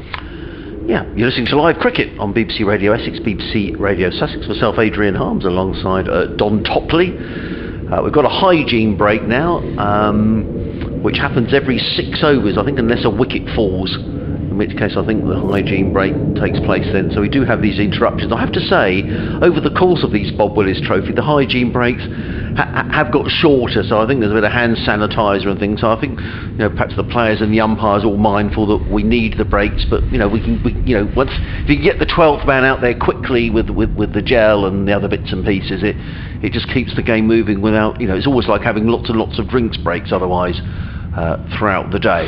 And of course we've reduced the overs. I wonder if that has contributed a little bit. Yes. Now I can just say because I could just see Stuart Meeker warming up. Can you? Yeah, he just looked like he was having a little warm up. He's at mid-off. He's gone down down on his haunches there. Yeah. He just looked like he was just sort of stretching out his calf a little bit. And I think there was a 12th man on for Sussex. Is there? I think Jack Carson has just... Oh, no, it's not. No, I do apologise. It's not. It's Tom Clark. So we haven't got a 12th man at all. Oh, hang on. Someone else is coming running out now. That's Phil Sort, who just left the field maybe for a comfort break. We will see. He's coming running on. So Tom Haynes is going to carry on. 5 overs, 1 maiden, 1 for 11. Essex 83 for 5. Another 47 overs left in the day, so tons of cricket left in this match. As in comes Haynes, down the hill from the Cromwell Road end, bowls to Paul Walter, who covers up, and Haynes fields off his own bowling, and there is no run. He's bowling with 2 slips, a backward point, sweeper on the cover boundary, extra cover mid-off, mid-on, mid-wicket, and a fine leg. Sun shining, lots and lots of blue sky around now, probably about 50%, maybe even more than that, blue sky above Hove, and we're all very optimistic we may get a full day's cricket. As in comes Haynes again, bowls, and Walter clips nicely to mid-wicket, and a nice bit of fielding by Tolleson, low down, and there is no run. What are you laughing about? It's his Twitter handle, isn't it? Mr. Cronenberg Shrake has commented. He says there seems to be a lack of seagulls at this Sussex-Essex match. Ooh. As Haynes bowls that go outside the off stump, taken by Brown. Well, I've just turned the effects microphone up. You can hear the players shouting. I've had it turned down because we've got a drill that's been going 10 to the dozen on some flats. So let's see if we can get some seagulls, Don. I wish I could make a seagull's noise.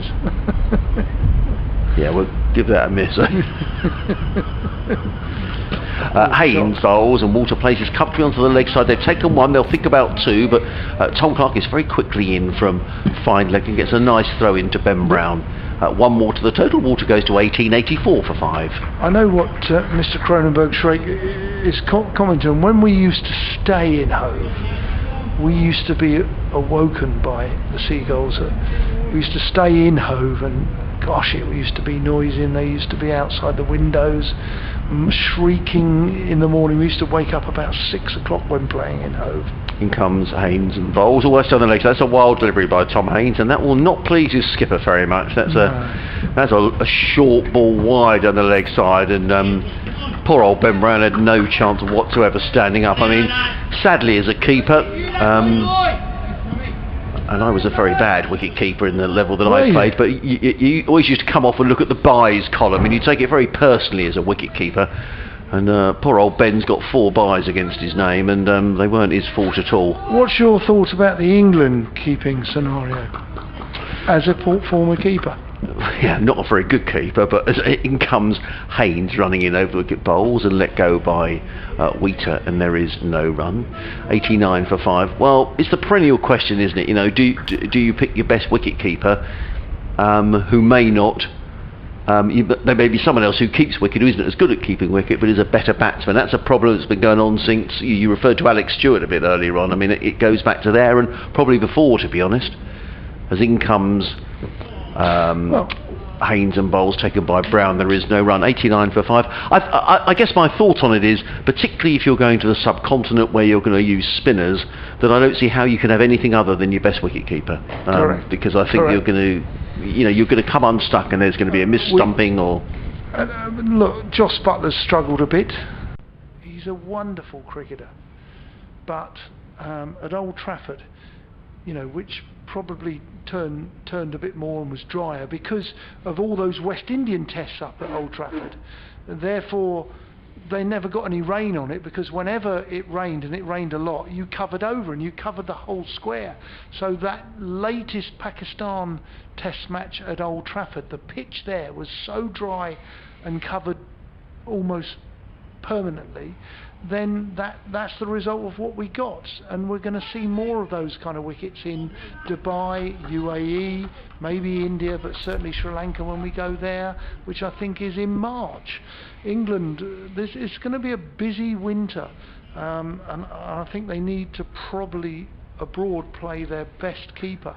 The problem you've got is Folkes is the best keeper, does Buttler then get in as a batsman, which then changes the Meeker's on now. Meeker's in, it's short, it's played off the back foot by the tall water into the covers for a quick single. So Buttler then, if he lost his place as a keeper, he then, don't forget England were World Cup champions with Buttler keeping wicket. So does Buttler then go to the white ball side, and then what happens to Bairstow in the white ball side, who's doing quite nicely? Look, I actually, this is my own personal thought, is 2 years later we're still deciding this, we're still talking about it, and we haven't moved forward. Meeker bowls to Wheater. Wheater comes forward, plays it out with the open face back to backward point, there is no run. So in a way, in a strange way, in a bizarre way, we've moved 2 years and we haven't achieved anything. Interesting. What are your views? Let us know. Sussex Cricket, bbc.co.uk, or you can tweet us at BBC Sussex Sport. That was a seagull. Was it? Yes. Did you go and find one? That was definitely a seagull that was making a I noise. noticed we had some brown ones here earlier, which obviously were youth. Young seagulls this time. Meeker, like he does, he's banged it in just short of a length. Wheater goes back and plays off the back foot with a straight bat into the covers, no run. Stuart Meeker, he's one of these bowlers who walks back with real purpose to his mark. I don't like bowlers who dawdle back to their mark. There's no sense of dawdling here with Meeker as he delivers his... Now there is a delay, actually. Could you believe, I think someone might be behind the bowler's arm, or have we got a window open and the sun's reflecting? Oh, really? Does that happen? Well, I don't know. Something's happened, isn't it? It's distracted Adam Wheater, and Stuart Meeker just called out to somebody to do something or other. Maybe someone was moving behind the bowler's arm, which would be extraordinary with no one in the ground, but he's on his way again. He's on his way. He's at the crease, short of a length, played off the back foot. No run. Well, we've seen Henry Crocombe pick up his first-class wicket today. I wonder whether we're going to see Stuart Meeker picking up his first-class wicket in Sussex colours. Delray Rawlings is warming up for Sussex. Slow left arm, so we may be going to get a bit of spin. Interestingly, your quickest bowlers are sort of second and third change, eh? Garton and Meeker. It's a short ball, he's going for an edge, has that gone through? And Gunnar Gould has given him out. Wheater's got to go. He's gone for the intended pull shot hook. I think there possibly may be a bottom edge on that, as he has to go. Wheater is the 6th wicket for Essex to fall. He's gone for 6, caught by Ben Brown off the very first over of Stuart Meeker. He possibly will regret having taken him on without having a good look at him. Essex are in trouble with 6 wickets down. Well, I would say that a couple of things about that. First of all, we were talking about Stuart Meeker and when would he bowl. Well, he has come on to bowl, and his first over, he's picked up his first-class wicket for Sussex. What we should also say is probably well done to Ben Brown, because he changed the bowling around and brought Tom Haynes on, and Tom got a wicket in his first over, and now he's brought Stuart Meeker on, and Stuart Meeker's got a wicket in his first over, so well done to Ben for that. But this is turning into an interesting contest, isn't it? You know, Essex 6 down now. Yep. Still a lot of cricket to be played tonight. You know, 90 for 6, so Essex still trailing by 104. But 45 overs left in the day after this one. Well, if it carries on like this, you'd certainly expect Sussex to be batting again tonight. I mean, you never know; these two may put on a big stand. And but this game. Harmer's in, and he is your last recognised proper batsman. He's coming in at 8. My own look, I'm being probably a bit pernickety, but from my way of thinking, coaching and the way to bat, it's his first over. He has got a little bit of pace. He's a skiddy bowler. Adam Wheaters does like to play. It's part of his shots, the pull and the hook. Just maybe he could have had a look. Maybe he could have let the first over from Meeker go and just have a look and just get himself in ready to face a new bowler. But he's not here. It's Harmer's turn. It's a short bouncer through down the leg side. I think Harmer's just gone inside of it, which was sensible bit of batting. And that concludes the first over. The first over of a successful spell so far. 1 for 1, Meeker. Well, we are going to get a change in bowling from the Cromwell Road end, and indeed Ben Brown for the first time in this innings is going to introduce spin. A very good afternoon to you from a very sunny county ground at Hove. If you want to watch a live feed of the action, then go to the Sussex Cricket Club website, where you'll see pictures to go alongside the commentary from myself, Adrian Harms, alongside Don Topley. And if you want to do that, that's great. If you're just listening to our commentary via the BBC link, a very good afternoon to you as well. It'd be great to have your company and perhaps comment on some of the things we've been talking about today. Sussex Cricket at bbc.co.uk, or you can tweet us at BBC Sussex Sport or at BBC Essex Sport, or there is an email as well for Essex, which I think is at BBC Essex Sport and at Toppers Senior SNR. There we are. So lots of ways of getting in touch. It'd be lovely to have your company. This is developing into a good game of cricket. Now Delray Rawlings is coming into the attack. He's going to bowl left arm over to the left-handed Paul Walter. A slip and a short leg of the close fielders as Rawlings is in, and Walter is forward and plays down the onside, and there is no run. The field for the left-hander, there's a slip, a sweeper at deep backward point, a short extra cover, mid-off, mid-on, mid-wicket, a straightish mid-wicket, short leg and a deep backward square as Rawlings is in, and forward comes Walter and just plays carefully down the offside, and again there is no run. The sun has momentarily disappeared. It's sort of a milky sunshine at the moment, but lots of blue sky around, so no need to panic, and Rawlings is on his way again. He bowls, and Walter is back on his stumps, plays quietly into the offside. Ben Brown is diving around behind the stumps, full of enthusiasm as ever. But again, there is no run. He's got Phil Salter's company at first slip. Rawlings back to his mark already. Comes in and bowls, and driven by Walter, but only as far as Meeker, who is scrabbling around on his knees to field it. Silly mid-off, and he gives the ball a good shine and says, I'm bowling the next over, let's keep a bit of shine on that ball. As Rawlings is back to his mark, and he's on his way again. Bowls, and outside the off stump taken by Brown, and there is no run. 90 for 6 in reply to Sussex's 194. 44 overs left in the day after this. Rawlings with one ball to go with his opening over from the Cromwell Road end, down the hill, bowls to Walter, who's forward, and it's a maiden over to start with from Delray Rawlings. Nice opening over from the left-hander from Bermuda all-round cricketer. He'll be featuring for Sussex, no doubt, in the T20. Essex 90 for 6 with Simon Harmer yet to score, and Paul Walter on 19. Yes, great to hear that the seagulls are coming through loud and clear. Good. From Mr. Cronenberg Shrek, and from Jack Gibson and Swardston Cricket Club in darkest, deepest Norfolk. They're the club champions, you know, at 50 over and 20 over. Oh. They play at Swardston Common up in middle Norfolk there. They're enjoying the commentary as Mika's back in, bowls short of, oh no, it's a forward ball, as Harmer, big burly South African. If you could ever imagined a number 8, it would be him, and he took some great catches at slip. If you ever shake hands with Simon Harmer, not that you would during these COVID times, but when you do, he's got hands like buckets. Yeah, well, he certainly got 3 very good catches in the slips in this game. Harmer waiting, Mika's in, and this is a play and miss. Good pace, good length, and that was Harmer's quick. Yeah. Interesting, you know, you've opened with, I would probably say, medium fast and fast medium. Your quicker bowlers have come on second and third change, in the guise of Garton and and young man here bowling now, Stuart Meeker, formerly of Surrey.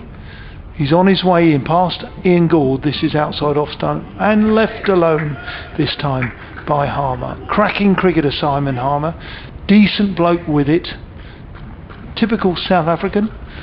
He's a very talented man at most things.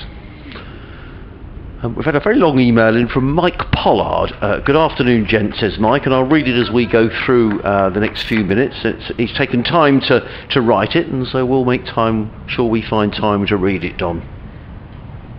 Okay, Meeker's on his way in. This is tickled round the corner, down to the legs, side to fine leg, where it's fielded when Meeker concedes the run to Harmer. Harmer picks up 1, he moves and now acknowledges that he's moved off 0. He's on 1, and with him Walter on 19. Mike says, thanks for the commentary. It's one of the advantages of working from home, as I wouldn't be able to listen if I was stuck in the office. Yeah, that's always a good thing, isn't it? If you've got the headphones on in the office, it's all right, but there's always the worry someone's going to sort of tap you on the shoulder and ask you a question. So glad you're listening to us, Mike, and a warm welcome to the commentary. Meeker.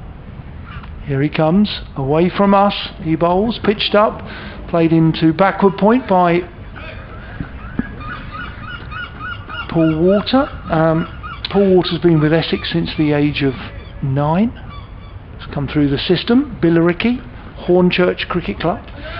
I've got a couple of tweets here from the same chap, Charles Underwood, a very thoughtful cricketing fan. I think he often goes to Kent, Lords, occasionally goes to the Oval, and sometimes Chelmsford. He's a real cricket fan. Forced off the back foot, good looking shot. Meeker's going to concede Well fielded. 2. That's a cracking shot for just 2, and the reason that's just 2 was a superb bit of diving fielding by Aaron Tonneson. Well, that ebullient former Warwickshire cricketer has just saved his fellow bowler 2 runs. That was a really good bit of fielding. He was very sharpish round the boundary then. It prompts a sort of an elbow high with him and Tom Clark. Quick tweet here, it says, regarding wicket-keepers from Charles Underwood, when we, as in Kent, had Alan Knott, I don't recall any real competition for him as a keeper or his batting position, nor Alex Stewart, although he was a better bat than Knotty, nor Jack Russell. And he says, surely it's best for the current generation to better their keeping skills to make it unarguable. At the moment, Folkes is the best keeper and at least a very good bat. He lastly says, until the others match him in all those departments, then it is obvious that he should be in the test team in all conditions. Well, thank you, Charles. Well, he's made a first-class 100, a test 100, Ben Folkes, hasn't he? In comes Rawlins, round the wicket, bowls and forward stretches Harmer, plays straight back to Rawlins, and there is no run. So I'm going to try and work my way through your email, Mike, that you've taken the time to write, but Rawlins does get through his overs very, very quickly, so I'll do it as and when I can. Rawlins in, round the wicket, bowls forward comes Harmer, plays to short extra, and there is no run, fielded by Tonneson. Can I interrupt and say it might take Rawlings' spell to get through that email? It's a nice long email. I want to give it the coverage it deserves, as in comes Rawlins again, bowls, and clipped away by Harmer through mid-wicket. They've taken one, they'll come back for the second. In fact, they won't, and that's a very good bit of fielding by Mika, and a good throw as well. He was very quickly round at deep mid-wicket and prevented anything more than a single to Simon Harmer. Good bit of fielding by Mika, which brings the left-handed Walter on to strike. 94 for 6, slip on a short leg. Sun shining brightly, lovely afternoon at home, lots of high level cotton wool cloud as Rawlins is in again, over the wicket, bowls, and Walter just stands tall and punches that in the direction of Mika, who fields this time at short extra cover. And again there is no run. Mika mops his brow, he's had a chase round the boundary, and then he's had to come in to field that delivery as well, and he'll be bowling the next over from this, the C end. Rawlins from the Cromwell Road end, down the hill, left arm over the wicket, bowls, and Walter punches that. That's a nice shot, that's 4 runs. Over pitched by Delray Rawlings, and that was it was a very good shot. It was beautifully timed. He didn't hammer it, he just timed the ball nicely, right through extra cover, all the way along the ground. And I think with left-handers that they're the most graceful shots, those lovely sort of languid drives through the offside, and gave Claydon absolutely no chance at all at mid-off. Walter to 25 and Essex to 98 for 6. Rawlins back to his mark. He's in again and bowls, and Walter just leans forward, plays it to the offside, and there is no run. 98 for 6 at the end of the over. So Mike says, on the subjects of changes to the county structures, etc., with the prioritising T20 in the 100, of which the less said the better, the only likely outcome is that red ball and long format white ball will suffer. My personal fear is that for the longer format white ball, it's hard to see England continuing on from their World Cup victory, as the future of 50-over cricket domestically seems poor. This year we were supposed to be a reserve competition. In brackets he says all the good white ball players would have been in the 100, and a final at Trent Bridge, not Lords. If they introduce a knockout format, it would make it more meaningful, but at the cost of large numbers of players who will only play 1 or 2 games a year, and some home supporters will not see any. In comes Mika, bowls, flicked away down to fine leg by Harmer. That's going to be 4 runs, just erring down the leg side. Nice little shot by Harmer, who was inside the line and tucked it around down to fine leg for 4 runs. It brings the 100 up for Essex, 102 for 6. Going with this email. And he goes on to say, hardly good preparation for a future 50-over World Cup performance. I also dread regionalising any more competition. I know it makes travelling sense, but from a member of Sussex who watches all formats, I don't want to always see the same 5 teams in every format every year, except knockout games. Could it also be less challenging for the players if they are always facing the same teams and players? Well, I think there's something in that, to be honest. I think you do want to play other counties, don't you? As in comes Mika, running in over the wicket, bowls, clipped away by Harmer to deep mid-wicket, fielded by Clark, and there is no run. 103 for 6. Goes on to say, there are probably hundreds of options on opinions on ideal balance, but for my 2 cents, 2 divisions of red ball or equal teams in each, play each team once, that's 8 games. 3 division 50-over competition of random teams each year, play each team once, plus 1 additional game, working up to quarter, semi-final and final with a maximum of 9 games. And a return to 3 divisions in T20, like they used to be, playing each other team home and away with quarterfinals and finals day. Maximum 13 games. Thanks again for the coverage. That's Mike Pollard. Thank you, Mike. In comes Mika, round the wicket, bowls, let go by Walter, taken by Brown, and there is no run. I certainly agree. I mean, certainly this year, Mike, I think with the pandemic, just to get any cricket on is a bonus. So I think this year we all agree that the regionalised format is, well, hopefully cutting down on travelling. I know for this 4-day cricket, there's a lot of thought about, you have got players staying in hotels, and I'm sure some people are still, you know, pretty rightly a little bit edgy about staying in hotels at the minute. In comes Mika, bowls, and forward comes Walter, plays into the onside, and there is no run. 103 for 6, but I'm sure all the facilities are checked beforehand. But yeah, so I think regionalised this year does make sense, but going forward I agree. I mean, I can't remember the last time, for example, that Sussex played Yorkshire, or Nottinghamshire. Right. Or some of the counties you haven't played, or Essex in a championship match. Long time. 2016. Yeah, at Colchester. Jofra Archer's debut. Yeah. Graham In comes Mika Nakers Bowles. 100. Oh, and just outside the off stump. Walter had a dart at that, taken by Brown, and there is no run. Yeah, Chris Jordan made his maiden 100, 131. Jofra made 70 odd, not out, I think. 73. Great festival ground, that. Yeah, last game at Colchester, I think that was. Don? Yeah, quite possibly, yeah. That's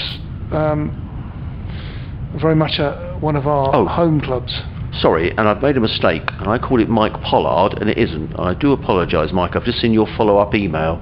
And in comes Mika, round the wicket, bowls to Walter, lets that go outside the off stump, taken by Brown, and there is no run. It is not Mike Pollard, my huge apologies. It's Mike Poland. Poland? Yes, and he says, like the country, so thank you, Mike. Thank you very much. Really nice to get your views, and why not let us have your views? Sussex Cricket at bbc.co.uk or Essex Cricket at bbc.co.uk. Now, I have to say, Don, yes, you have produced a cake. Now, I want you to try it. Perhaps, do you want to have 3 or 4 balls off? Yeah, okay. And so tell us what's in it. Right. I made it with my own fair hands yesterday. Okay. So it's travelled well from Suffolk. Okay. It's a courgette and banana chocolate chip cake. Right. Okay. I've had courgette. I don't know what the reason for courgettes existing as Rawlings bowls, and Harmer comes forward to his oppo spinner and plays it out into the covers, no run. Courgettes, what do you can bake them, you can have baked vegetables, I suppose. Put them in stews. This time Harmer drives out to extra cover for no run. But anyway, we made it yesterday. I've had courgette cake before. It's very moist. It's a bit like carrot cake, but more moist. As Rawlings comes in, left arm around the wicket, driven this time firmly to extra cover. Thomason does the fielding, no run. But we put a couple of bananas in it and then finished it off with a bit of chocolate chip. So hopefully you will agree it's moist, and hopefully you can probably taste the banana. And this is played forward with soft hands, a dead bat. It just rolls out 2 pitches away. Yeah, normal baking, sort of an hour's baking. Took me 20 minutes to put it together. Very easy. Shredded the courgettes. This time Harmer comes forward, plays it back to the bowler, who bowls this over rather quickly with, I suppose, he's not giving a bit of air like Harmer did. It's quite flat from this tall Bermudian cricketer of note. Rawlings in again, pitched up, driven into the leg side. There is no run. Well, what could you taste? Well, I'll be honest with you, it's nice. So I'm not just saying that because you're sitting here and because I'm trying to be pleasant. It is nice. And I did test it last night. And it is moist. And the one thing I can taste, Don, is the chocolate chip. Yes. I can taste those. I can't. Courgettes don't taste of much, do they? No, they don't. Courgette is kind of like a cucumber, really. Is it sort of the same sort of family? Cucumber. Do you? Yeah, I love cucumbers. Well, I find it a bit of a nothing cucumber. Yeah, what is the point of cucumber? If anyone can tell, Adrian or myself, what is the role of a courgette? What is their point? My friend grows a lot of them in the allotment, and that's from the home garden. Is it? Yep. In comes Mika, running in around the wicket, comes into bowl to the left-handed Walter, and Walter covers up, plays into the offside. There is no run. He's not the banana, I might add. Yeah, a friend of mine has an allotment, and if ever he goes away, he says, "Oh, can you come down and water it for me?" And anything that's there, you can have. But the trouble is with an allotment, it all comes at the same time, doesn't it? So you run a lot of it. Yeah, you run a beans. So we're going down there thinking, the first couple of days, this is lovely. Got some raw beans or some runner beans, a few courgettes, lovely. But when you're on about your 5th day, you're thinking, what are we going to do with them all? In comes Mika and bowls wide of the off stump, taken by Brown. There is no run. So all of a sudden, so then we're going to the neighbour saying, "Look, a mate of mine's got an allotment, and we've got all these runner beans and courgettes. Would you like some?" And they go, "Oh, that'd be nice." But by the 3rd day, they've had enough as well. Well, there'll be one or 2 interested listeners. That's what I did in lockdown. For the first half of lockdown, I had a digger in, and I scraped the surface for 6 vegetable beds. Seriously. Here comes Meeker. 2 slips go down. He's in and bowls to Walter, who's still there on 25, 103 for 6. This is the only reason that I and Mrs. T are still together, you know, because in lockdown for the first half I was in the garden while she was indoors, and for the second half of lockdown she decided to bake and there was no one else to eat it. So unfortunately I've put on a bit of timber. Well, the weather was fabulous, wasn't it? I mean, through April and May, we could have played cricket every single day. Yes, correct. In comes Meeker around the wicket, bowls to Walter. That's a good lifting delivery, and Walter fenced at that and looks rather ruefully in the direction of Stuart Meeker, taken by Brown. That was a super bit of cricket, but I'm also going to give Walter a bit of credit. It was a cracking delivery, but Walter actually got out of the way as well. Good contest this game in a really interesting stage. 103 for 6 in reply to the Sussex total of 194. Stuart Meeker looks in our direction. The sun shining brightly, lovely afternoon. As in comes Meeker again, round the wicket. Oh, he really digs that in. That was a short delivery, but Walter played it very well. He just kept his eyes on the ball, ducked, and the ball sailed over his head, and there is no run. But I would say that Stuart Meeker is bowling as quick as anybody in the match here. This is a quick spell of bowling. He's really got the bit between his teeth, and he really sort of strides back to his mark, doesn't he, Stuart Meeker? Doesn't hang around. He's marching back, sort of military style, which I'm sure will please Jason Gillespie, who doesn't like slow over rates. In comes Meeker, running around the wicket. He's in and bowls. Oh, and he beats Walter on this occasion.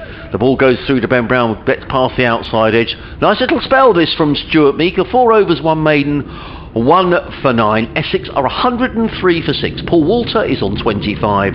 Simon Harmer is 7. We've got 39 overs left to be bowled in the day. We've got a hygiene break as on come the various sanitisers, etc. We'll give Don Topley more opportunity to talk about his courgettes and his allotment at home. Yes, well, I've had a few courgettes. Too many. I actually put my runner beans in too close together. It's like a jungle. I daren't go in it. But they all come very quickly, don't they? They do. I don't know if it's the sort of thing you can freeze either. I think you can freeze runner beans for Christmas, genuinely. Right. But I mean, you know, you can get probably a bit done over by perhaps runner bean curry again and again. We've got some terrific tomatoes coming.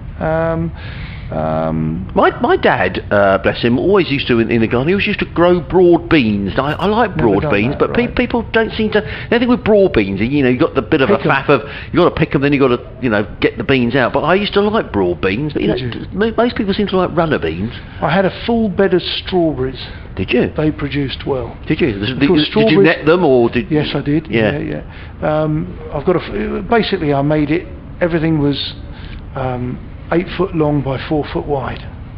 You know, made it easily, and I did shovel quite a lot of compost, mushroom compost and soil. I had to do it a few times because I got the levels wrong.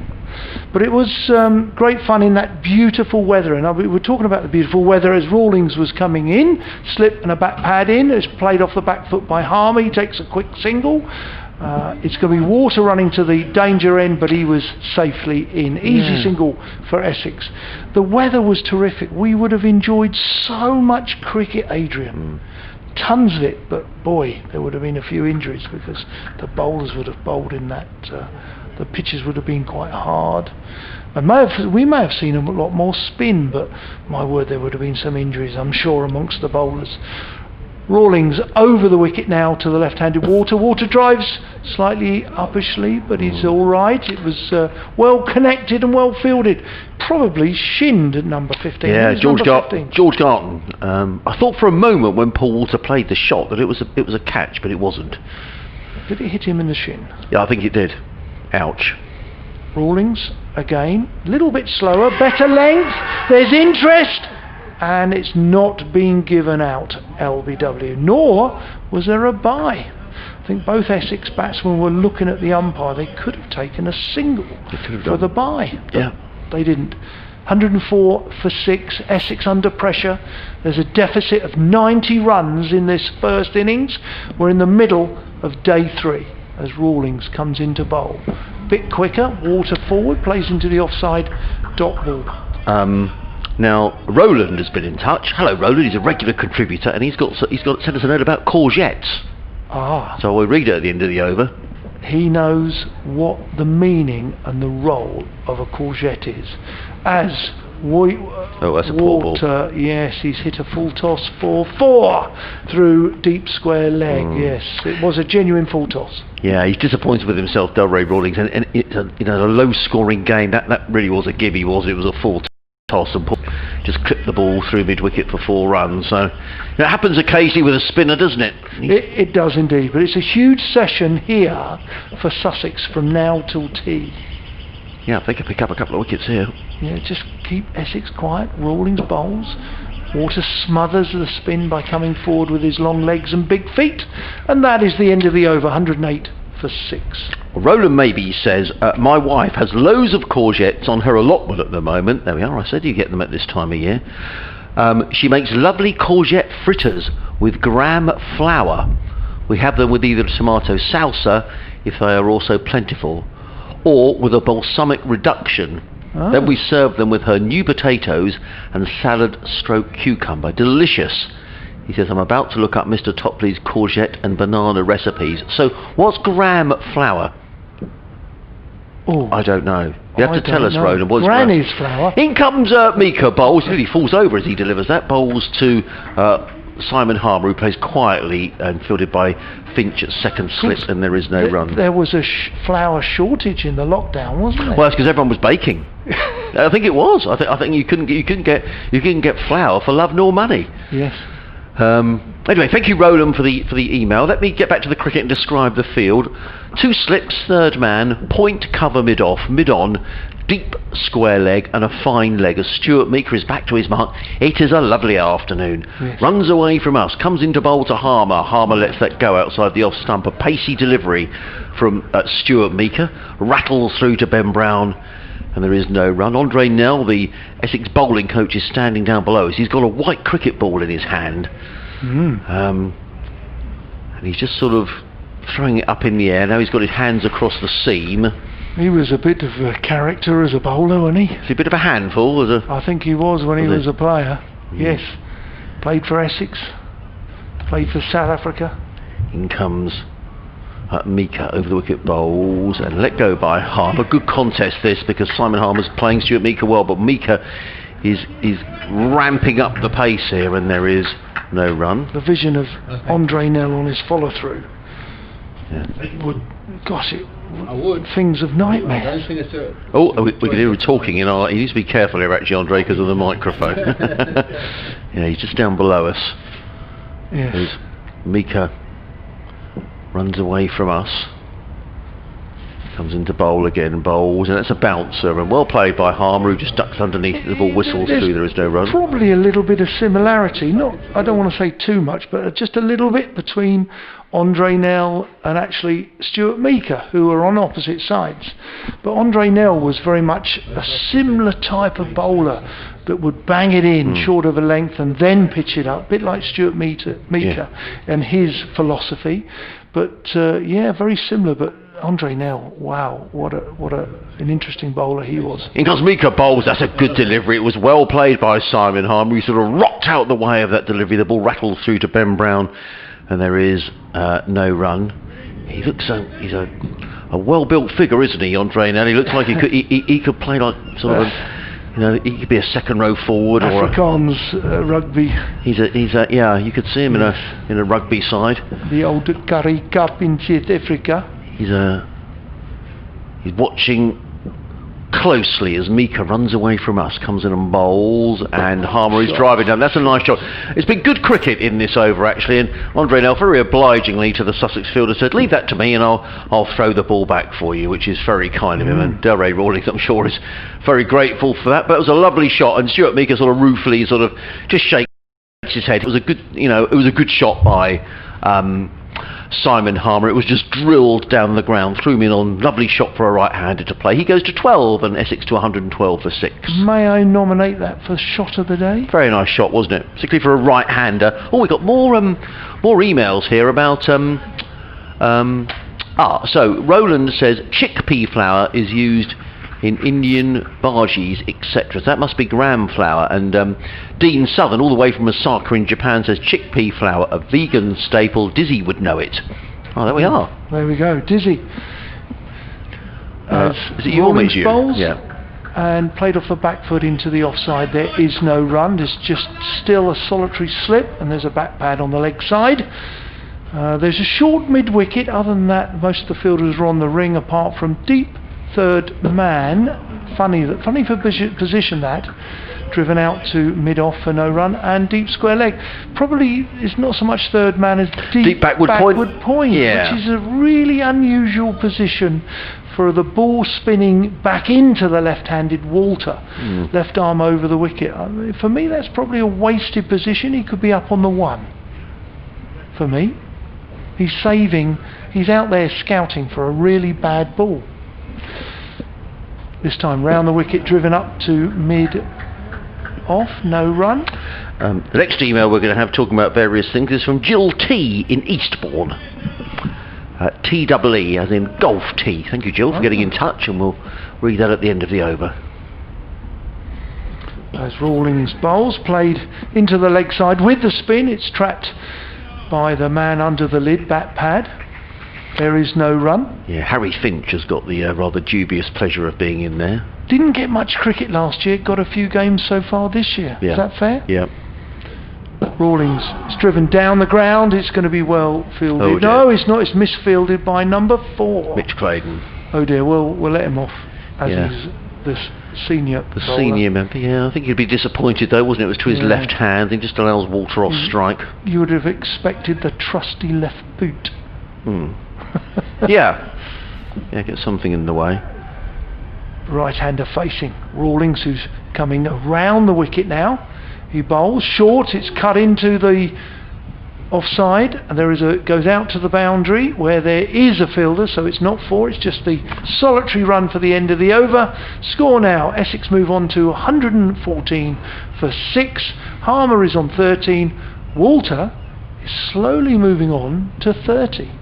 So Jill says, hi guys, the suggested change to regional cricket is not a change I want to see. Since retiring 5 years ago, I've enjoyed my cricket holidays, watching Sussex play championship matches in such places as Worcester, including the commute to Kidderminster when New Road was flooded last year, Bristol, Cardiff, Durham, Scarborough, to name a few. Watching the same teams every year will make for very boring watching.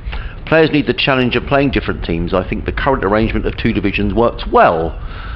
As in comes Mika, running away from us, comes into bowl to Simon Harmer. Harmer just places quietly into the leg side. There's a big gap at mid-wicket. I'll give the field in a moment, and Harmer gets a comfortable single. He goes to 14, and Essex to 115 for 6.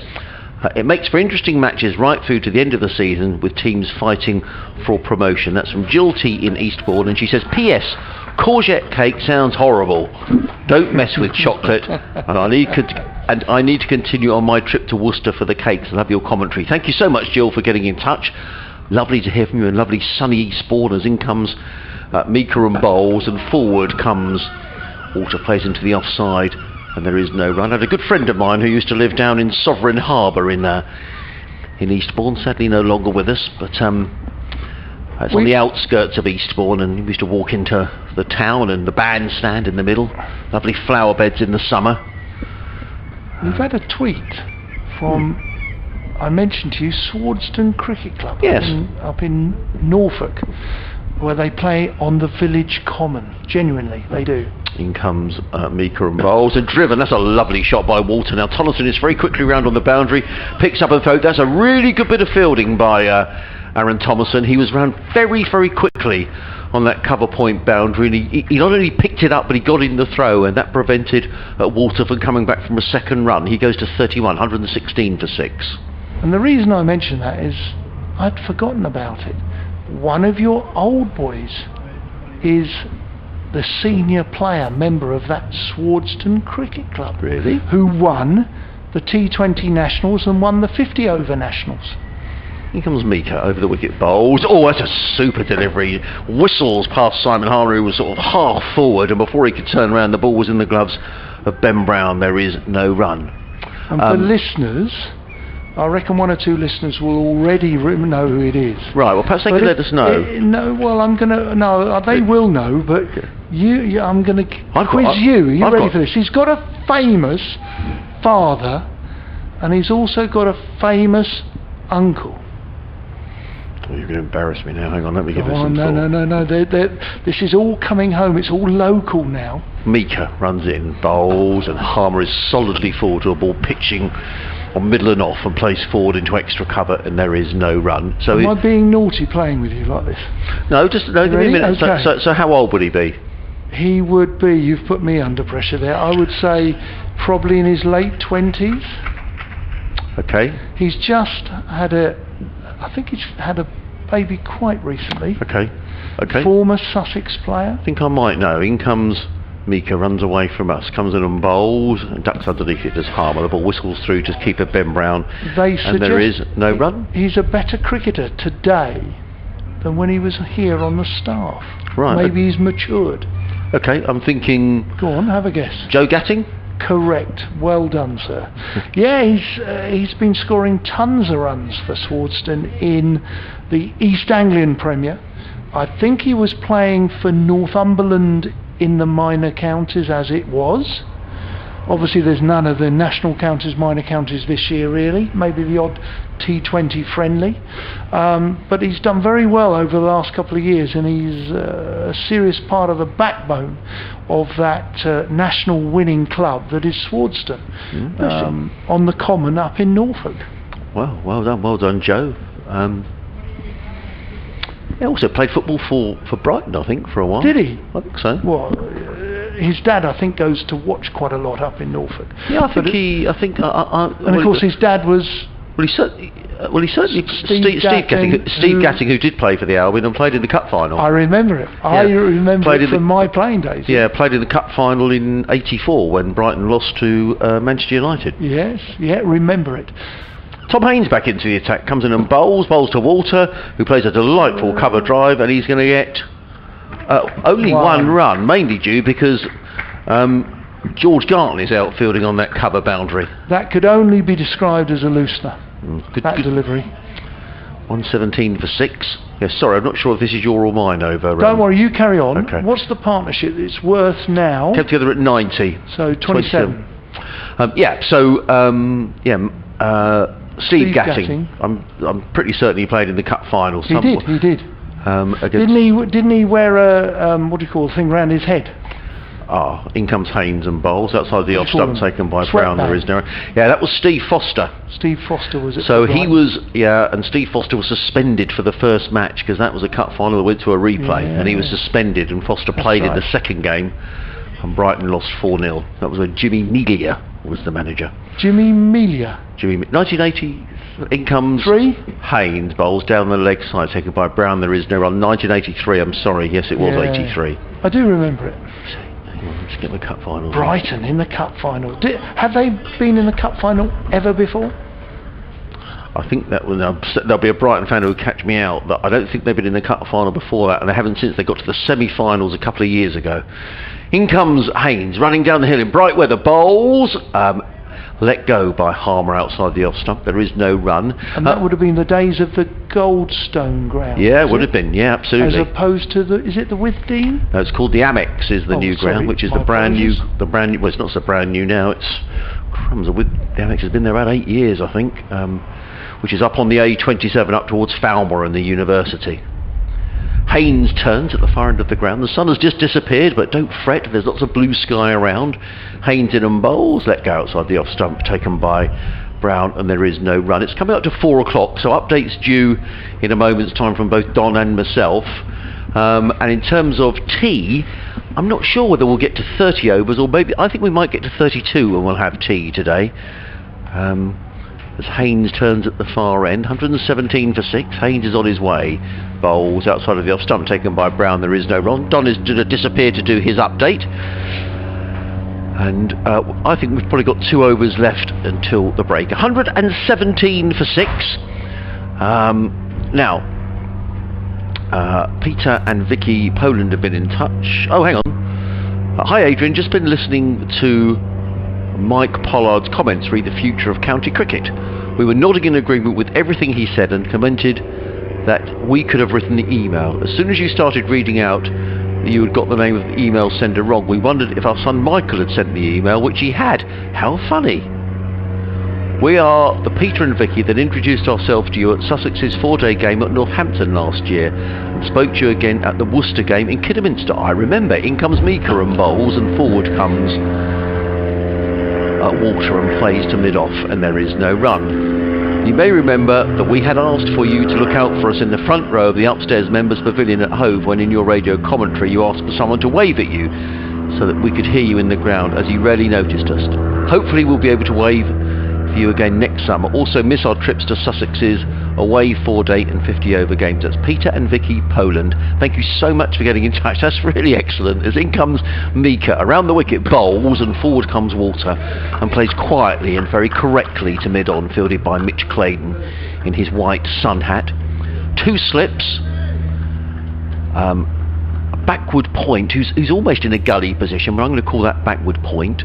Sweeper on the cover boundary, a cover a mid-off, a mid-on, a deep mid-wicket and a fine leg. Glorious afternoon. The sun is now shining brightly, lots of blue sky, lots of cotton wool cloud. As in comes Mika, number 12 on his back, around the wicket, bowls to Walter, who ducks underneath a short delivery. The ball sails through to Ben Brown, and there is no run, and the total remains on 117 for 6. So lovely to hear from you, and I do remember you at Northampton and indeed at Kidderminster. That was over a year ago. I can't believe that.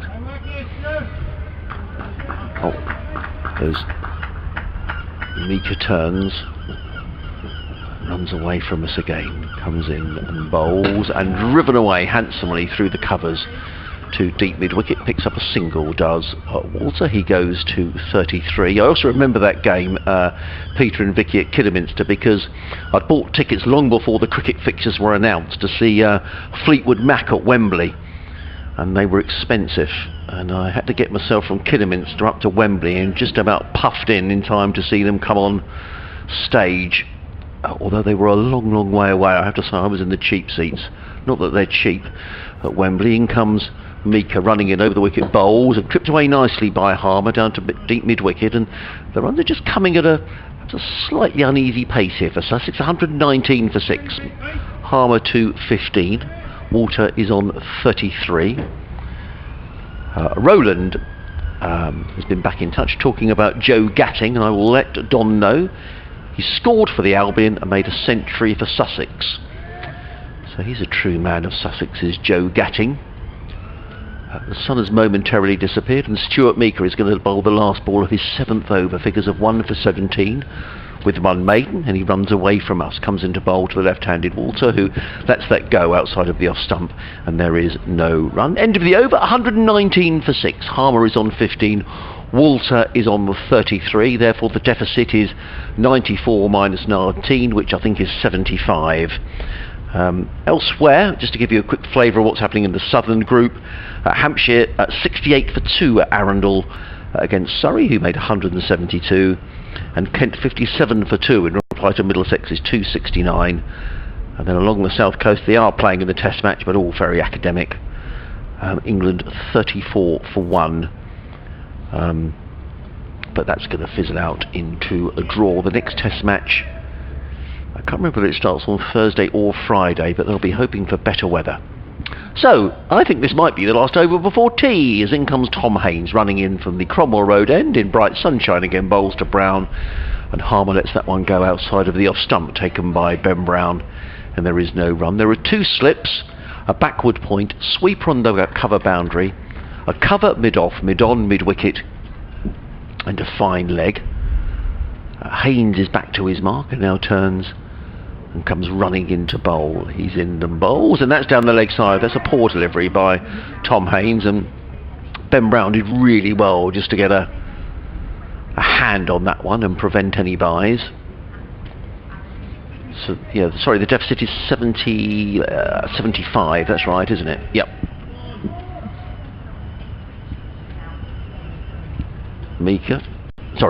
Haynes running down the hill, bowls, and just outside of the off stump, Harmer lets that one go, taken by Brown, who looks heavenward as if to say, Oh, that didn't miss the off stump by very much, but good judgment by Simon Harmer. Haynes wanders back to his mark. The sun is back with us. And Haynes is busily in again, running down the hill. Bowls, and Harmer is forward to a ball of good length and plays it out into the offside, fielded by Delray Rawlings. And again, there is no run. Total remains on 119. It's just got to do my update, Don, to the listeners on BBC Sussex.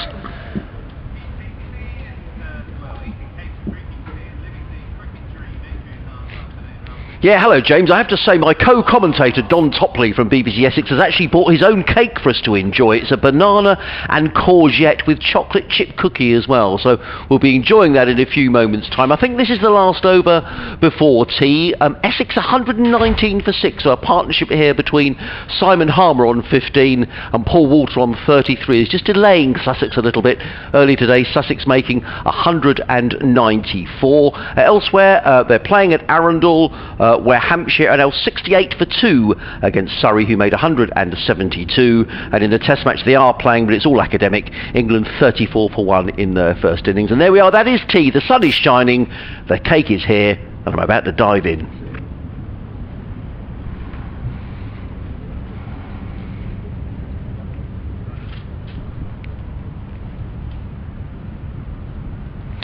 So there we are, the players make their way off the field. The umpires make their way to their temporary accommodation, which is away to our right-hand side. Don Topley's going to come back. We'll have a quick assessment of that session. A few more emails have come in. Just to let you know, Don, Roland got in touch and he said Joe Gatting, he scored for the Albion and he scored a century for Sussex. So that's a nice little statistic for you. Yeah. He also says, I'm sure they used to open the batting together for Preston Nomads when Joe played for the Albion. He played 44 games and scored 4 goals over the Downs. Joe gave up football to concentrate on his cricket, then played for Whitehawk in the non-league. Don't forget Uncle Mike Gatting wasn't bad with the bat either, indeed. And Steve Harris has been in touch. Good old Steve. He's a Wolverhampton Wanderers fan who lives up in Aberdeen. And his house is called what? What do you think his house is called if he's a Wolves fan? The Wanderers. No, good call though. Molyneux? Very good. Yeah, it is Molyneux. I mean, I was thinking of some of the famous players. You could have called it Derek Dugan or John Richards or... Wasn't there Steve Ball? Yes, Steve Ball there was as well. Yeah, absolutely.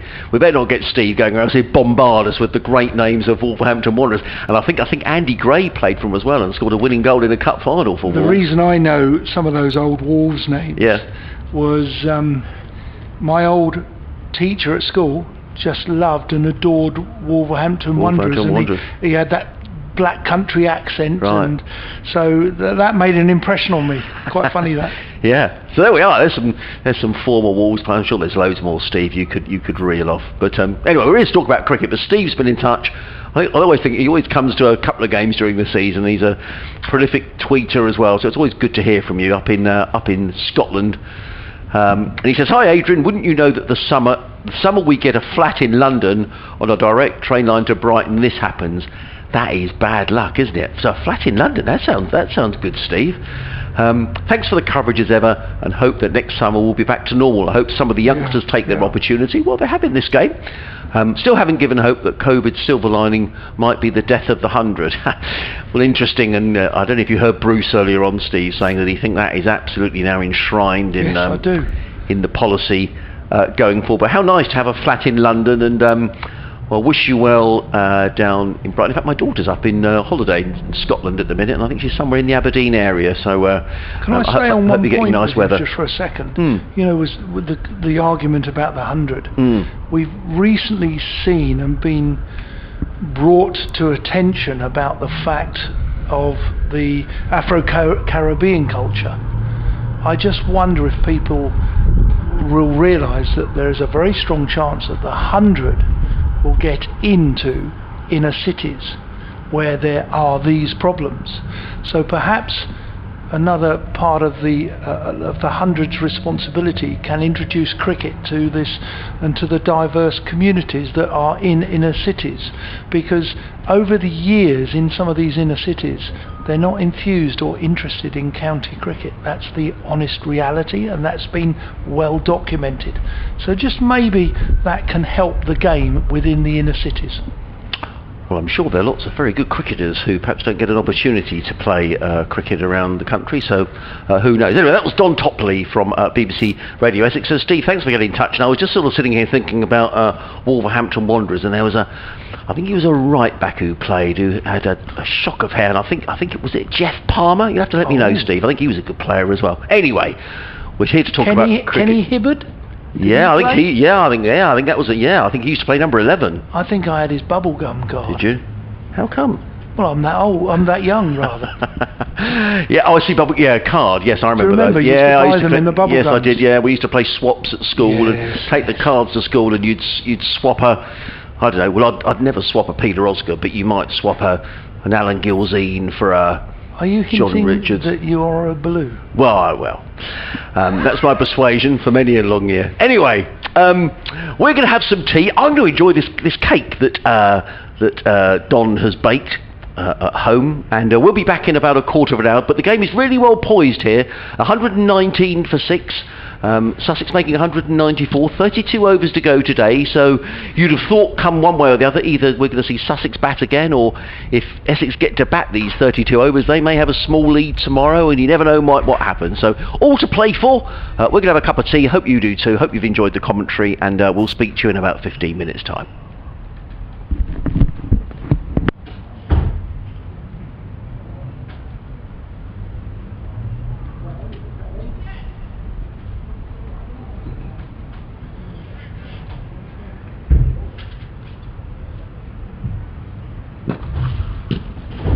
Thank you, Bruce, for your time earlier. No worries, mate.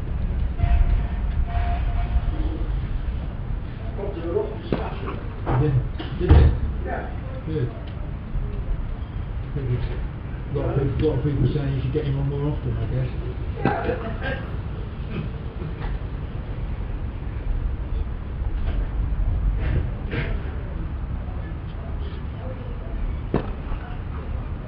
I was slightly apologetic, so I was saying good football is watch cricket only for many along. It makes it you're about 9 still, I don't think that's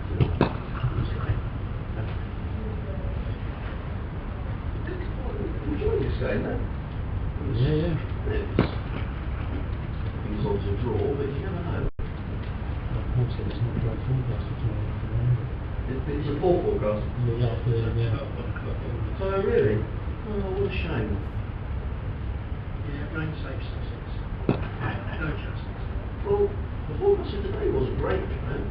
It changes so much. You know, I didn't expect us to have a look. And as on the way down here, in Horsham, it was absolutely hosing down this morning.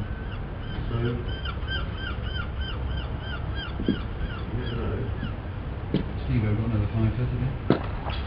Yeah, Is it?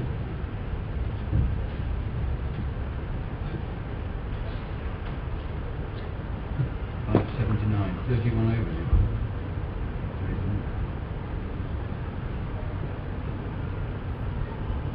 Bruce, is this what Sheffield? Yeah.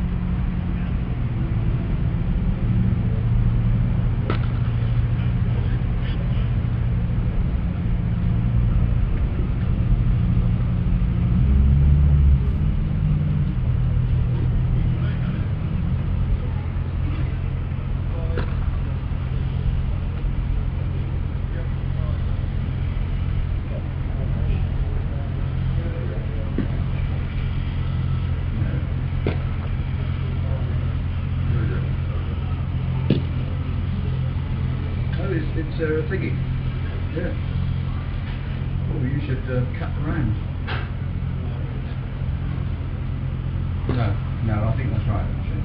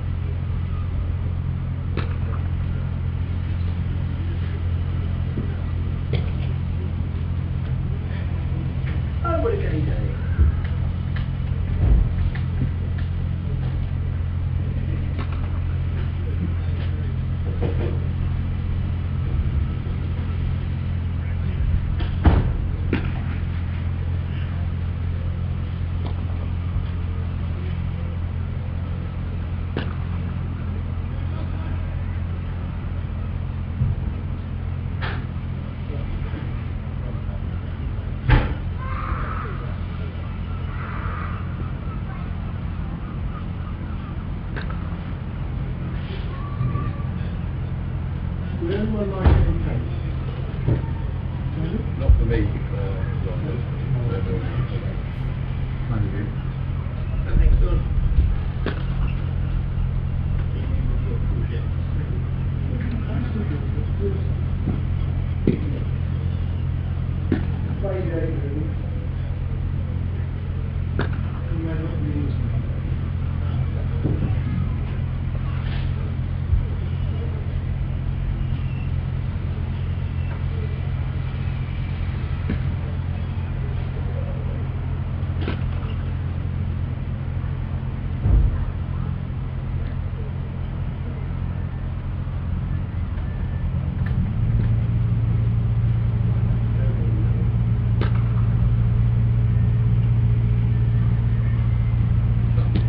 A-level and GCSE people receive teachers printed grade and sheets.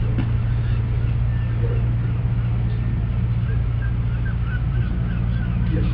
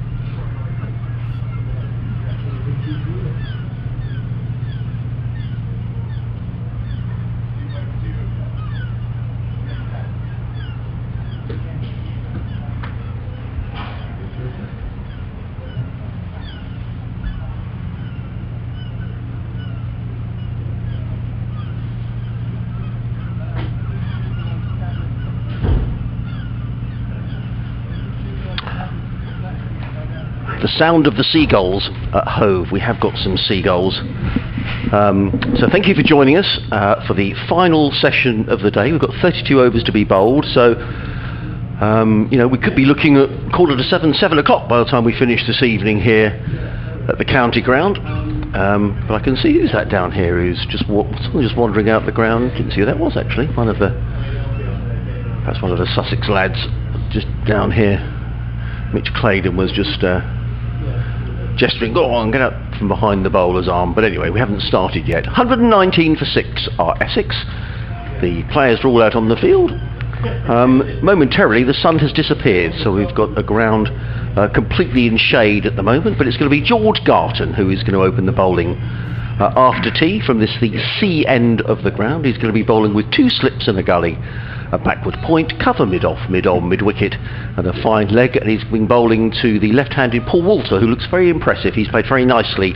He's on 33 of 76 deliveries, and he faces the fast ball after tea from George Garton, who's in and bowls. And Walter is bowled! First ball after the break, and Paul Walter is on his way, and George Garton picks up his 3rd wicket of the innings. And he's in his 7th over, 3 for 18. So this is the game that just keeps on giving. First ball after tea, and Paul Walter, I rather put the mockers on him, didn't I, by saying how well he'd batted before tea. And we can't take that away because he has batted extremely well. But he's on his way, and Essex now 119 for 7. And from here, with Walter gone, well, you never know with the great game, do you? But you know, there's got to be a pretty good chance here that Sussex could be batting again tonight. I think they will be, and I think that's tremendous for the game, tremendous for Sussex. Essex will be a little bit worried, but I know how Essex play, and they will still say, we can bowl Sussex out, and therefore we need a 4th innings finish, or a 4th innings total to win. But that was, well, it was a good dismissal, but wow, that's the Essex top scorer of 33 that's been dismissed. Aaron Beard replaces Paul Walter, and Garton's tail will be up. It wasn't so much a loosener, it was just a straight ball, and it's cleaned Walter up. And well, it's been a fantastic day's cricket. Not just your company, Adrian, but it's just been brilliant to watch. I like county cricket when it's like this. Yeah, it's great. It's really been good fun. George Garton is back to his mark, so he's picked up 3 wickets. Comes running in, bowls, and that's a quick delivery as well. And the new batsman, Aaron Beard, needed to sort of jerk his head back out of the way. The ball whistled through to Ben Brown, and there is no run.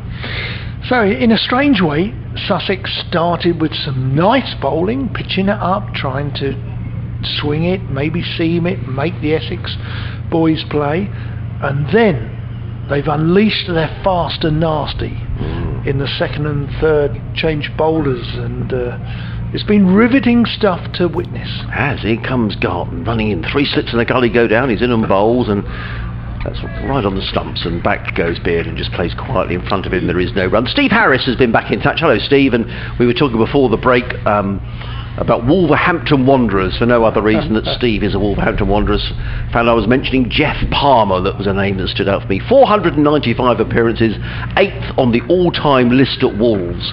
Enjoy the rest of the game, says Steve. Well, and you. Great to hear from you. Thanks for all your contributions, and it was great to read you on Twitter as well. As in comes Garton and bowls, and Beard lets that one go outside the off stump, and there is no run.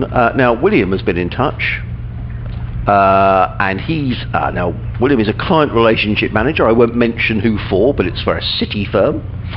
And we were talking about the FA Cup final, and I said 84, and it wasn't. It was 83. That's a schoolboy mistake, isn't it? 1983 Cup final, yes. 2 apiece in the first one, 4-0 to Manchester United in the second one. But thank you for getting in touch. Can we stay with Wolves just for a second after this ball? In comes Garton, running in bowls, and Beard lets that one go, taken by Brown, and there is no run. I used to have the Wolverhampton Wanderers Subbuteo team. Did you? Now, they had the best kit. Yeah, and actually, I probably shouldn't say this in these parts, but the other team who had really good Subbuteo kit was Crystal Palace. But I shouldn't say that down I here, didn't have because Crystal there'll Palace. probably be people sort of waiting outside the gates for me when I leave. Everyone had Brazil in the Subbuteo kit, didn't they? But I remember the Wolves kit was really good in Subbuteo. In comes Garton, running in over the wicket. The sun shines back with us. Bowls to Beard down the leg side. A good tumbling save by Ben Brown for a wideish delivery. Good over though by George Garton. His first over after tea. He has now bowled 7 overs, 3 maidens, 3 for 18. They're good figures by George Garton, including the notable scalp of Sir Alistair Cook. Essex 119 for 7. Simon Harmer on 15. Aaron Beard yet to score. Well, Paul Walter would have probably foregone some of his tea, probably wouldn't have drunk too much at tea. He would have just sat in his corner, wherever they're changing in the gym, the tent or wherever, and he'll be focusing on get forward, watch the ball, do this, do that. And the lads would have come up to him, pat him on the back, say, you're playing so well, keep going. He's the top scorer in the Essex side, and he gets cleaned out first ball after tea. Mitch Claydon in for a new spell, and the first ball is outside off stump, and it's left by Simon Harmer through to the keeper, dot ball. Now I'm not sure if this is the same person or not, but I had an email from William James, who's the client relationship manager at a company based in the city, correcting me on that FA Cup final, and then I had another one from someone called William James. I don't know if they're the same people or what, but I'll read William James's mail in a few moments' time. Bowls, and again Harmer leaves it alone. Not particularly quick from the senior bowler who applied his trade at Kent for so many years. Yeah. Does he comment about 83, 84 again? No, he doesn't. No, that's good news. So, yes, okay. After this ball we'll hear more. 2 slips, a ring on the offside. The only man back is fine leg and deep square leg. This is played off the back foot, and it goes through sort of backward point, maybe just in front of point, where there is 2 runs to Harmer. Harmer likes playing that shot. He feels it is risk free, so 2 more to Harmer. The score goes to 121 for 7. So William says, I don't quite agree with this, Will. You say, given the lack of importance of this game and the tournament in general, well, a couple of question marks there for me, but everyone's entitled to their opinion. I really hope that if Sussex get back out there tonight, they really go for it and try and set a target. I'd rather lose trying to win than kill the game batting too long. Well, I agree with that. Mitch Claydon in, driven into the leg side from a ball that is fairly straight, but there alas is no run. But I don't agree with the lack of importance of the game. I mean, whatever your view is on the truncated season, this is my view, so you're entitled to your opinion, Will. That's not for me to. But I think it's a first-class game of cricket, and Sussex want to beat Essex. You're the county champions. Why wouldn't you want to beat the county championship? County champions. And Essex are top of the group at the moment, wanting that 5-day final. As this time it's nice and straight, but well fielded by Garton at square leg. There won't be a single. Bowling quite straight at Harmer. Maybe they're looking for an LB or a bowled, or maybe chipping it to the 2 guys on the inner ring there at mid-wicket and square leg. One of the things we were talking about earlier when Bruce Talbot, and for those who don't know Bruce, he's a journalist in these parts and has been for a good few years, and has covered Sussex for many years. We'll come back to it in a moment. Bowlers in, drags Harmer forward. Delroy Rawlings does the fielding for the end of the over, and it remains 121 for 7. It is one of the points, as I say, you weren't listening at the time, though. You were out of the room. Don. God, it's been a long day. Whoever you are. Yeah. Anyway, whoever you are, one of the points that Bruce was making was that do the 18 counties need the amount of professional cricketers that are? Apparently that was something that had been mentioned by Colin Graves, according to Bruce. Yes. I've heard that before. So could counties have trimmed down staff? So one of the points I was going to make was what is the relevance of this competition, that maybe young cricketers who perhaps haven't had a fair crack of the whip over the last few years, are getting a crack of games here, and certainly someone like George Gartley is getting a crack in this game, as in he comes and bowls, and played at the onside by Beard, and there is no run. So when contracts come to be dished out, maybe this season, maybe the next season, will counties look and say, well, actually, Colpack players are actually quite expensive, you've got to bring them over here, or do you say, no, actually, we're going to stay with the youngsters? Look, Colpacks can be ready-made cheap cricketers. Right, okay. Because they look upon it as, the South Africans look upon it as earning money to take back in the financial rand in South Africa. In comes Garton, bowls, and forward comes Beard, plays down the track, and there is no run. But what I would say is that in the best interest of the game. Our game. I would agree with you on that note. Maybe Simon Harmer today will earn a lot more money than perhaps Stim Van Zyl, maybe. Just in the case in point, because Simon Harmer is probably one of Essex's premier cricketers. I'll come on to that in a moment. In comes Garton, bowls, and forward comes Beard, plays straight back down the track. Garton fields off his own bowling, no run. The ball is old, but that's good bowling, and that's well played by Aaron Beard. The other area I'd just like to explore is what you've said. Maybe some of these older cricketers that are hanging on might go because they are more expensive, because there'll probably be a cap player, where the uncapped youngster will get that nod because they are cheaper. That's probably a correct procedure. Garton in bowls to Beard, who fishes that one outside of the off stump. The three slips are waiting for a little nick. It didn't come. It goes through to Brown, and there is no run. Yeah, I guess that's the point I was making, really. I think, if you have quality overseas players and they can enhance a competition because you're playing against good cricketers, like, as you said earlier, Tom Clark batting against Simon Harmer yesterday. What a wonderful experience for a 19-year-old to face one of the top off spinners in the world. Great experience. In comes Garton, running in over the wicket and bowls, and that's a super delivery, and Beard is neither forward nor back, and the ball whistles past the outside edge, taken by Brown, and there is no run. Contributor who just wrote in, I'll try and say this diplomatically, because we have so many counties, because we have, maybe there isn't enough young decent cricketers to sustain the 18 counties. There are less people playing cricket, which means there will be less people at the top. I'm only asking the question, therefore, can we sustain 18 counties with the talent in our shires? Garton bowls, and Beard again plays and misses outside the off stump. It's a good spell of bowling by George Garton. Which means, Adrian, that's why we've got so many Colpacks here, which then leads me on to this controversial thing. Maybe some of the Colpacks who are earning a career, not probably too much money, but unfortunately, should they be here? Yeah, well, and I think that's the point I was getting to. For the price of a Colpack, could you therefore take on two younger players and give them 2-year contracts? The problem is you've got to develop those younger players. Members, supporters are impatient, they want success. It's the perennial argument, is it? 121 for 7, Harmer on 17, Beard is yet to score. It's going to be Mitch Claydon running down the hill. Here he comes, towards us, and Harmer's going to be an LBW shout, and he's given not out. Wondering if there was a nick on that. I reckon there was, because I've got the finger up. I'm here at third man, and I'm giving that out. But he was back and across, and it did look close. That was your wicket-keeper's nose, wasn't it? That I learnt about today. I was just happy to stop the ball. 2 slips. They went up. They were enthusiastic, as was the captain Brown with the gloves on. Ring of 3 on the offside, mid-wicket.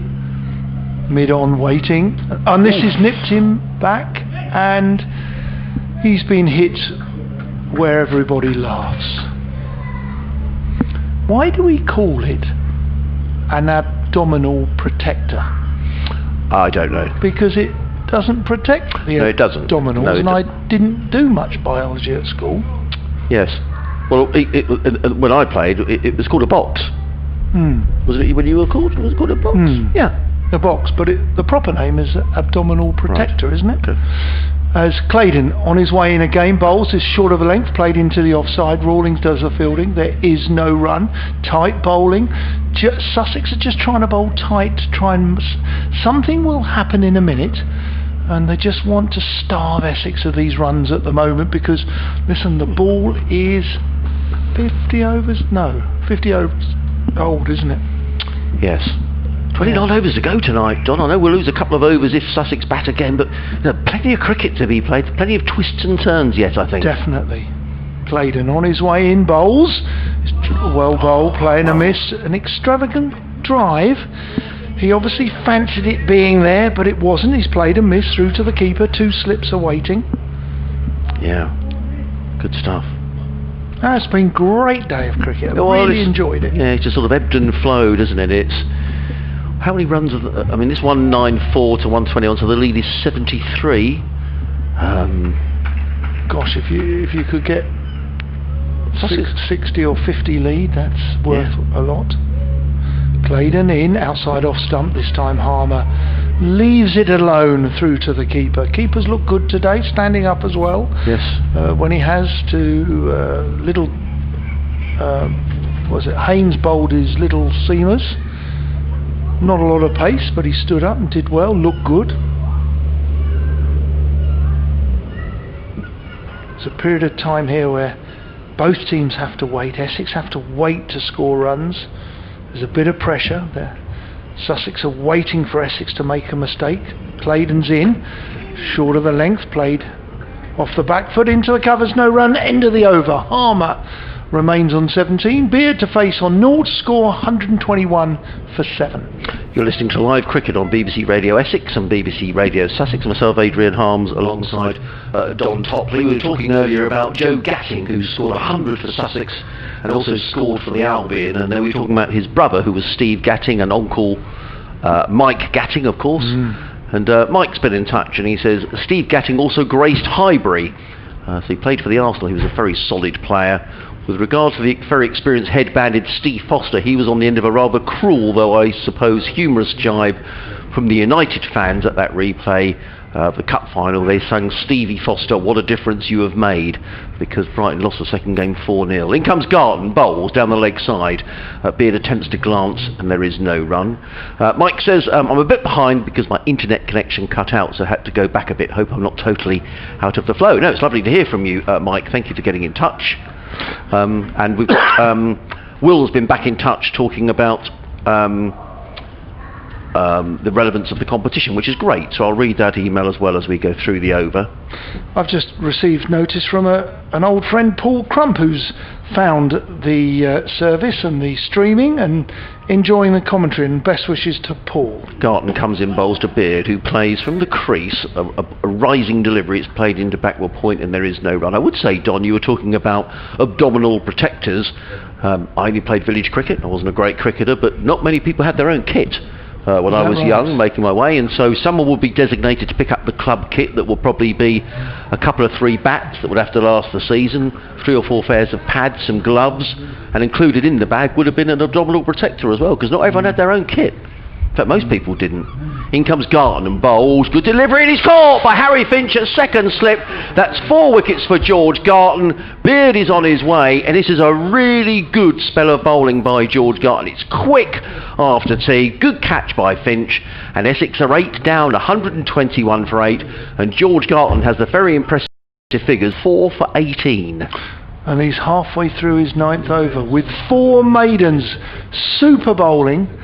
It was just short of a length and an attempted slight force and a nick through to the cordon that were waiting, and they certainly enjoyed that catch. So good bit of bowling here from Garton. Has looked impressive. Yeah. He has pitched the ball up a little more than he did earlier, but it's been good.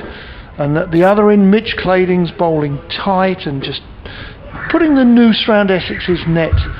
And after 51.5 overs, 121 for 8, are Essex going to concede a decent lead here to Sussex? Sussex made 194 all out, and that was a little bit before lunch this morning. We've had no interruptions, And wow, Essex are adrift here by quite a few, 72 or 73, as we see a replay of Garton's dismissal here, that of Aaron Beard. Slightly short, and he fended it off into the slip. So well bowled, well done Sussex.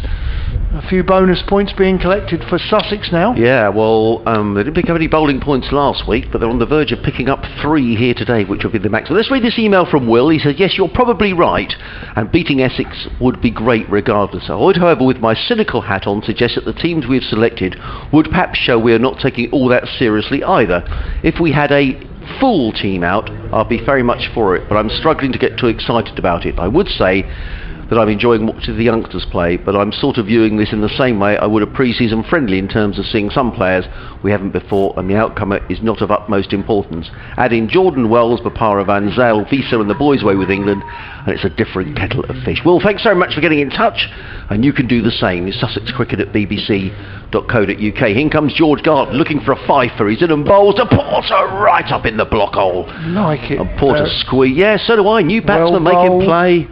He did. You could look. I like that. They're not just running up and hurling it. He's running up and he's actually planning to pitch that up. It could have been even a close half volley, but that's fine at the Essex number 10. And you could see the way it's come out of his hand that he's desperately trying to pitch it up to try and bowl a Yorker, a foolish ball, aiming at the stumps. Get him LB. Well bowled, Mr. Garton. He's on his way again to Jamie Porter. 2 slips and a gully go down. Garton is in. It's a full it looked to me, well, it was well pitched up. Whether it was a full toss, I think it might have been, but either way, Porter played a rather sort of uncertain prod. Now, Ian Gould, the umpire, is just sort of scratching away at the crease, which is normally some sort of a sign of maybe just watch where you're putting that front foot, George. Pushing the no balls in. You know, just don't run too much down the line of that. In his Cockney accent, he was saying, "Here, lad, get back a bit." Garton on his way again. He's in and bowls, and Porter lets that one go outside the off stump, taken by Brown. So end of George Garton's over. Very impressive figures for George Garton. 9 overs, 5 maidens, 4 for 18. Essex are 121 for 8 in reply to the Sussex total of 194. Simon Harmer is on 17. Jamie Porter is yet to score. The man out in that over was Aaron Beard, who was caught by Harry Finch at second slip. He's a very reliable second slip, Harry Finch. Actually, he'll have not good memories of Colchester because he broke his thumb there in that game back in 2016. Yep. With in the slips actually, and he had to have it pinned. Terrible. But a good catch in the slips. So well done, Harry. There were 2 good cricketers not playing down the road here, aren't there? Where are they? Kent and Middlesex. Nick Gubbins had to withdraw because of COVID. I'll come on to that. As Mitch Claydon bowls. This is a leg stump half volley, which is sort of dug out into the leg side boundary, but there is a fielder there. Harmer refuses to take the single. Nick Gubbins got runs last week. He got a big 100 and plenty, didn't he? Yeah, so why wouldn't against Surrey. So why wouldn't he be playing? Because he came into contact with someone who tested positive. Oh right, okay. And on that basis, he has to be removed. Self-isolating, yeah, okay. Mitch Claydon in again, and he bowls. This is driven by Harmer up to mid-on where there is no run. And of course, in that very same fixture is the lad that got the runs against you last week. He's not playing. He's not playing. No. Because he took a selfie with a fan. He had a photograph, I think, with a couple of fans, and that broke social distancing rules. And I don't think he realised, to be honest. The game at no, exactly. The game at Canterbury is missing 2 fine young cricketers. Harmer drives off the back foot, stands tall from the bowling of Claydon and finds the fielder. That is Delray Rawlins at cover, no run. Yeah, I'm just going to turn that effects mic down actually, because the boys are talking in the press box and you can just hear where our effects mic is dangling down. We don't want to get into trouble, do we? No. I'm getting hot in here, Don. Is this you? Are you getting hot? I am. I've got a jumper on, so I'm going to open the door. I'll just turn the mic off a minute. Okay, as Claydon is going to be bowling to Harmer again, who's refused to take the run so far. It's an LBW shout. He's given him. Harmer is looking a little bit shocked. I've got to be honest, I thought it was going to be given not out, but it's been given out We're not behind the arm. The umpire is in line, and he's given Claydon the LBW. 121 for 9. The latest man to go is Simon Harmer, LBW Claydon, and he made, looking at it, 17. Well, this game is moving on at a pace, and this is good news for the game in general, because we've lost so much out of this game. Adrian, you only saw 30 odd overs in day 1, 31 on day 2. Yeah. We've been uninterrupted today, which is tremendous, and I really believe that both teams have a chance of a good finish tomorrow. We don't know how the wicket will play. Essex will bowl on it again tonight. Harmer might get a bit of purchase. You've got Salt to open. You've got some decent guys who can score some runs. Do you know what? This could be set up, or will Essex bowl you out and then have a total to chase? Well, to be honest, at this stage, you would say that all 3 results are still possible. I mean, Sussex have an important lead of 73, so Sussex could bat tonight. If they could get this wicket and bat for, say, 22 or 23 overs, score at 4 and over, they could have a very healthy lead. By the same token, you know, Essex are a very dangerous side. I'm sure Porter will be roaring in.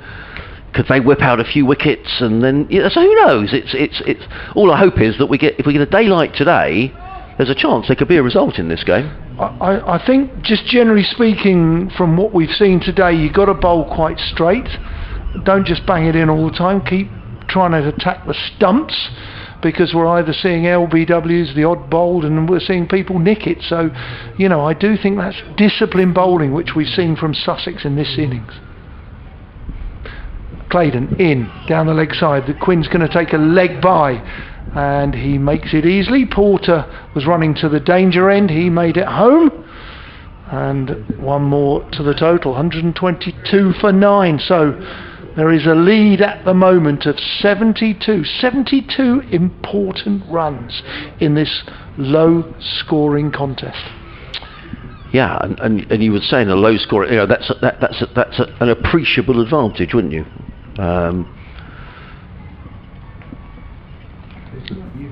Claydon starts his run, coming down the hill. 3 slips awaiting.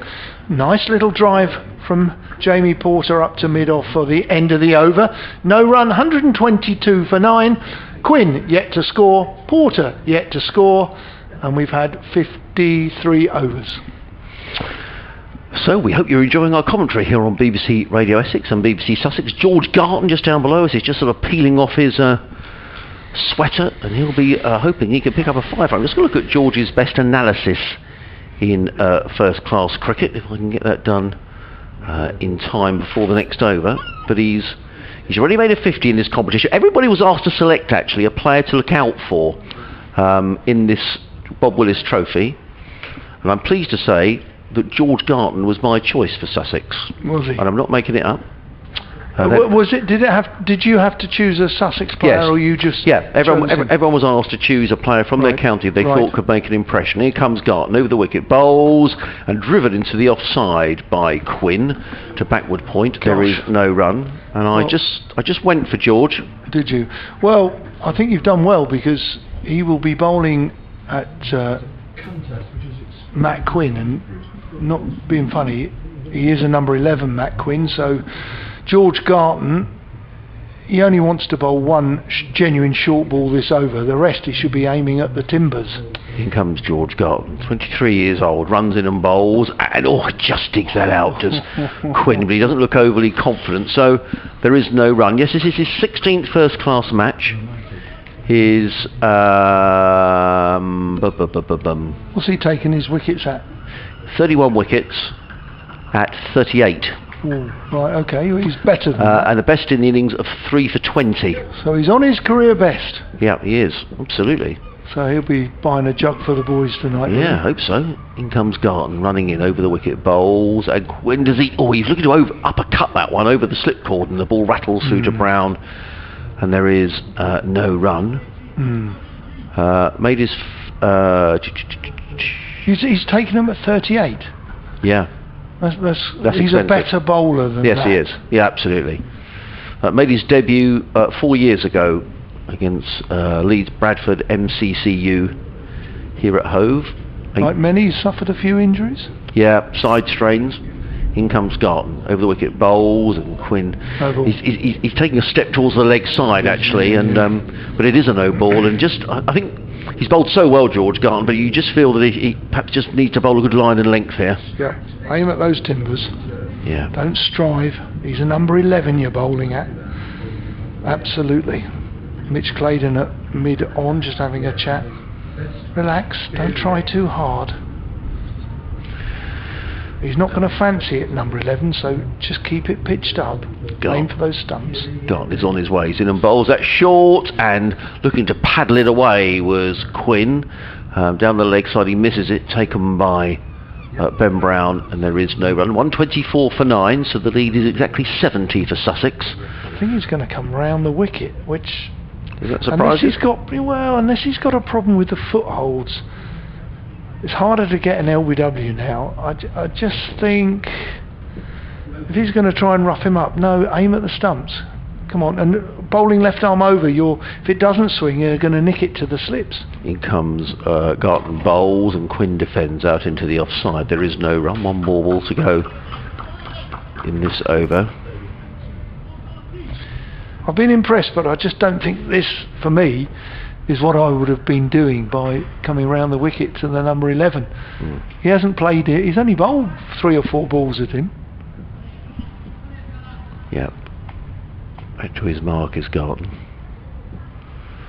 And he's on his way. Round the wicket. Bowls. Ooh, that was a good delivery. Slanting into the right-handed Quinn. Did that go off the pad or the bat? Yeah, we'll wait for umpire Gould's signal. It must have come off the bat. So it is the end of the over. George Garton, 10 overs, 5 maidens, 4 for 21. Essex 125 for 9. 25 overs left in the day, Don. We'll lose a couple for the change of innings if and when that comes. So if Sussex were to bat again tonight, 20 overs, if they score at 3 and over, that's 60. Add that to a lead of 70. That gives a lead of 130 going into the final day. By the same token, Essex will think, well, if they could grab 3 or 4 Sussex wickets, they might not feel out of it either. So, yeah.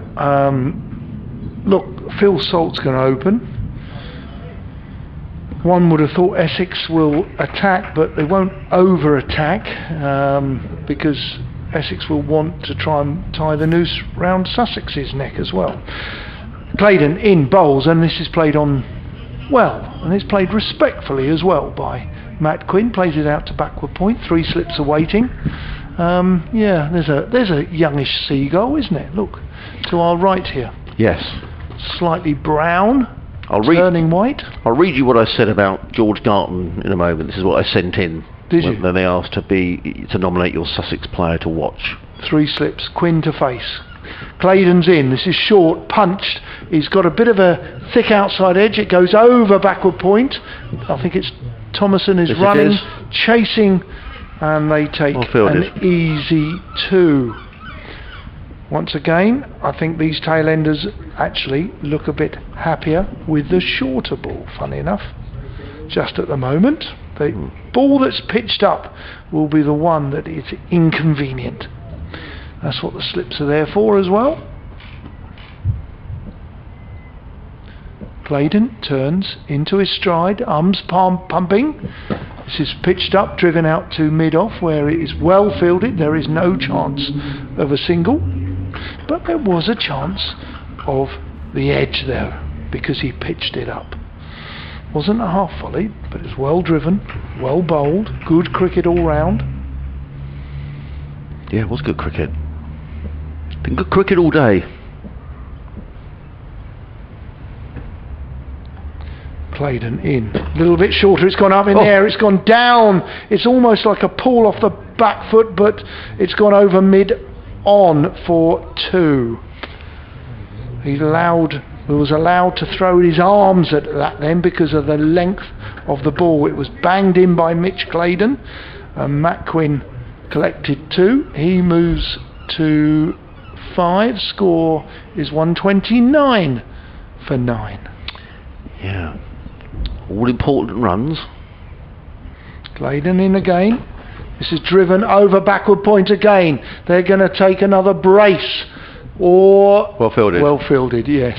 Very well fielded by Thomason again, who's been an electric fielder for Sussex today. Have done very well, but another 2 good runs to Quinn. Quinn's gone to 7 off his 13 balls. Probably the most, he's probably run a ball. He's done well there compared to everybody else throughout the day. And I just wonder as a tail ender whether you're thinking, do you know what, a quick 20 here is better than hanging around for half an hour and doing What nothing. length are they bowling? Try and pitch it up, I believe. And he does. And this has gone for 4. He's slapped it, but it may have had a little bit of width.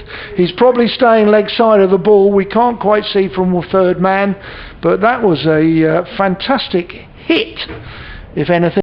And Quinn and Essex 4 more runs, 135 for 9. Well, that was a good over. I'm just looking at the scoreboard, because normally on the scoreboard they show the runs that have been scored in the over. I'm just trying to get my head around that. I can't see it up there. So was it 10 or 8? well, there was certainly a boundary. That's 4. There was the 2 down here. Then there was another 2. Then there was the 2 down the ground. So I think that was 10 off the over. And they're important runs in a low-scoring game. Frustrating runs for Sussex. 135 for 9. Do you have to do an update at 5, Don? I've finished for the updates. I just have to report something in for close. overnight. Overnight for tomorrow morning's programme. In comes Garland, running away from us, coming into bowl to the right-handed Porter, who gets an inside edge and the ball squirts away down towards fine leg. Sussex want to prevent the 2, and they do so. I think that is young Jack Carson who's on. It looks like a substitute fielder, which means that somebody is off, and I think the player who might be off. No, Henry Crocombe's out there. Is Stuart Meeker out there? Yes, somebody's not. Well, it looked like, yes, so Carson and Crocombe are both on the field. Yep. Mitch Claydon's on the field. Stuart Meeker's on the field. Finch? Is he at second Finch slip? is at second slip. Salt's at first slip. In comes Garton, round the wicket, bowl short, and Quinn tries to, I don't know what he was trying to do there, uppercut again, I think down towards third man. There is no run. Delray Rawlins is out there. Who is not out there for Sussex? Come on, Adrian. Tonneson is out there. Tom Haynes. I think Tom Haynes isn't out there. He's opening, isn't he? I can't see Tom, unless my eyes deceive me, unless he's at backward point, but I think that's Aaron Tonneson over there. Yeah. As in comes Garton again, bowl. Slow delivery, hit high over extra cover. That could go for 6. It's a no No, ball. it's not. It's gone for a couple, and a good save by Meeker running back. And so no ball. So it's 4 off that delivery. So these are really important runs for Essex. 136 for 9. So what's that? 140 for 9. I'm sorry. So that makes the lead now 54. So irritating runs. Quinn to 13 off 16 balls when he's throwing the bat. He is. He spotted the slower ball, I think. As in comes George Garton again, round the wicket, bowls. Pitch out, he bowls him, and there we are. It's 5 wickets for George Garton. The best return of his first-class career, and terrific figures as well. 10.3 overs. He's taken 5 for 26. A wonderful spell of bowling by the young left-arm Sussex quick bowler, and Essex have been bowled out for 140. Well done, George Garton. Oh, absolutely. When you get your first fifer, that's a huge milestone and a time that he will remember for the rest of his life. Many congratulations to Crocombe earlier in the day, bowled well in his first spell, but listen, big congratulations to anybody who collects their first fifer. 5 for 26. What a cracking set of fixtures. 10.3 overs, 5 maidens, 5 for 26. Take a bow, and he is. He's been lauded off. Well done. Let's listen to the applause for George Garton. Because it also included the wicket of Sir Alistair Cook as well. Who's he? The Sir of Essex. Well done, George. And all the players are creating a nice tunnel for him. Jason Gillespie up the top of the steps. He's clapping away as George Garton makes his way off. So well done, Sussex. We're going for an update to our listeners now on BBC Radio Sussex, and we'll tell them what's been going on to our afternoon presenter. We're all getting very excited. Well, we're all getting very excited here at Hove, James, I have to say, because Essex have just been bowled out for 140. That gives Sussex a lead of 54 on the first innings, and a wonderful bowling performance by 23-year-old George Garton. Born in Brighton, he's a Sussex lad. He's taken the first 5-wicket return of his career, 5 for 26, including the wicket of Sir Alistair Cook. So well done, George Garton. We've still got another 22 overs to be bowled tonight, so the sun is out, and this game could yet be set for a very exciting finale tomorrow if the weather holds. Meanwhile, down at Arundel, Hampshire 107 for 2 in reply to Surrey's total of 172, and the test match is pretty meaningless really. England 83 for 1 in reply to Pakistan's 236. That game will be a draw.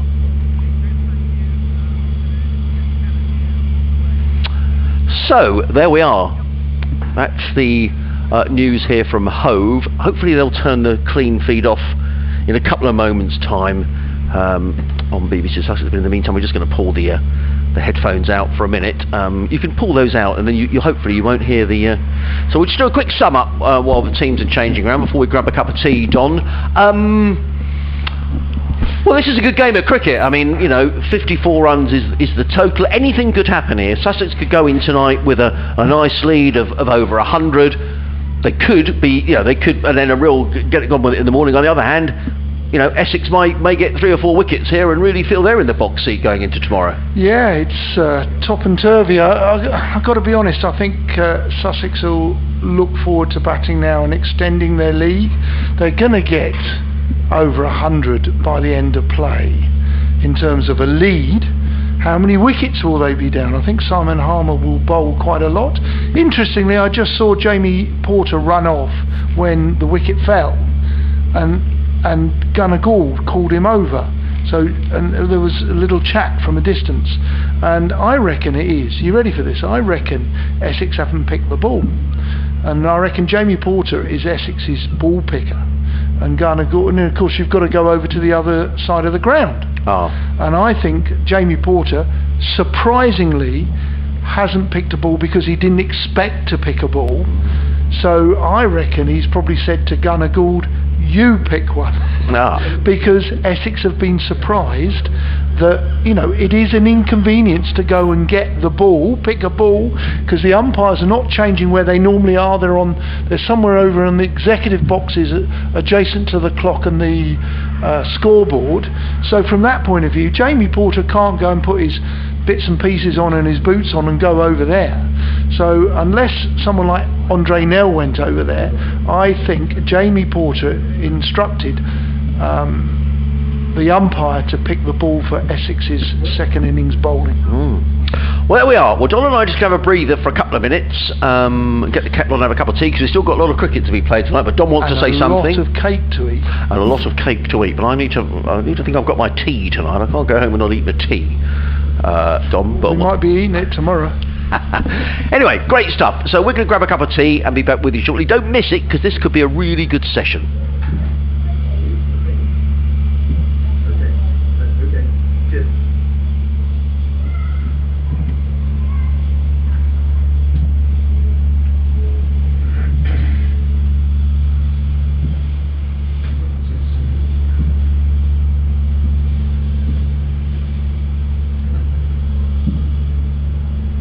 I've got a message from Pat.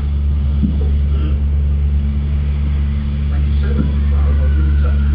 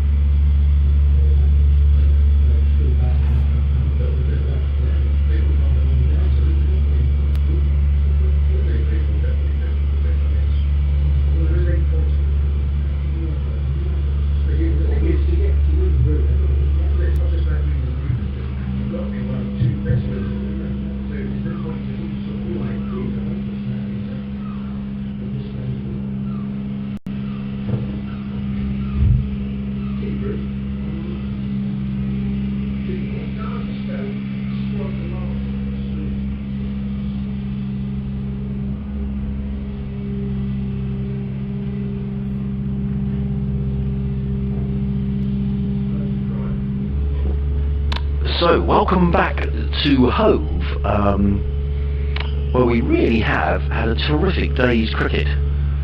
Essex have just been bowled out for 140, so we've had 14 wickets in the day, and who knows what might happen now. We've got 21 overs remaining tonight.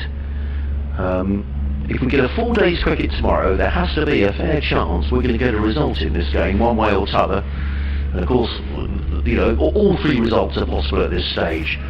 But Phil Salt, who batted beautifully in the first innings for Sussex, making 57, is going to take the first ball to be bowled by Jamie Porter, who's going to come down the hill for the Cromwell Road. And the sun has momentarily gone in behind some cloud, but plenty of blue sky around, and it's going to be Porter who's going to come in with 3 slips to bowl to the right-handed Phil Salt. He's in and bowls, and Salt hits on the pad. There's a loud appeal. Ian Gould hooks and wide, wrapped him on the pad. Phil Salt's was in his mouth then for a moment. He was looking, judging by the way Salt was looking to play that shot, you'll think that maybe that was missing leg stump, but Ian Gould sort of stands there with his hands in his pockets. He didn't look overly impressed, but nonetheless that's always a heart-stopping moment for the batsman. Well, the umpires have changed ends as they do in the third innings, so Gunnar Gould is at the top of the ground at the flats end, Jamie Porter's end, and Phil Salt, well, he survived the LB, but he's the key man in this game now. Here comes Porter, bowls, and Salt is up on his toes and plays that without timing to mid-off,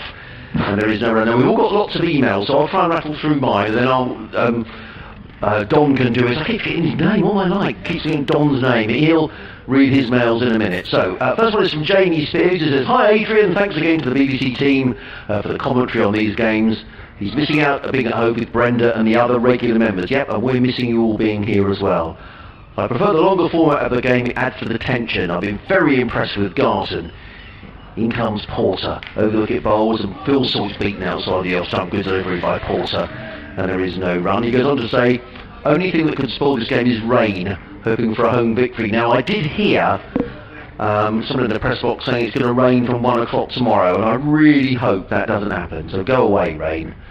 Graham Peters has been in touch. Hello Graham, he said, "I've been enjoying today's play and your cricket chat with Don Topley." Not the soccer chat though. Yes, I'm sorry Graham, I know you don't like the soccer chat, so we'll try and keep that to a minimum as Porter is back to his mark. The sun is sort of shining over half of the ground as Porter comes down the hill from the Cromwell Road end and bowls, and Salt is right behind a delivery that's slightly short of a length, and he plays to backward point fielded by Brown, and there is no run. Second Division Sussex could still end up being soundly beaten by the Division 1 champions in this fixture. Yes, they could. I think the ECB have always been looking to reduce the number of top-tier teams in our domestic game in all formats. Perhaps the Bob Willis Trophy will demonstrate that there is not that much difference between many of the first-class county sides. Well, that's exactly what Bruce Talbot was saying earlier on, Graham. And you're right, Essex could win this game, Sussex could win this game, it could be a draw, but it's intriguing stuff nonetheless. As in comes Porter down the hill, bowls a delivery of full length that draws Phil Salt forward, and he plays straight back down the track and there is no run. But thank you for your email. Stephen's been in touch. He says, "Dear Adrian and Don, a couple of reactions to your discussions.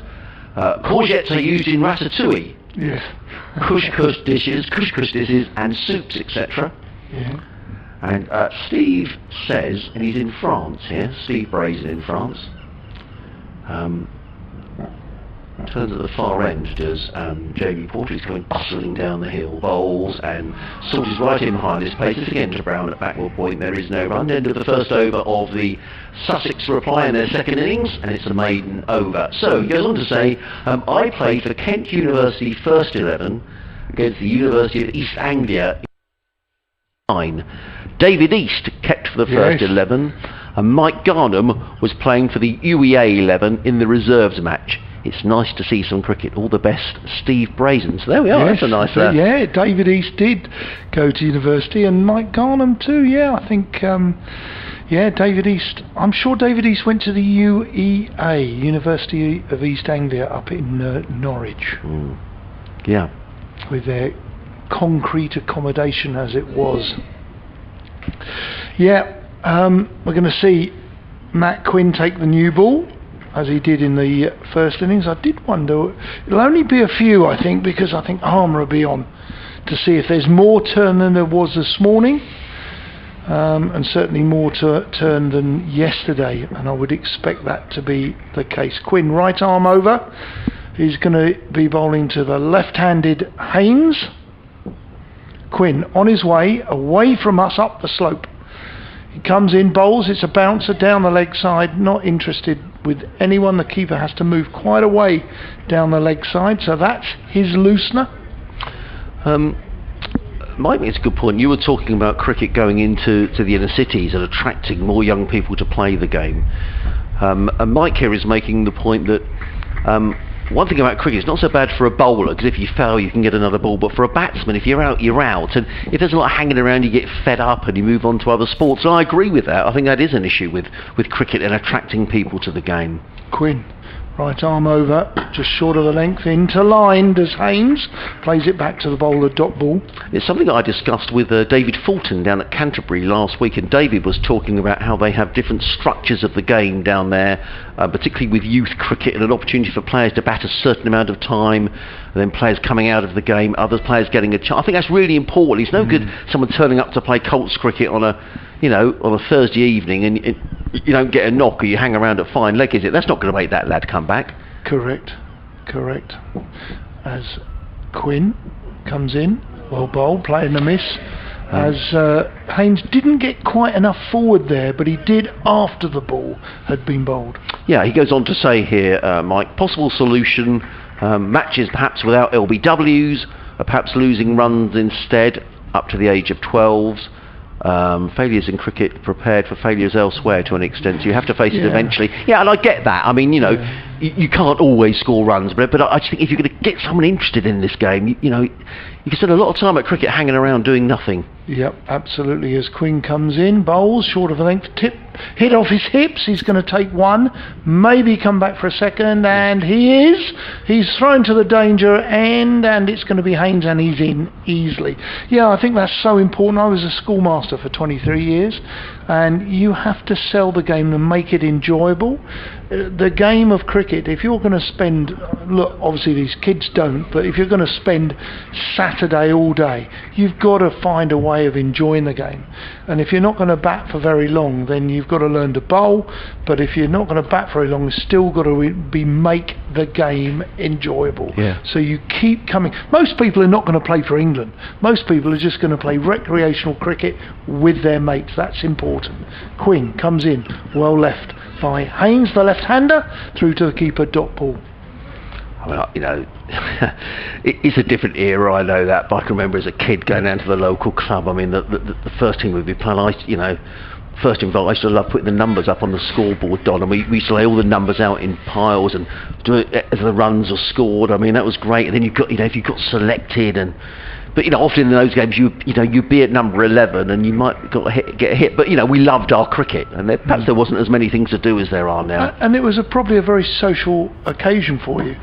Good for defensive, where Quinn has bowled a decent delivery for the end of the over. His worst ball was his first one. The other 5 were pretty good, and the score is 2 for no wicket. I think that's really important. I mean, funny enough, for me, did you play club cricket? No, I played village cricket. Yeah, but how old were you? Well, probably played my first game for the village. I was probably about 11, I would guess, playing in the men's team. Right, where I was going to go with this. For you, in your development, I don't know if your father was involved or older brother. I bet you had your first half a pint. Yeah, probably did down when you were about 14. Yeah, don't tell my mum, bless her. No, but you're we right. all did. But a bit of a social occasion, going to the pub, maybe the cricket club had a bar. It was just a great occasion for a young person. In comes Porter running in down the hill, bowls to Salt, who plays firmly down the ground to mid-on, fielded by Tender Scarter. Salt's on his way, 3 without loss. No, absolutely right, that's exactly what it does. And my dad was heavily involved running the Colts team. He would come home early from work and umpire, and you'd go to matches, and you'd all cram in a car. A lot of the stuff that happened then you can't do now. It was, but it kept, people were really involved. Don is waving to Matt Quinn. Best wishes to his mother, if she's listening in New Zealand. She's a regular contributor. Early morning there, though. It could be. She might be interested. Porter is going to come into bowl to Tom Haynes. 3 without loss are Sussex. Lovely evening here in Hove. As in comes Porter, bowls wide of the off stump taken by Haynes, and there is no run. But I think in that environment as well, during the summer holidays, Don, we would go down on the local green, and we'd go down with the stumps and the bat and play till lunchtime, come home and mama make some lunch, then we go down in the afternoon and play. We did. I mean, that was the summer holidays. We just played cricket all the time. Can I ask you where that was? Yeah, it was a little village called Wallash, which is up near Gilks. No, it was in Surrey. Yeah. In Surrey. Yeah. So as a youngster, did you follow Surrey or Sussex, or who were you? Who were those guys who were influential? In comes Porter, bowls, let go outside the off stump, there is no run. This is bizarre. I had a cricket bat, and as a kid I was kind of besotted by Geoffrey Boycott. So I had a bat, and I had the Yorkshire line-up on that bat. So it was sort of Jeff Boycott, Richard Lum, Sharp, Hutton, John Hampshire, Richard Hutton, David Bairstow, Tony Nicholson, Chris Old, Doug Wilson, Don Wilson. So I had all those names on my cricket bat, and everyone used to tease me because I like Yorkshire and over Surrey. In comes Porter, round the wicket, bowls, and Haynes, well, he gets an edge through the slip cordon for 4 runs. Jamie Porter has a little stare at Tom Haynes. He's get 4 runs, it was an edgy 4, he goes to 6, and Sussex to 7 without loss. Interested to have that extra catcher in the slips, or do you have third man? What Essex won't want is it's a position that's gone out of fashion in the game a bit, the third man. But Essex don't want easy runs being achieved by Sussex down at third man. Is it 3 slips or 2 slips and a gully? It's 3 slips and no gully now, I think. Just the 3 slips. In comes Porter, round the wicket, bowls to Haynes, lets that go outside the off stump, there is no run. Now this is an interesting email from Will. You can contact us too and join the conversation with myself, Adrian Harms, and Don Topley, Sussex Cricket at bbc.co.uk. He says, sorry for the bombardment. No, you keep going, Will. He says, interesting conversation for your co-commentator with regards to inner cities. Broadening this out somewhat, how do we solve the issue with regards to county cricket increasingly becoming a sport just for those lucky enough to attend a fee-paying school? Compare the facilities from Hurst, Ardingly, Eastbourne to a state school that would be lucky to have an AstroTurf pitch. As in comes Porter, bowls, and Haynes let that go outside the off stump, there is no run, with cigarette burns in it. I wonder how many cricketers we lose to these social barriers. Looking at the names that have come through and represented Sussex recently, the vast majority went to fee-paying schools too. All the best. Well, just describe the cricket for a minute. 7 for no wicket are Sussex. They lead by 61 with Haynes on 6, Salt on 1. I think that is a point that everyone in cricket needs to address. There must be, and I think it's probably the same for tennis, there are probably scores of kids who could play this great game and play it very well, but they frankly don't get the opportunity, and that is a real problem, perhaps not for cricket, but for well, the country maybe, Yep. really. Is that Yep. is that true? I would agree with you. I taught for 23 years in an independent school. I was Yeah. responsible for cricket as well as some PE and different things. But most importantly, it's so important that the game can reach inner cities and offer an opportunity. As Quinn comes in, this is a decent ball, nips back, hits the right-handed salt on the thigh pad, goes into the offside. There is no run. I really hope that that can be achieved, and I do think the 100 will have a responsibility, because look, the traditional fan member at county cricket probably don't understand the fact that inner cities, generally speaking, or the diverse communities, are not interested in the county game. They might be interested in the 100. As Quinn comes in, this is driven in square of the wicket to extra cover really, where the Essex player looks at the ball. It's shiny, it's red, it's quite hard still. We're in the 4th over of Sussex's 2nd innings. Fascinating day's cricket here at the county ground at Hove here. Really is. It's been marvellous. The county champions are being challenged by Sussex here. Sussex are in the lead. They have 61 lead, I believe, at the moment. As Quinn comes in. Oh, good looking shot.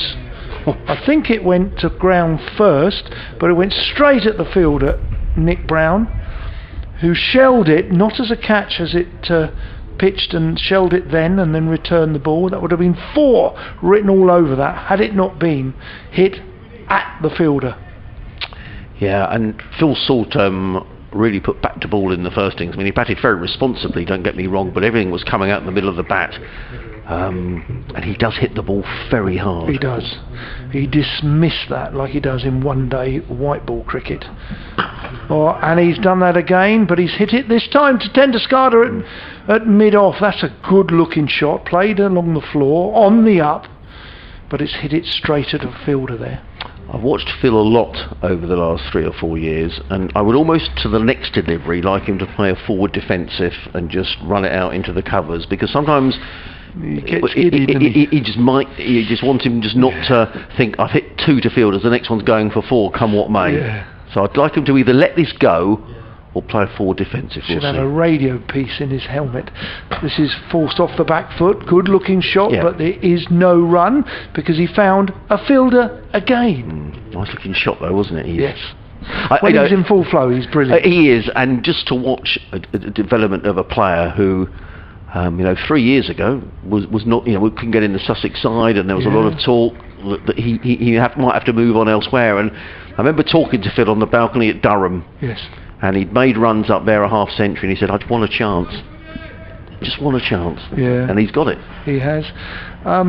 As I say, he's a big coffee mate of my son's when he was down here. They were good pals. Reese rates him very highly. Again, forced off the back foot.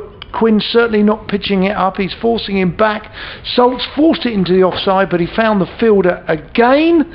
This is, that was an exciting over, but actually not a lot happened. 7 without loss. Salt 1, Haynes on 6. We've had an email in from I can't even pronounce this, from Ontario in Canada, from David Cooper. I do apologise, David. It is Mrs. Mississauga, Mississauga in Ontario in Canada. I bet it's cold there in the winter, I know that much. Would you think so? Ontario, on a Great Lake.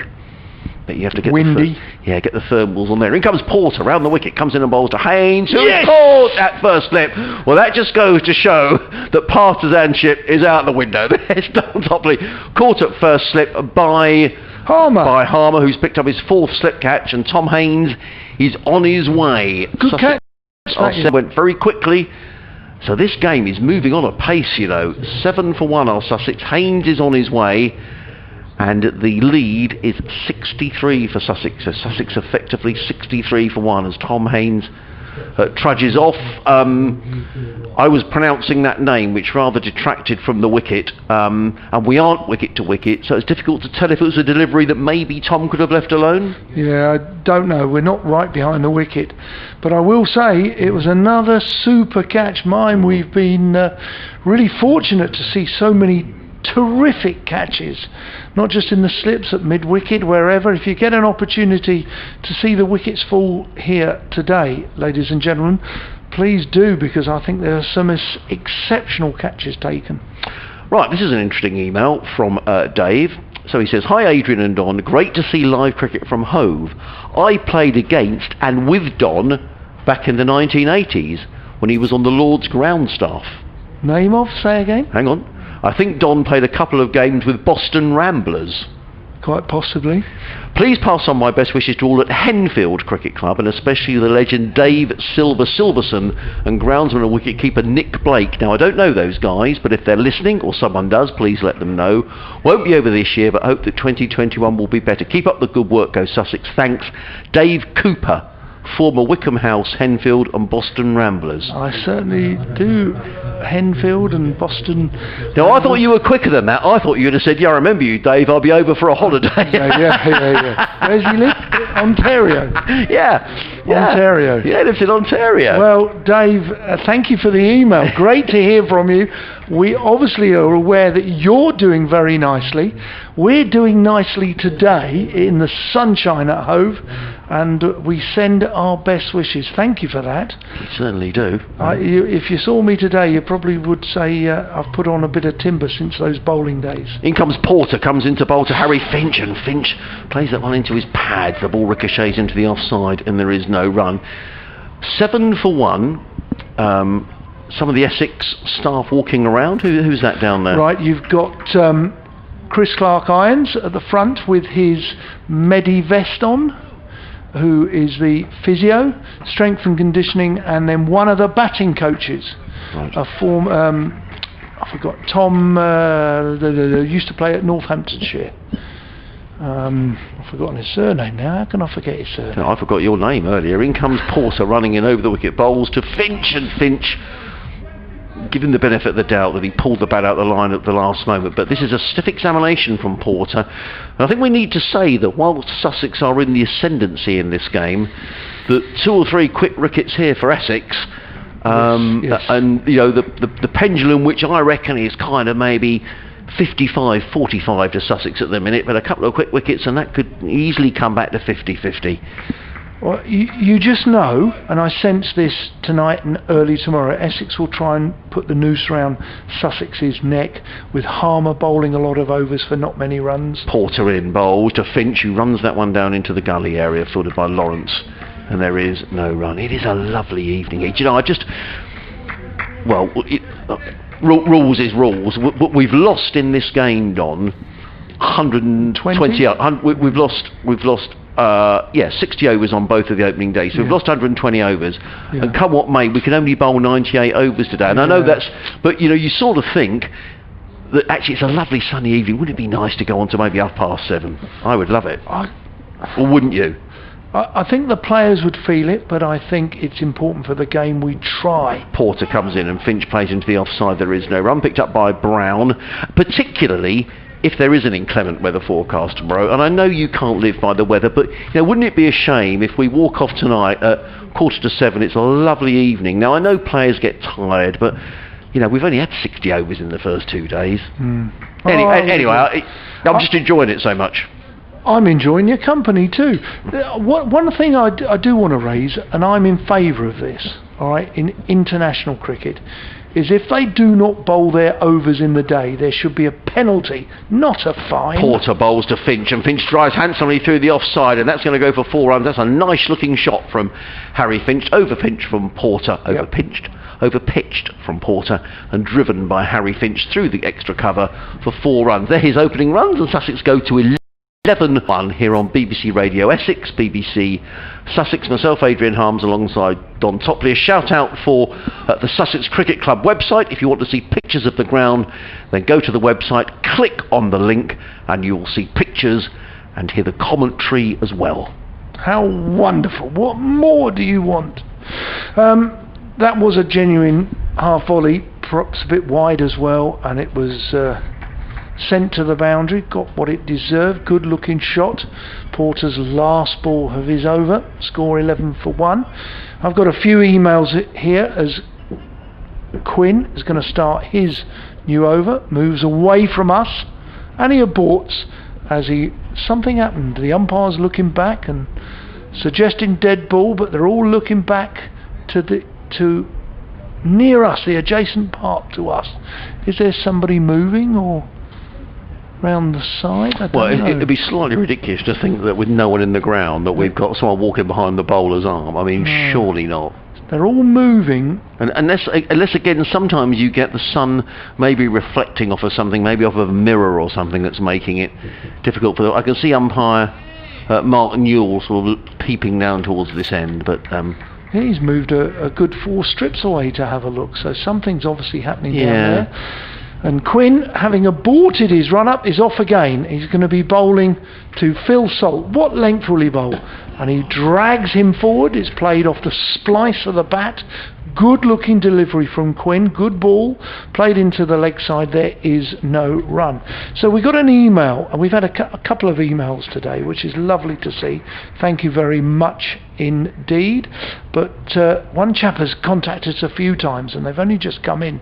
But firstly, Dean Allen, Southend Dino, he says, afternoon Don and Adrian, it seems every couple of years as Quinn comes in, he's coming into bowl, 3 slips, this is driven into the floor, mistimed, gone out into the offside, there is no run.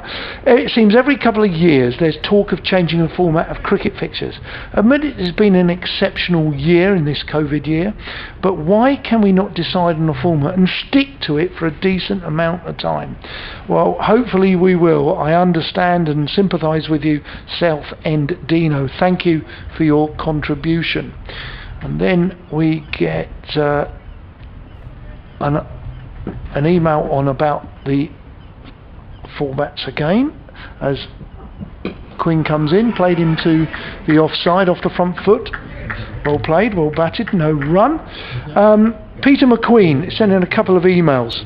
I think he might be an academic at Sheffield University, but anyway, he says, I can't say I'm overwhelmed by the hope of the changes in the structure of the game, and I could see one way to try and appease everybody.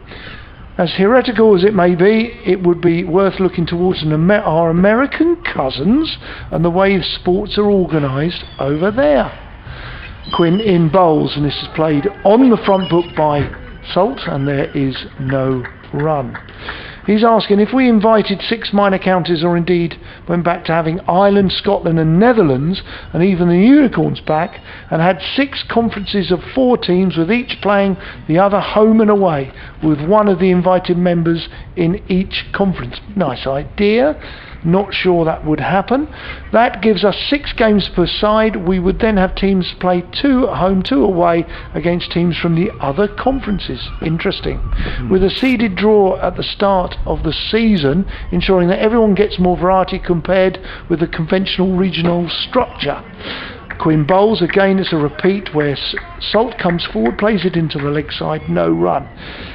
You then have a semi-final and a final from the best placed 4 sides, or the top 2 sides going straight into semis and the other 4 having a playoff.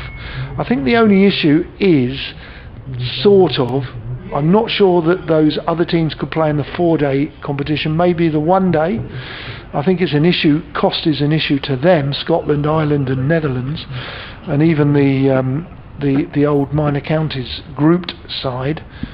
Quinn on his way in, past the umpire, he bowls. Again, this is a really super over from Matt Quinn, his best of his spell so far, and at the end of the over it's 11 for 1. He likes the idea of keeping the blast separate. Lots of flaws, I'm sure, but I think reimagining on how the groups work and not just playing the same few regional sides would be the answer and a better idea. Incidentally, he's come back to a bit of market gardening. Blanch your beans before freezing for better preservation. Oh. and gram flour is chickpea used in barges. I do like my onion barges. Peter, thank you very much, and I think you've come back with another email. I do believe, bear with me, I'm trying to get it up.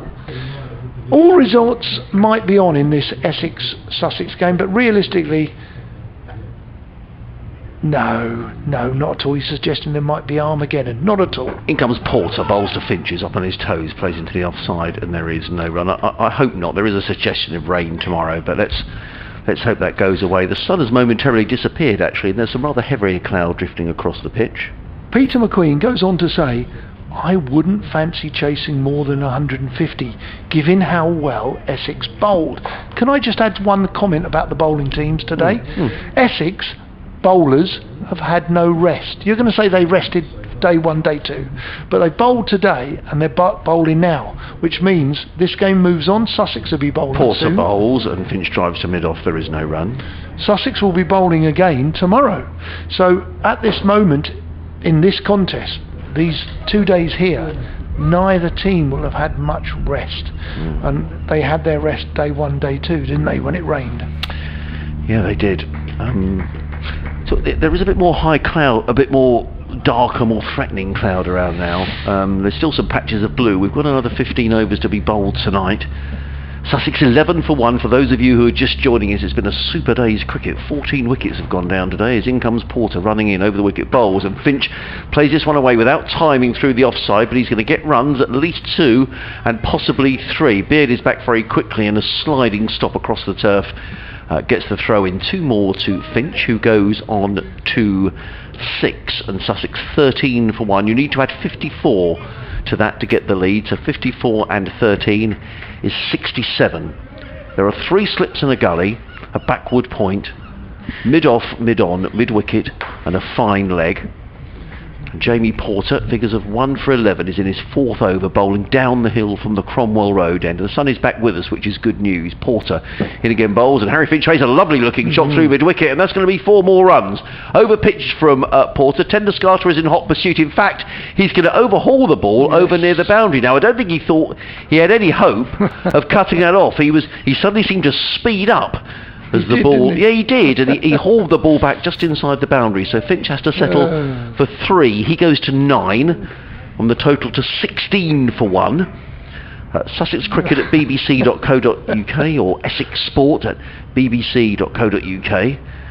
And that brings Phil Salt onto strike, who's been unusually quiet. He's just made 1 off 19 balls, but really important for Sussex that he stays there, and runs will come, hopefully. In comes Porter, bowls, and Salt covers up and plays down the track, fielded by Porter, and there is no run. You were talking only a couple of, and I suggested to you on air that maybe there should be a little radio in his head saying, calm down, like we were chatting, because there was an over against Quinn where he was like Zorro. He played some wonderful shots but hit him at the fielders. Yes. I reckon there's a bit of maturity there, because the very next over he was facing Quinn. He played soft forward defensive with soft hands. He was listening. Porter in again, bowls to Salt, who's forward. The ball bounces up and sort of hits him round about the chest, but there is no run. This is the end of Jamie Porter's over. 4 overs, 1 maiden, 1 for 14 for Porter. Sussex are 16 for 1. Salt on 1. Finch is on 9. We've got another 14 overs remaining tonight. For the first time today, it's just got a little gloomy as that heavy air cloud makes its way across the ground. No, it's not going to rain, Adrian. I hope not, because I mean, there's still plenty of blue. I'm just trying to work. I think the weather is still coming in from the southwest, judging by the way the clouds are moving across the ground. And looking in the distance, I lean forward in the commentary box, there is some heavy cloud. There's also a few patches of blue, so fingers crossed we get through the day, because this is really well set up. It is indeed. Thanks, Adrian. Well, it's going to be Quinn to start another over. There's a bit of guarding to be done by the right-handed Salt. He's now ready. Essex are ready, and he's on his way. Going away from us up the hill, he bowls, and it's a good ball. He's looked better and better as Quinn in this spell for me, and I think Phil Salt has had to respect the Essex opening bowler, because he played a number of fantastic shots, but he's just curbed it in the last couple of overs. He found the fielders, but he's still there. Phil Salt is very important to this game, and in particular Sussex's batting. Bats down, hitting the floor, bats raised, he crouches, Quinn comes in, bowls, and is forced off the back foot. That is a beautiful shot, forced off the back foot, maybe only a slight bit of width. Not a bad ball, not really a 4 ball, but a super shot by the Sussex opening Phil Salt. Great shot, 20 for 1. Yes, sorry Don, that was beautiful. Yeah, Finch, sorry, that was a lovely... Sorry, that's Finch. all right, no, it really was a lovely shot. I've just popped out the back to have a look at the weather. There is some bluer sky around, so hopefully we're going to get through.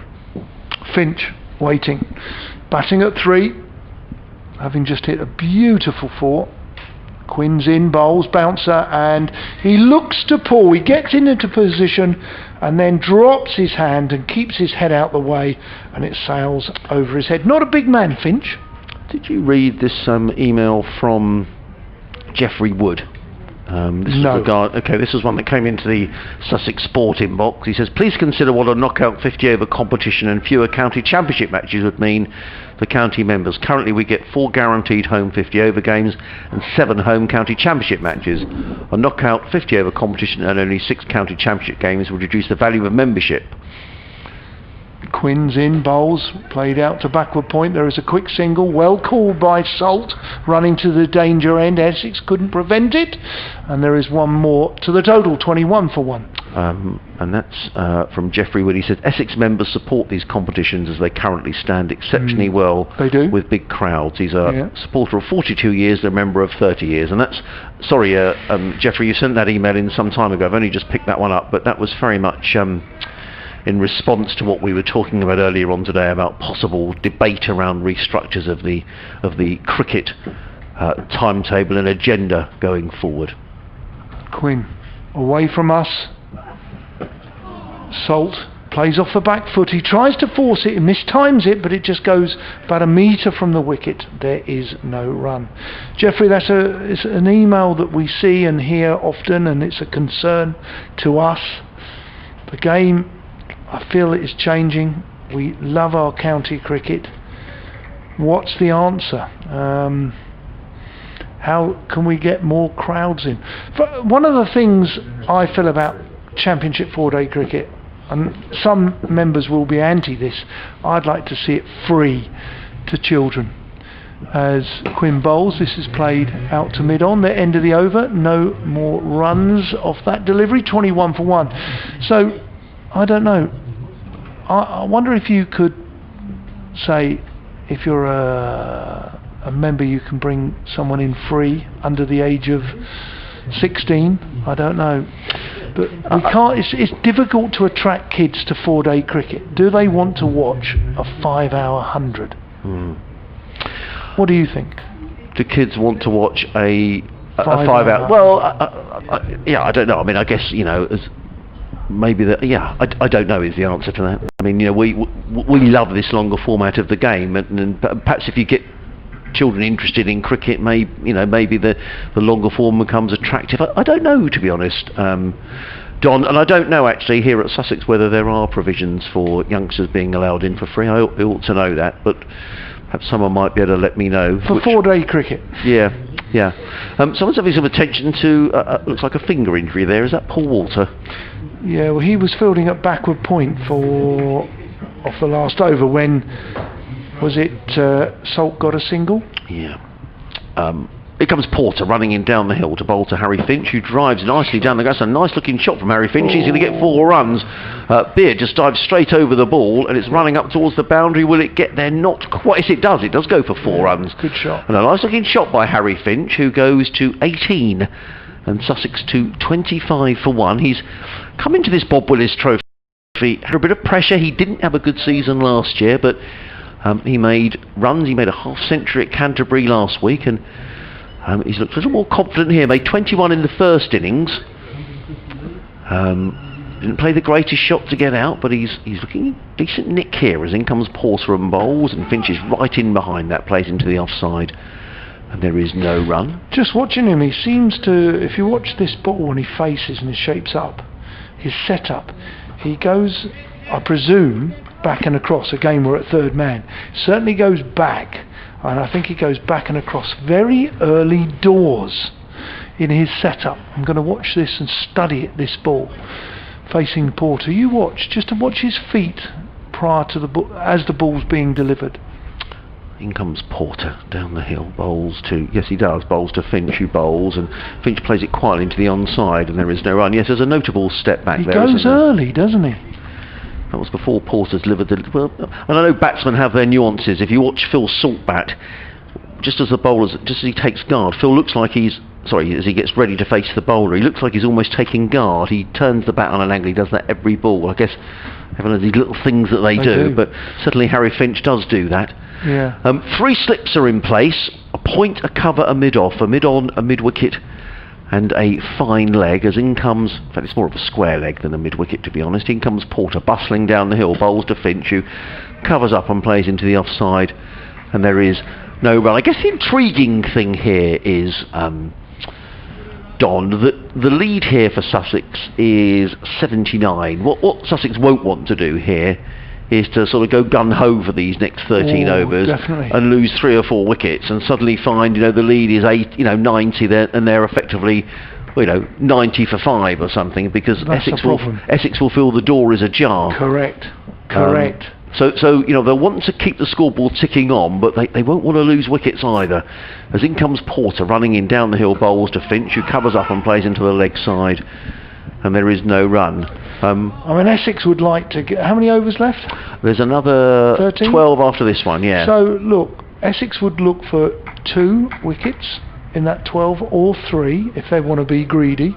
Meanwhile, Sussex will say, look, 8 overs, 9 overs, we could probably get, it would be nice if we were didn't lose any more wickets, but probably got another 30 to 40 runs. But I do think Essex are used to this scenario. They're used to sort of putting a noose round the batsman's neck. Porter in and bowls, and Finch just steers this one to backward point. Good over by Porter, well played by Harry Finch. I can't sort of say, what's the word I'm looking for? Just what a good day's cricket this has been. Yeah. It's just been good cricket, and anyone who sort of doubted the value of the Bob Willis Trophy, or well, is it, are you just filling an agenda here? Well, I think it's, I've seen 2 sides of it. We saw a good win here against Hampshire for Sussex. They were soundly beaten at Kent last week, but the Sussex have come back here and played well, and this is just a good game of cricket. We're 3 days in, and this could go to any way of 3 results. Definitely. So if you love 4-day cricket, it's a shame there's nobody here, because it's a really, really good game. But the good thing is lots of people are listening. That was proven with the figures in the last couple of weeks. As Quinn comes in, bowls, driven down the ground. That's a nice looking shot, going quite straight. Porter's chasing it. He'll pull it up. Yes, he does, for Tenduscarter to throw in. And well done between the two of them, because they stopped a 3rd run. That's 2 runs to Sussex, 2 runs to Salt. He moves. Is he only on 3? Yes, he is. That's what I mean. He's, wow. It's with all those shots he was. It's an unusual, and actually it says, and I think this says much about Phil Salt's development, really. That maybe 2 seasons ago he might have, played across the line and got himself out, and he might still do that, but he doesn't seem bothered by that at the moment. And I think that's a really encouraging sign for Phil. Bit of maturity creeping in. Quinn, 3 men in the covers there. This is a Yorker. It's dug out, played to the bowler on his follow through. He then throws it to Tenduscarter, who's going to shine it up as Quinn walks back to his mark.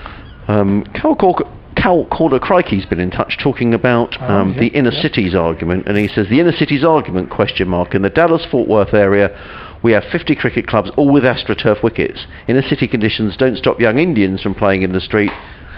It's more down to the sit alone with a screen culture, eclipsing doing things in groups, clubs, in my opinion, he says.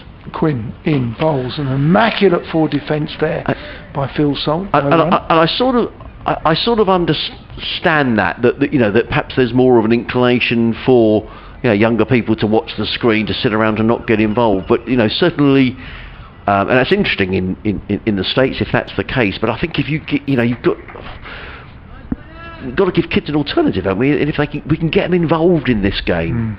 You know, I know everyone's been trying it. You know, people are trying to do it, aren't they? There are many people more academic and more qualified to offer comment than us, but that's a play and a miss as a decent delivery.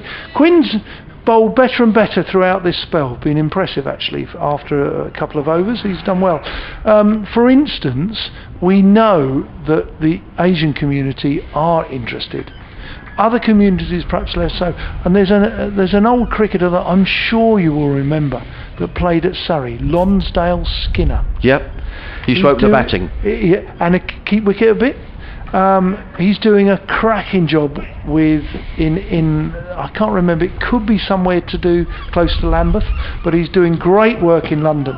Quinn's bowled this, it's gone into the covers where it's got a good bit of cricket there because it's gone to Paul Water who's fielding at backward point, but it's not gone to his left hand because he's left hand, it's gone to his right hand, and Phil Salt has seen that and it's gone to Water's right hand, so he's called a yes and his colleague went on his call. Super cricket by Sussex there. That was really good cricket awareness. And Jason Gillespie will be pleased because, as I said earlier today, Sussex have spoken a lot about running between the wickets. So it was a well taken single.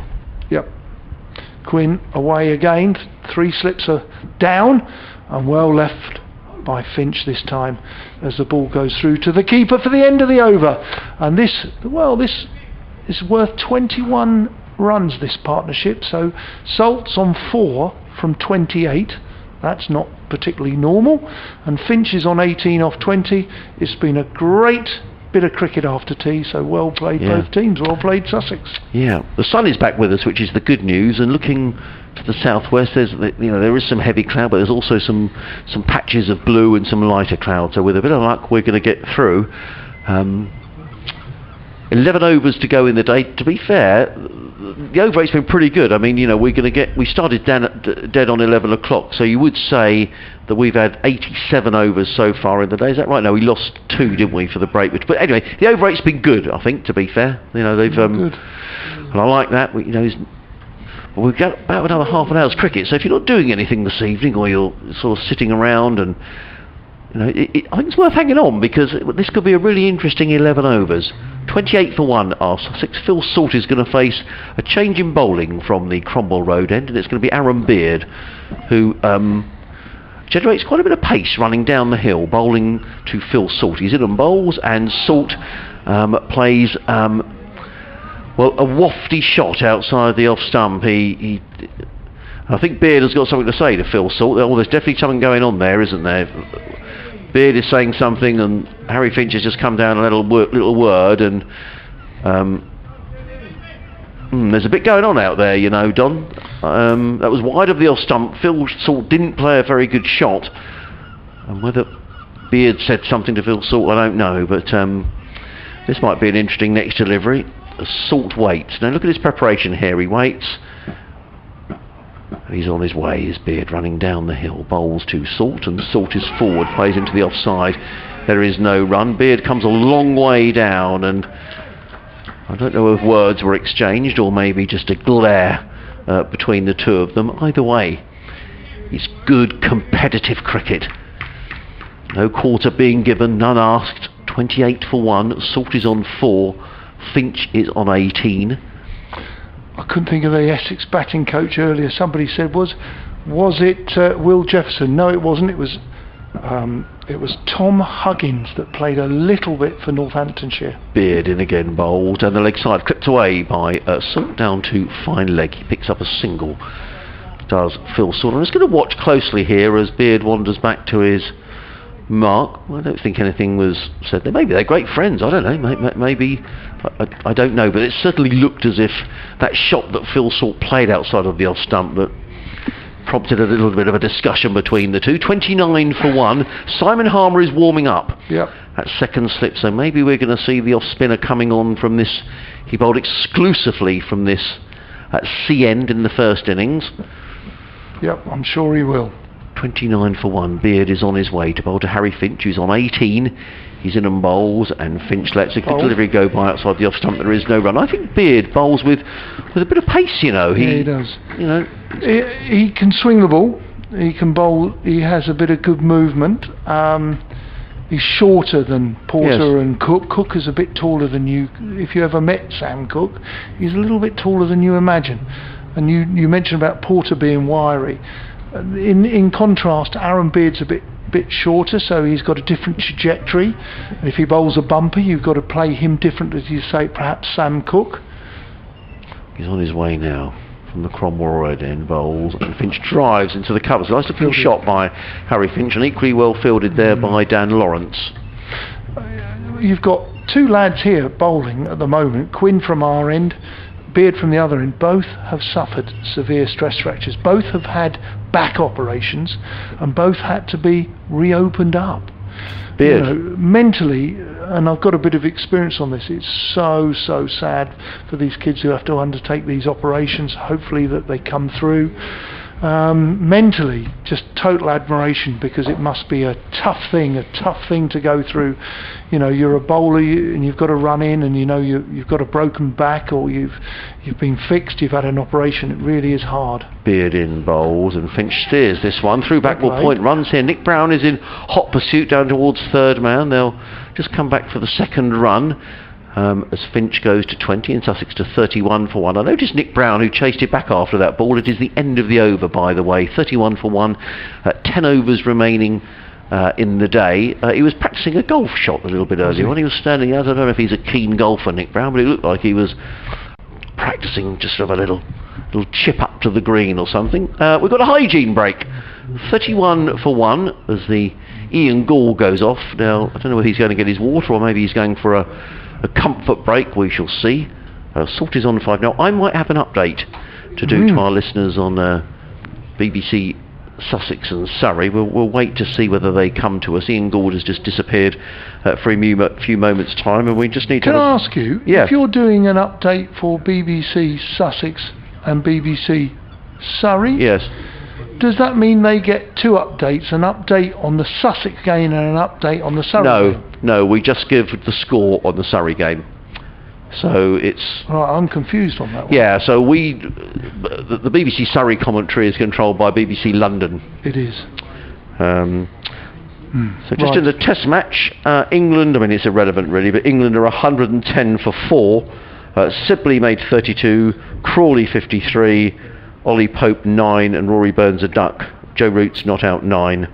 Gosh. But that game is going to be a draw, and down at Arundel, Hampshire going along very nicely, 149 for 2 against Surrey. I think it is going to be Simon Hummer. I think I'll just have to commentate on this over. Pleasure. Just in case we do an update to the listeners on BBC Sussex and Surrey. So 31 for 1. What does that make the lead? 85 at the moment, so I need to make a note of that. So it's going to be Simon Hummer who's going to come on. Yes, we are going to do an update. And we are going to do an update, so I'll keep commentating away. George Garton 5 for 26, a really good spell of bowling earlier on today, but it's going to be Harmer who's going to come into bowl to Phil Salt. 10 overs left in the day. There's a slip and a short leg to keep Phil Salt company as in comes Simon Harmer. Over the wicket bowls, and Phil Salt takes a step back and looks to thrash that down the ground, but he doesn't time it at all down to long on, fielded just in front of us by Paul Walter, and Salt goes to 6 and Sussex to 32 for 1. That makes the lead 86. Harmer back to his mark. He does rattle through his overs. He's going to come in to bowl to Harry Finch. He's on his way and bowls, and Finch turns that one past short leg, but only as far as the man on the 45. I wasn't sure whether to call that a short fine leg or a backward square leg. Don was saying he's the man on the 45, which probably gives you a very good indication of where he's fielding. As Harmer is back to it. Now we've got a helmet being brought out, so another fielder being brought in to position. Yeah, I'll tell you what, John, it's been a really good day's cricket. Sussex in their second innings are 32 for 1. That represents a lead of 86. Harry Finch is on 20. Phil Salt is on 6. Earlier on today, Essex bowled out for 140 and a career best from George Garton, who bowled beautifully. He took 5 for 26, including the wicket of Sir Alistair Cook, just to complete his day. Meanwhile, down at Arundel, Hampshire 159 for 2 in reply to Surrey's 172. The Test match is heading for a draw. England are 110 for 4 in reply to Pakistan's 236. Harmer back to his mark. In the sunshine here at Hove. 32 for 1 are Sussex, as in comes Harmer and bowls, and Finch just turns that one on the leg side. There's a leg slip, a short leg and a slip in place. Elsewhere on the offside, a backward point and a mid-off, a mid-on, a mid-wicket. A short fine leg, I'm going to call it for the sake of argument, and a deep mid-wicket. Here comes Harmer again, wheeling away, comes running in and bowls, and forward is Finch. Plays into the offside. They were thinking about a single, it was never there. Played to point, fielded there by, I think that's the substitute fielder out there actually. Yes, I think is it Patel? I'm not sure, Yes, but I think it's definitely the substitute fielder. So, end of the over, 32 for 1. Salt is on 6, Finch is on 20. 9 overs left to be bowled tonight. I'm unsure of the rules tomorrow. I'm not sure whether you can add overs on the final day. There's all sorts of funny rules about that I have to say I don't really understand, whether we've lost as many overs as we had. But anyway, we'll cross that bridge when we come to it tomorrow. 9 overs left in the day. Don't forget, if you're wanting to watch pictures with the commentary as well, then go to the Sussex website, click on the link, watch the pictures of the game and enjoy the last 9 overs of the day. Yes, please, and don't forget to join us tomorrow. So, what should be an exciting day? 3 slips awaiting, Beard's in. Oh, this is dismissed.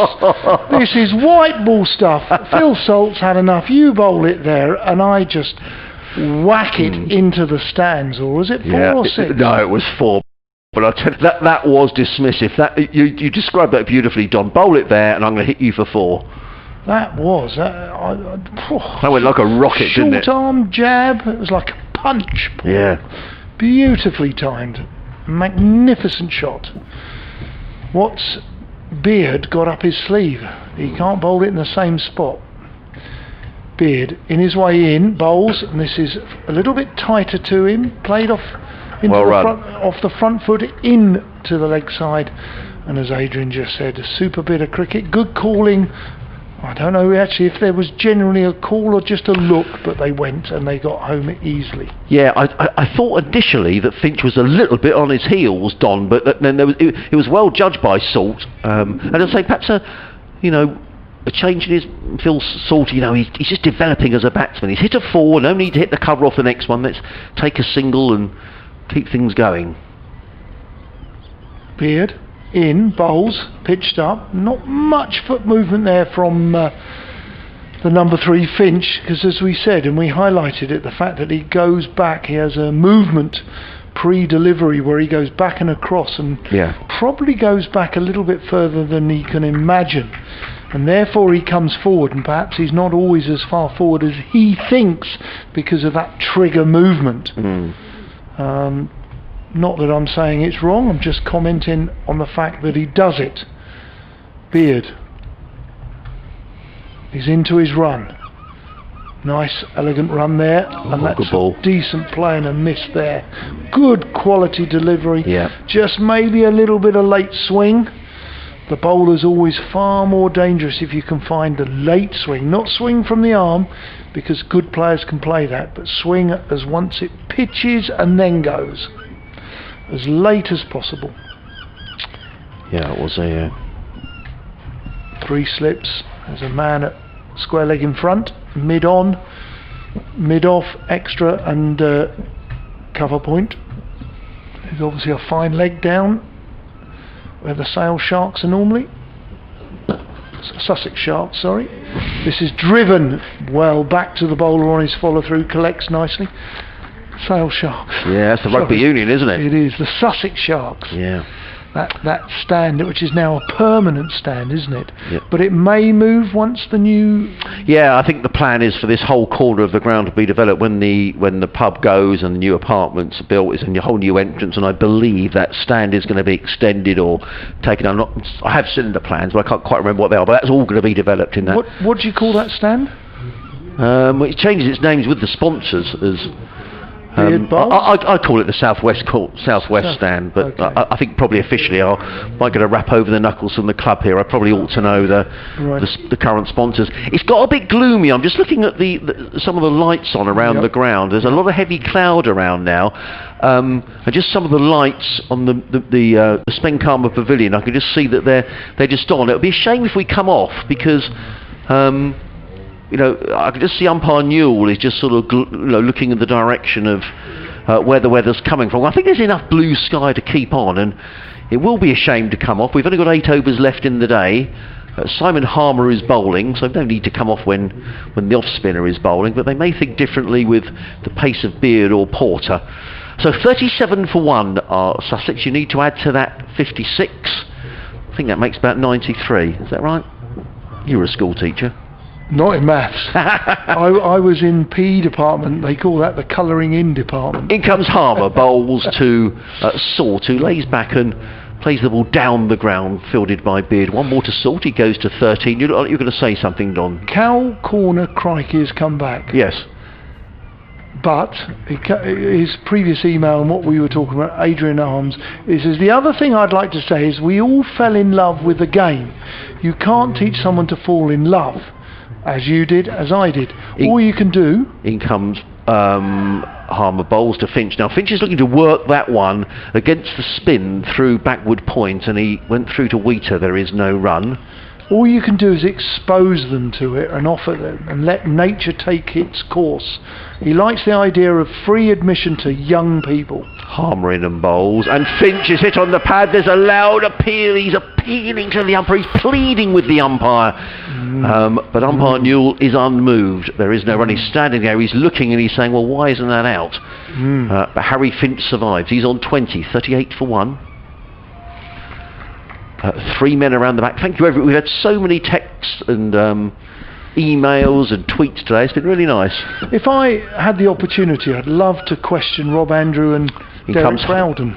In comes Harmer, bowls to Finch, who plays into the hands of short leg. There is no run. He's not happy, Simon Harmer. He snatched the ball as it was thrown back to him, and he still can't understand why Finch is still there. But umpire Newell will have his reasons. 38 for 1. In comes Harmer again and bowls. That's a full toss, and Finch clips that one to mid-wicket. He'll rather feel he's missed out there, Harry Finch. There was a big gap on that leg side, but he's played it to mid-on. Nonetheless, he's taken a single. He goes to 21, what he made in the first innings, and Sussex to 39 for 1. Now the long on has come out, so also there's a deep mid-wicket. The mid-off has come about 2/3 of the way back as well, as Harmer is in and bowls, and Salt drives firmly down the ground with the spin down to long on, fielded by Walter. It is the end of the over. 7 overs remaining in the day. Sussex are 40 for 1. Salt is on 13. Finch is on 21, and that means the Sussex lead now is 106. I would genuinely like to ask the chief executives, what is the reason why you would invite young people in for free? Why not? Whether it's 1 person, 2 person, 3, let them in free for county championship matches. County championship. I mean, maybe they do. I'm sure I can find that out for tomorrow. I think the Aegeus Bowl has the odd game where it's available. Right. The problem is they sometimes put a criteria: you can only come in if you come in with an adult. Right. But the adult is £15. As Beard bowls, this is clipped. It's a leg stump half volley, but it goes out to the man on the boundary. Paul Walter, where there is just the single. Score moves to 41 for 1. The sun is trying to come back with us, which is good, and I'm very indebted to the excellent lads here in the Sussex media team who have told me that it's called the Jointing Tech Sharks Stand. So thank you for letting me know, fellas. That's why I mentioned. And I will make a note so I don't get it wrong next time. I knew it was the Shark Stand. Yeah. Sorry, Sussex. Yeah, the Jointing Tech Sharks Stand. Yes. which houses the shops and little eateries. As Beard bowls, a decent delivery that. Finch gets into line, but unfortunately it was down Piccadilly and it hit, the ball was on Bakerloo. I just think from here, I'm sort of thinking of the way this might go. 7 overs to go. I think Sussex would settle for this now. I think Sussex would settle for going in tonight, with a lead of 107, 108. If they can get to 120, come back tomorrow, got a whole day's cricket. But what they won't want to do is, it goes without saying, it sounds fairly obvious, but if you lose a couple of 3 wickets now, it just maybe changes the mindset for tomorrow. Yep, it does. Essex would love that in their situation, as Beard comes in to Finch. Finch leaves it alone through to the keeper, just a little bit wider, wasn't interested, and it's a dot ball. And we have to remember in this competition, unlike the county championship where there's 5 points for a draw, in this competition there are 8. So it does probably Sussex in terms of the competition would probably feel to keep in with a shout of getting through, they would need to win this game. They'll probably win their last 2 as well. Essex will probably be thinking, well, having 1-2 a draw probably isn't a disaster for Essex in this game. They're down back at Arundel next week as Beard bowls, is driven Shot. up the ground. Oh, not quite good. as good as Yeah, no, it was a good shot, but the fielder covered it off and prevented the single. So what will Essex do? I mean, this will finish tomorrow, which is Tuesday. The next game starts on... I guess they'll go back. They're not going to hang around down here for 4 days, are they? No. Go back and have Wednesday and Thursday off, and I guess travel down on Friday to Arundel. Yes. Yeah, they'll have a bit of practice on Friday. Or travel down, because it starts on Saturday, that's right. That's right. It's a lot of cricket in a very short period of time. And the last game, so you've still got to play? Middlesex and Surrey. Right, as Beard comes in, bowls, and a good forward defensive, good delivery, well respected by Finch. Beard will be happy with that delivery. Finch will be equally happy with his defensive shot, which looks sound. Score 41 for 1. Yeah, it's still quite gloomy. It's, 20 past 6, I guess, rather sadly, I was out walking my dog this morning, and I was walking by the river thinking to myself, it feels a bit autumnal, and I thought, oh no, please no, because, the cricket season's only just started. Beard's in, bowls, clipped round the corner down to Matt Quinn at fine leg. There will be a single for the end of the over, 42 for 1. It's 18 minutes past 6, so we're going to probably finish in about 20 minutes, I reckon. Yeah, and actually, Don, I was thinking that once you get to September in the county championship, fixtures do start at 10:30, don't they? I mean, we're only, what's today, the 16th of August, so we're only 2 weeks away from September, so, that sort of autumnal feel to things. That's why we start early in September, and of course you get the darker evening, so anyway, we don't want to think about too much about that. We're just enjoying the cricket. 3 men around the bat. Harmer's going to come in to bowl his 3rd over, 2 overs, no maidens, 0 for 4. He's on his way. Bowls to Harry Finch. Short. Finch pulls that away through square leg, backward square leg, and it's going to be 4 runs. Nice shot by Harry Finch. Simon Harmer erring down the leg side, and the natural trajectory of the spin, meaning that Finch could just pull round and pull that one away through backward square leg for 4. 86, and Sussex to 46 for 1. Harmer is probably still thinking about that LBW. Well, he's an experienced player. He perhaps has put that to the back of his mind, but he clearly wasn't happy. But anyway, Finch survived. Now he's hit a nice boundary. In comes Harmer again. Bowls. Finch is solidly forward. Plays into the offside. They were looking for a single to point, but there wasn't one there, and there is no run. The other field, apart from the leg slip and short leg, is Jamie Porter, who's at backward point. There's a mid-off, a mid-on, a mid-wicket, a deep mid-wicket, and a short fine leg, as in comes Harmer again. Over the wicket bowls, and Finch works that one in the direction of leg slip, and there is no run. The total remains on 46 for 1. To that you had to eat 56 to get to the Sussex lead, which is now 112, as Harmer is in again. Over the wicket bowls, and Finch, a little bit of extra bounce there, and Finch was thinking about working it on the leg side, but in the end the ball sort of got a bit of, I think, thigh pad and just bounced down in front of him, and there is no run. Glimmer of sunshine across the ground as some more blue sky makes its way in from the southwest. In comes Harmer again, over the wicket bowls, and Finch just covers up, plays in front of him. There is no run. Harmer looks annoyed that that hasn't breached Harry Finch's defences, but Finch remains on 26. Sussex 46 for 1. One more ball to go in this, the 16th over of this Sussex reply. In this second innings, in comes Harmer, running in and bowls, and Finch runs that, well, looks to run it down to third man. Harmer doesn't look too happy with life as he wanders away at the end of the over. Nonetheless, 3 overs, no maidens, no wicket for 8. Sussex are 46 for 1 as the sun shines a little brighter across the ground. Salt is on 14, Finch is on 26. For those of you who are only just joining us, Sussex bowled out today for 194, 5 wickets for Jamie Porter, and then Essex bowled out for just 140, George Garton taking 5 wickets, and young Henry Crocombe picking up his first-class wicket as well, courtesy of probably one of the catches of the season, taken by Tom Clark. So the lead 112. Sussex with their noses in front, but Essex will be thinking a couple of wickets here, and you never know. And a whole day to go tomorrow, we hope. Beard on his way in, down the slope, bowls, and well played out to backward point, but it's missed by Nick Brown, where Harmer will retreat to the boundary to pick up the ball. There goes for 2, just 2 runs there. Well played, it was a decent delivery, and I like the way he controlled that shot through backward point. A very competitive cricketer, Simon Harmer. He looks very competitive. He is.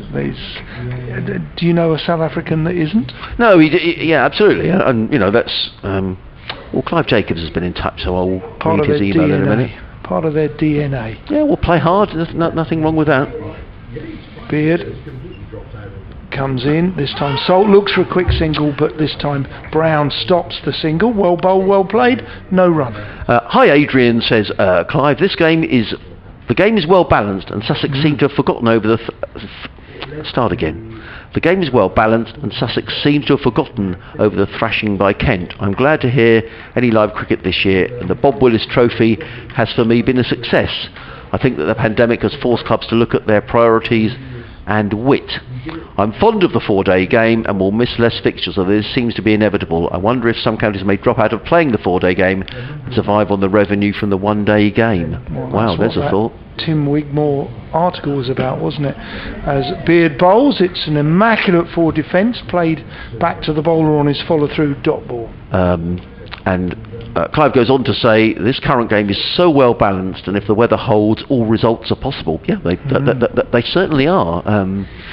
You know, whether Sussex, because they will probably need to win this game to keep in with the shout. I think probably 4 wins are going to be needed to get through to the final. Sussex might well tomorrow think, well, we'll get some runs, and it could be a run chase tomorrow. I'm not saying there'll be a declaration.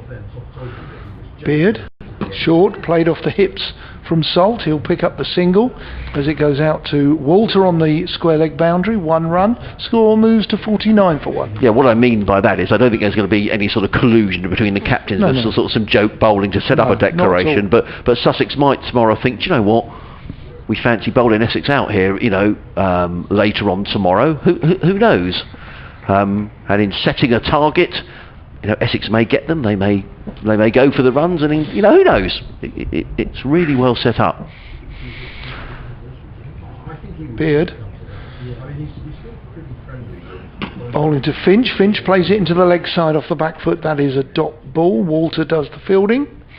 Just turn down our effects microphone slightly. It's hanging out of a window just to our right hand side. Normally we have it up on the roof, and if we're going to get a clear day tomorrow, but the first couple of days you'd have been up and down getting the microphones out of the way of the rain. At least here they're protected by the media centre, but we do pick up some of the natter going on in the press box, so we don't want to give away any secrets of what's being spoken about in there.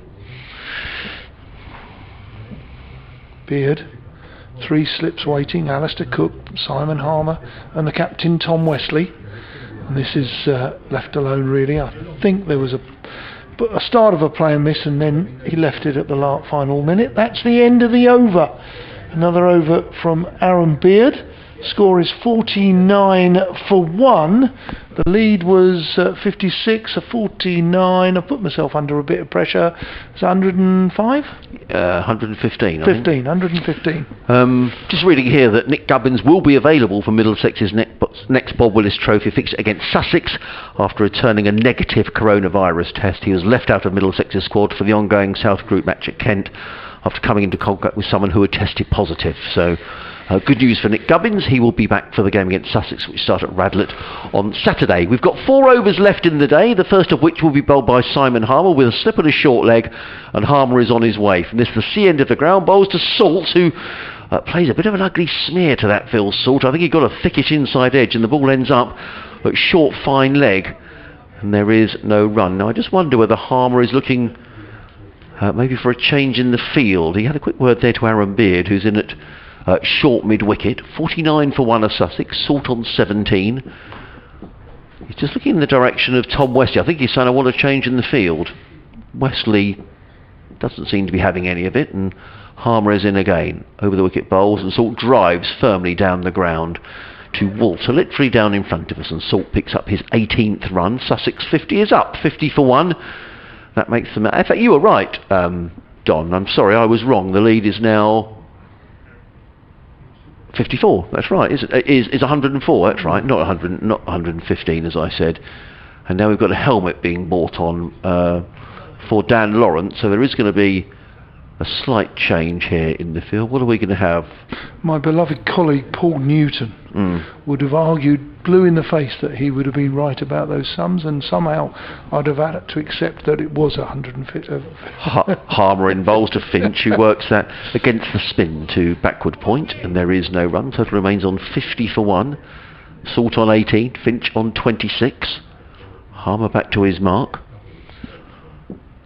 Tosses the ball from hand to hand, and he's on his way again, coming in over the wicket bowls to Finch, and Finch is forward and plays quietly to mid-wicket, fielded by Beard. And again, there is no run. He does rattle through his overs, Simon Harmer. He's already back virtually to his mark. The 3 close fielders, all with helmets. Oh, no, Slip hasn't got a helmet on, but the short leg and the leg slip have, as Harmer is in again short, and Finch works that into the offside. Nice little shot into the offside. There's just the 2 men saving a single there, one at point and one at mid-off, so plenty of run for that little dab shot into the offside as Finch goes to 27 and Sussex to 51 for 1, brings Phil Salt back onto strike, and immediately the log on comes right onto the boundary. Paul Walter right down in front of us. 44 this is worth, this partnership. I think Jason Gillespie will be absolutely chuffed with the way these two have played. Harmer in again, bowls to Salt, and Salt works that one onto the leg side. Oh, it could be a run out here. Well, actually, Salt was back very quickly, and I think, and that throw from Aaron Beard hit Adam Wheater on the foot. Now, that was interesting because it was Phil Salt's call playing it to mid-wicket. It was in front of square, so it was his call, but he was sent back by the non-striker Harry Finch, and I think that was probably fair dues, to be honest, because Beard was in very quickly. It was to his right hand, and I think Finch would have been running to the danger end, and I think he would have been in trouble if they'd have taken that single. As it was, the throw wasn't great. It hit Wheater on the foot. I think he's okay behind the timbers. 3 overs to go, Don. 51 for 1. Thank you for joining us today here on BBC Radio Essex and BBC Radio Sussex. It's been a really good day of 4-day cricket, if that makes sense. And we just hope that the weather doesn't intervene tomorrow, because we could be lined up for a very good finish to this game. Absolutely, yep. Very enjoyable. Thank you very much for all the emails, tweets, texts and stuff that have come in today. 3 slips awaiting. Aaron Beard's on his way down the leg side. Well taken. Well taken by Adam Wheater, diving to his left as Aaron Beard has shoved the ball down the leg side. So well done to Adam Wheater for a bit of, well, that was a good dive. He's probably practiced a lot of that in the winter on the blue mats, as wicket keepers do. Yeah. To protect their full. So 3 in the ring on the offside, mid square leg and a fine leg on the boundary. Beard bowls Finch. Do you see what I mean about Finch's foot movement there? He's come back and across, trigger movement, not a problem. But when he comes forward, he's not the biggest man, as in height, with long legs, and he probably doesn't get far forward at times. And I would suggest at times, as a bowler, I'll be saying he's an LBW candidate. I'll be looking for him to be hit on the pads because he doesn't get very far forward, having taken that initial movement back. So Beard tries again. It's gone back. This time it's a good leave outside off stump through to the keeper. Dot ball. A couple of things. The weather forecast for tomorrow that I'm looking at, and you know, this is the BBC weather forecast. I don't know how accurate it is for tomorrow, but it's showing sunshine all day. Oh. It's saying sunny intervals and a moderate breeze, 21 centigrade. So if that's true, and if that is actually, you know, the forecast that it's going to be, because you know, there's been a lot of thunderstorms around, but that suggests we might get a full day's cricket tomorrow. I hope you invite me again. Yeah, you can come along. I'm your ray of sunshine. Beard's in bowls. There's a bouncer. He's pulled for 4 imperiously. It was a very short delivery. He read about it in the Daily Telegraph this morning because it was that short that he went very quickly and dismissed it. That's a good shot. Imperious. And I'm going to read at the end of the over. I've got some details on the Sussex admission charges and the incentives there are for younger people to come to the game. So I'll read those in a minute. Thanks very much for the club for forwarding that on to me. Much appreciated. As I say, if you're just listening to us on the BBC website but you want to see pictures as well, go to the Sussex web stream where you will get both pictures and commentary. 55 for 1. Finch clips it off his legs down to Matt Quinn at fine leg. There is a single. It's 55 or 56? 56 for 1. Salt has 18, but he's been overtaken by Finch. Finch, who's faced a lot of the bowling, he's on 32 or 57, and Salt 18 off 44. Well, he's looked very good, Harry Finch. As I say, he was a player coming into this tournament who probably felt he needed some runs and to show what he could do. So he's been in this competition under pressure. I'm sure he would have felt that, but he's batting very nicely today, and he batted nicely at Canterbury in the second innings as well. Salt is waiting. Beard bowls a great delivery that probably went off the deck. That looked a super delivery as Salt has played and missed, gone through to the keeper. There's lots of oohs and ahs. It's the end of the over with 2 overs left. Sussex now have got 56 for 1. Double the lead, which is 56, means it's 112 in front. So, Sussex charge the following membership cost per annum, which gives admission to all county championship and Royal London 50 matches. It's £1 for juniors who are under 14 and £7 for youths who are under 18. So that's the membership cost. Right. So £1 for under 14s and £7 for youths. That's the membership cost. That's very good. But do they have to come with a member? So match tickets per match. So that's the membership. So match tickets would be £1 for juniors and £7 for youths. Well, if you've got a grandson or if you're a fairly young parent, why not make him or her a member for £1 or £7? I mean, in the future, certainly for next year, what a cracking opportunity that is. Harmer comes in and bowls to Finch, who's forward and plays to mid-wicket. There is no run. Now, we also go on to say we also run 1 or 2 days free of charge for under 18s each year. Last year we did the following. Club Day, all recreational clubs could bring their junior section for free. Well, there was a crowd of over 4,000 for the Royals London match against Surrey, as Harmer is, and Finch is struck on the pad. Newell is saying not out. Well, if that was going with the natural spin, that looked to me that Finch was looking to work that down to a backward of square. Harmer is not happy, is he? No.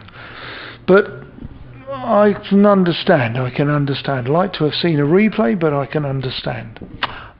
56 for 1. Harmer is. I'll finish this note in a minute because Harmer does rattle through his overs. He's in and bowls, and Finch plays that quietly to short fine leg. There is no run. So that was Clubs Day.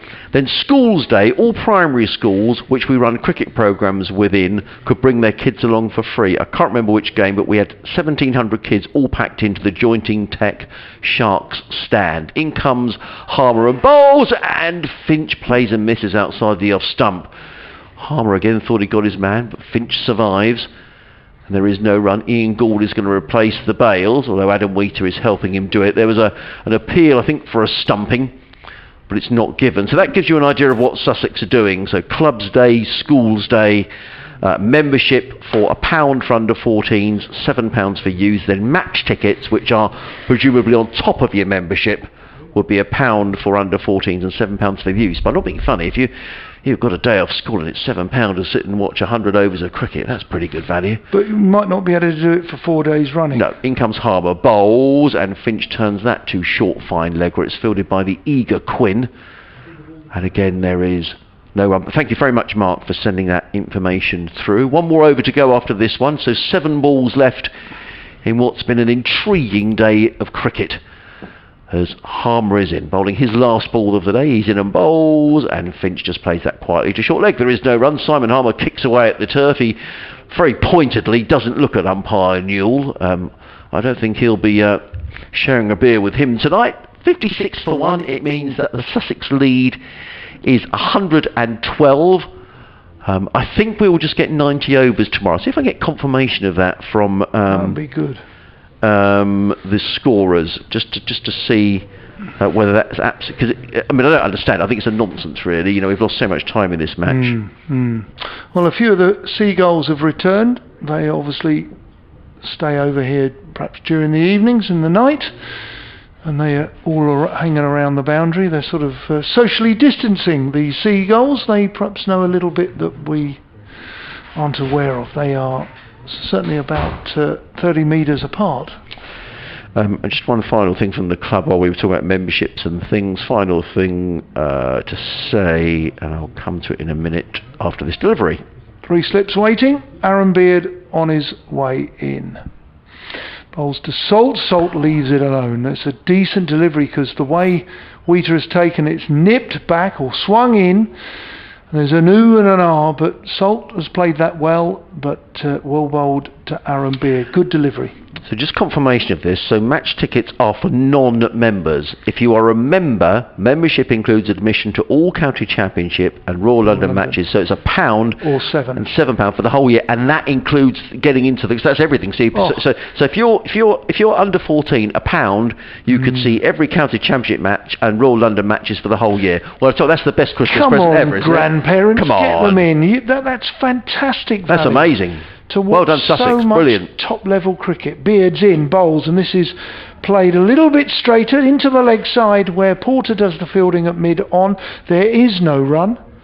I think both these batsmen are looking to book in now for the night, so they're coming out tomorrow morning. They've played well. Essex have bowled pretty tidily. I do think the wicket's played well. It's not a 140 wicket by any means. Probably not a 194 wicket either. So this is going to look good tomorrow, I'm sure. 3 slips are waiting. But grandparents, there's a Christmas present for your grandchildren. Yeah. Beard bowls, played into the leg side. Beard goes to get the ball because he doesn't want them nicking a single. Well bowled, well played. Do you know, I can't think of anything better. You know, if you know, you think about your summer holidays, you know, you'd be down here with your mates every day, wouldn't you? If you could come down there with your sandwiches and sit and watch the cricket all day. What a great summer that would be. If lovely. It would. That's what I did actually as a kid. I was at Canterbury, the St Lawrence ground. Right. As a youngster, I used to do the white scoreboard, and I was there cricket week all the time, just straight after school. Beard in again. A 4 defensive, technically very correct. Came on the front foot, soft hands, played it into the covers. No run. Well, only 2 days to go, but just to reiterate what Don was saying, a big thank you to everybody, because we've had lots and lots of emails today and lots of tweets, and it makes it more interesting for us. I hope it makes it more interesting. Listen, a big thank you to Bruce Talbot, who came in and spoke about some of these proposed changes that are being muted in the press. So a really good day. Aaron Beard's in bowls. Oh. There's no bat pad. They're looking for a leg by, and they take it. Well run from Finch, who's running to the danger end. That was a leg by. Score moves on to 57 for 1. Yeah, absolutely. It's our job. You're listening at home. Some people have got the opportunity to watch the live stream, but if you're just listening to us, it's terribly important. It's our job to even make occasional 4-day cricket that suddenly is turgid, because that's part and parcel of cricket, really. It can have a dull day, but it's our job to make sure you don't switch off, you listen in and you enjoy the commentary, and you hopefully were informative and, most importantly, entertaining as Beard. Another slip has come in, full slip, as Beard bowls. This is down the leg side. Is that yes, it is. It's a leg side strangle. Essex have got a wicket in the last ball of the day, therefore, and Harry Finch has got to go, and he won't be coming out in the morning because he is being caught by Aaron Beard. Beard's got the wicket. 57 for 1 becomes 57 for 2 as Essex claim a wicket down the leg side. And that wicket fell with the lead on 111.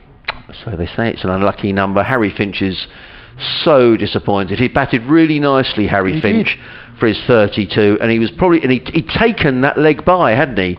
Got himself down at the non-striker's end, and I'm sure he was thinking to himself, right, I'm back in the morning. But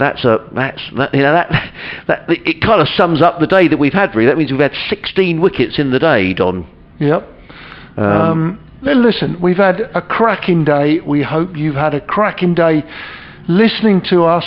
I feel for Harry Finch because that really was last ball of the day, really, and caught to bowl Beard down the leg side. Any batsman who's endured that as a dismissal knows in the great game we call it a strangulation, and but in the scorebook it's caught behind.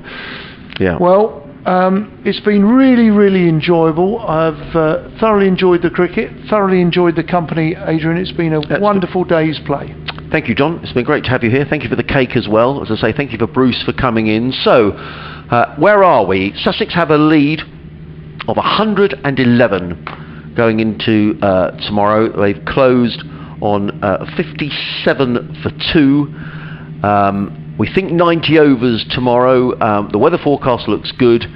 I think Sussex with their noses in front, but you know, a couple of wickets early in the morning and you never know. Sussex will be wanting to press on. So, exciting stuff. Thank you for joining us. Thanks for all your texts and all your emails as well. From myself, Adrian Harms, and Dom Topley, a very good evening, and we look forward to what could be a really cracking day of 4-day cricket tomorrow. Thanks again, and see you tomorrow. Right, I'm going to stay logged in it.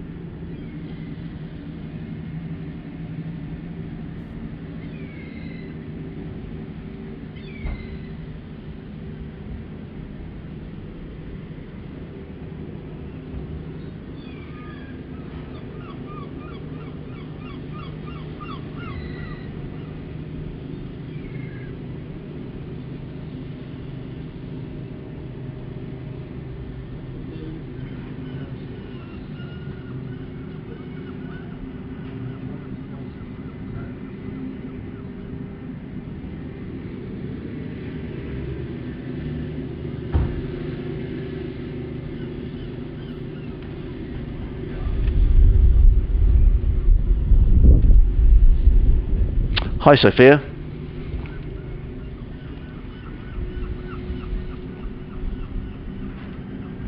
Hi, Sophia.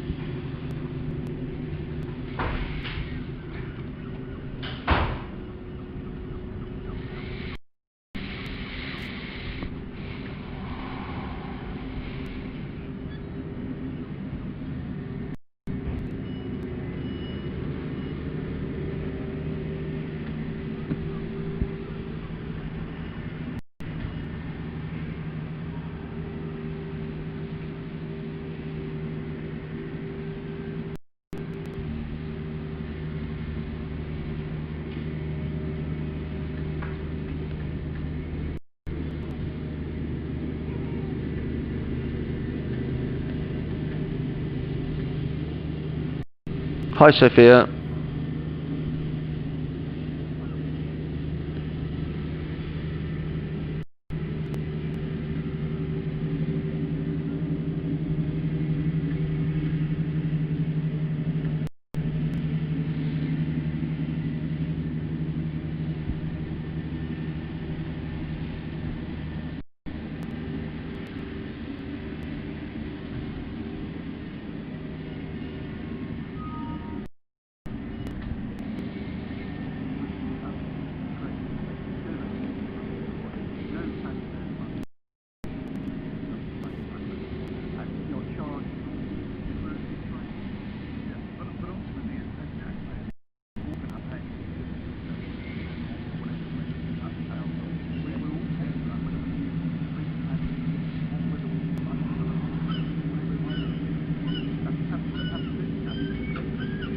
Hi, Sophia.